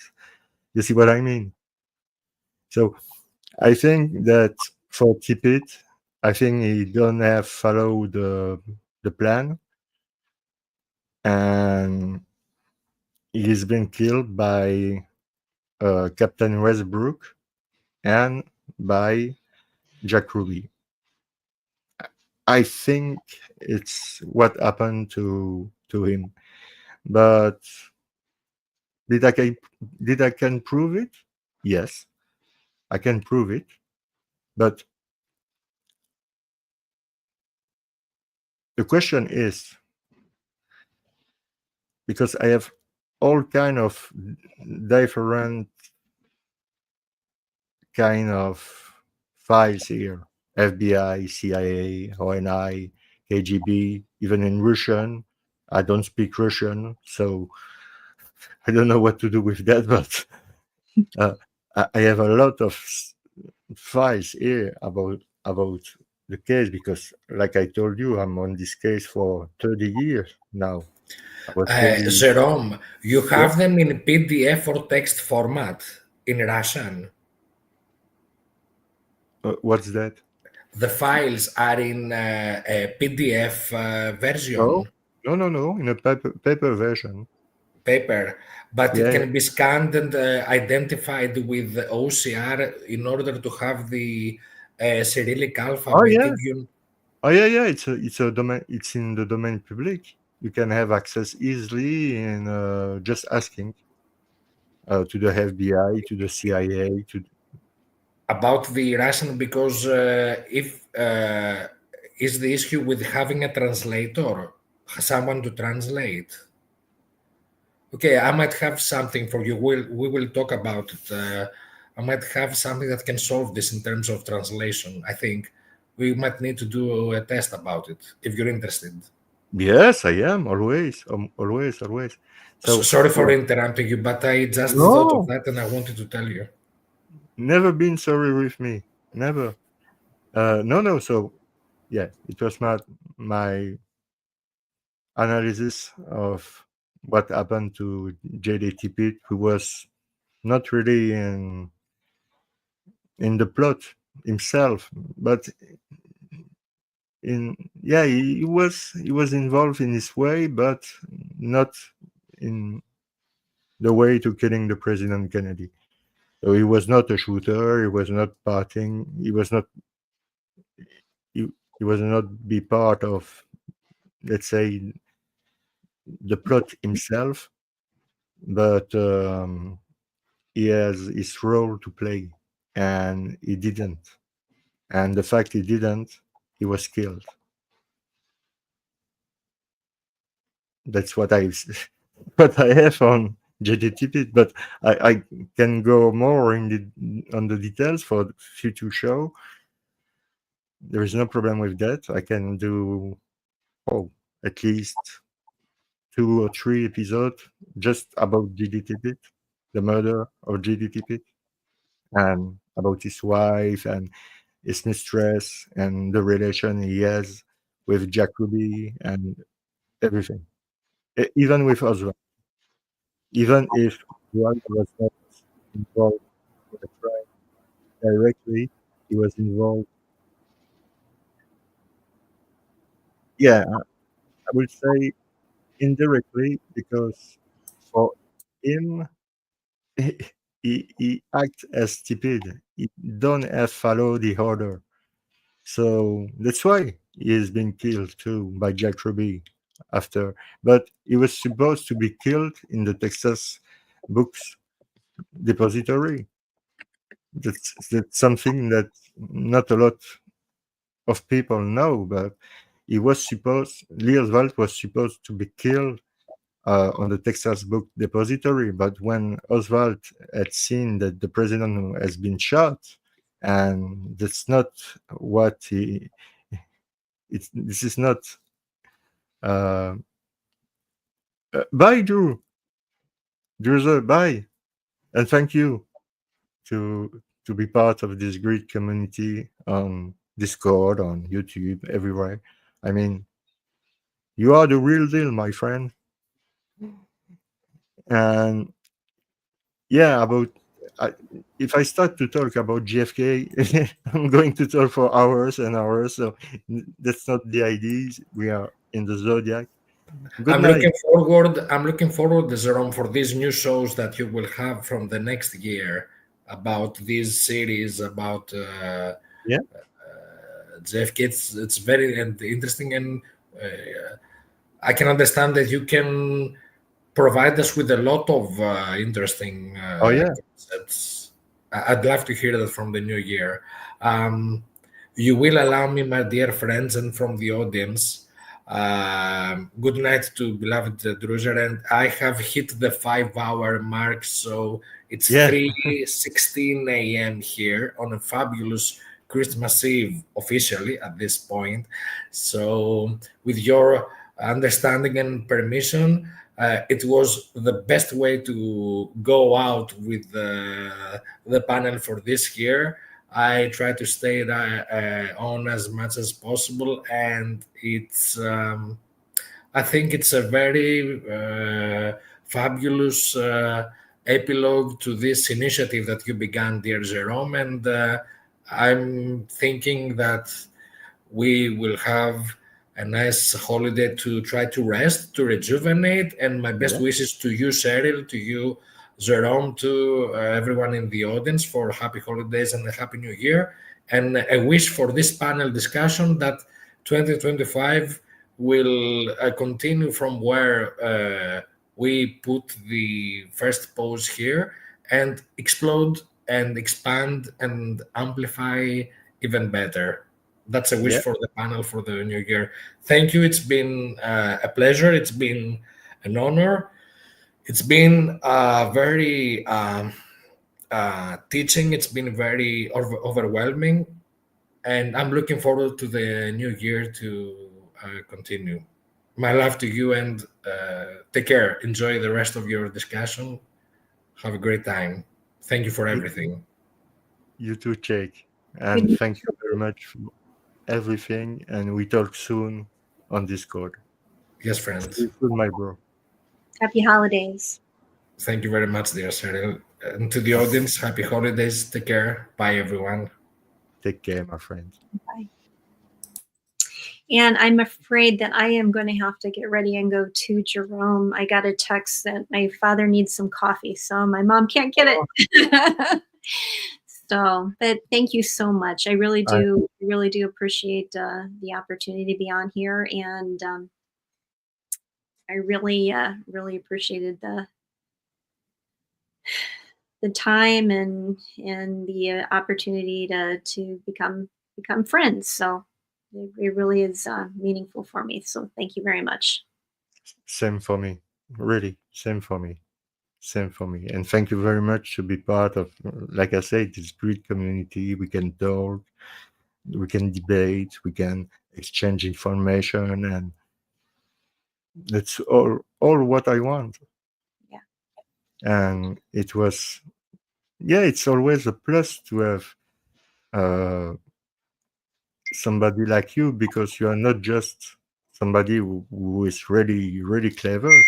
You are a human being, a real human being with a beautiful soul.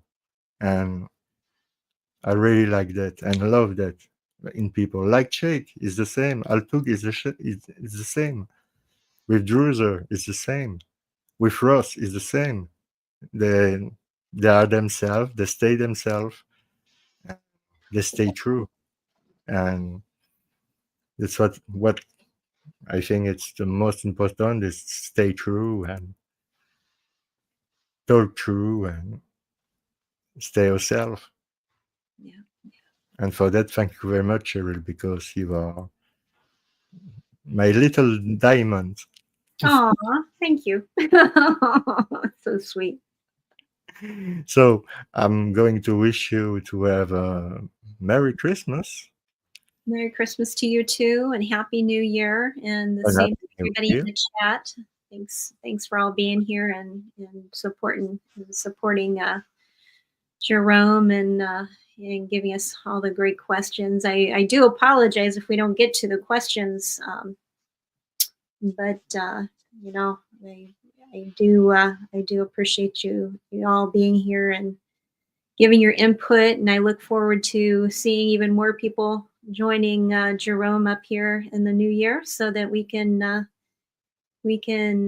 hear everybody's viewpoint, because I think that's really what makes a community grow.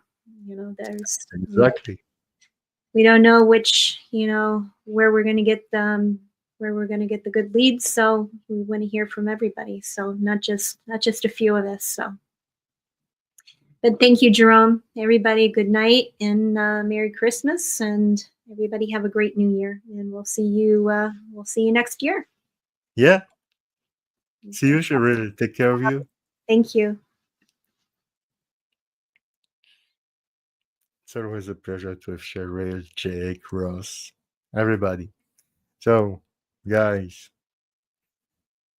it's been a long year. Oh my God, it's been hard, sometimes tough, yeah. But I'm not here to complain.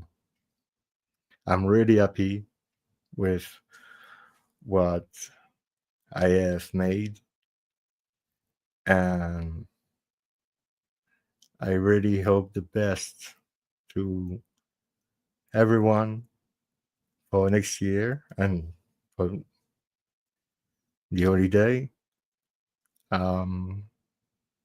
Wish you a Merry Christmas, Happy New Year. Take care of yourself. Take care of your loved ones. Take care of people who can take care themselves. Thank you, Jeff. Thank you very much. And thank you very much for all your constant support. Ed, same things. Everybody in the chat, same things. Any jokes? In English? I don't know jokes in English. In French, yeah, I know. But in English, no. And the kind of humor I like is more like Andy Kaufman. If you know Andy Kaufman, you see what kind of humor and jokes I like. And for the resident in the UK, I'm a big fan of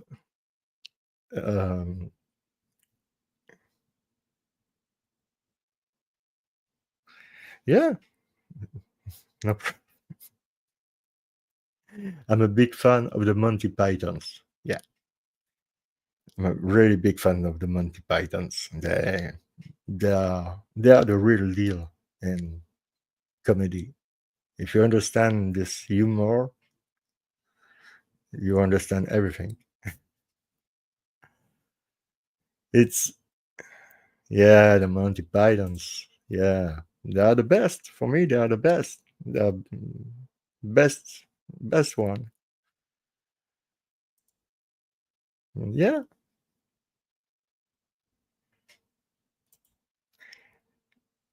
It's been a real pleasure to spend a year. I think it will be the 6th year, 7th. I don't know, but for this year, I would like really to thank you, to all of you, for your constant support, your message, your good vibes, everything. Thank you very much. It's highly appreciated by all the panel, not just by me, by all the panel. You are awesome, guy. You are awesome. And so I wish you the best. And I'm going to make my comeback mid-January. So because I need to take some holiday, not from my home.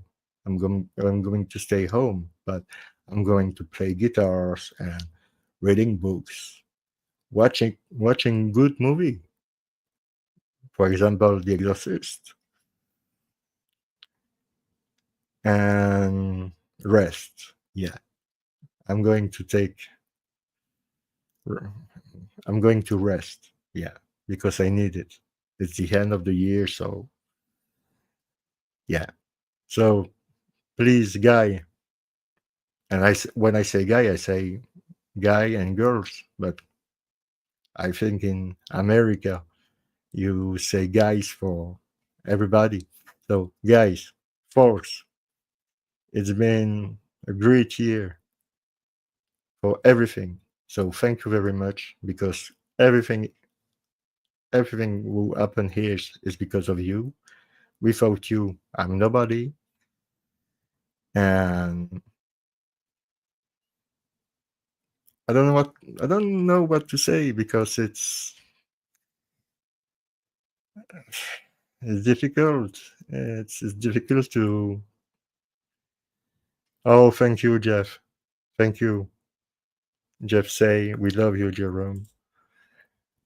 I love you too, guys. I love you too. Really.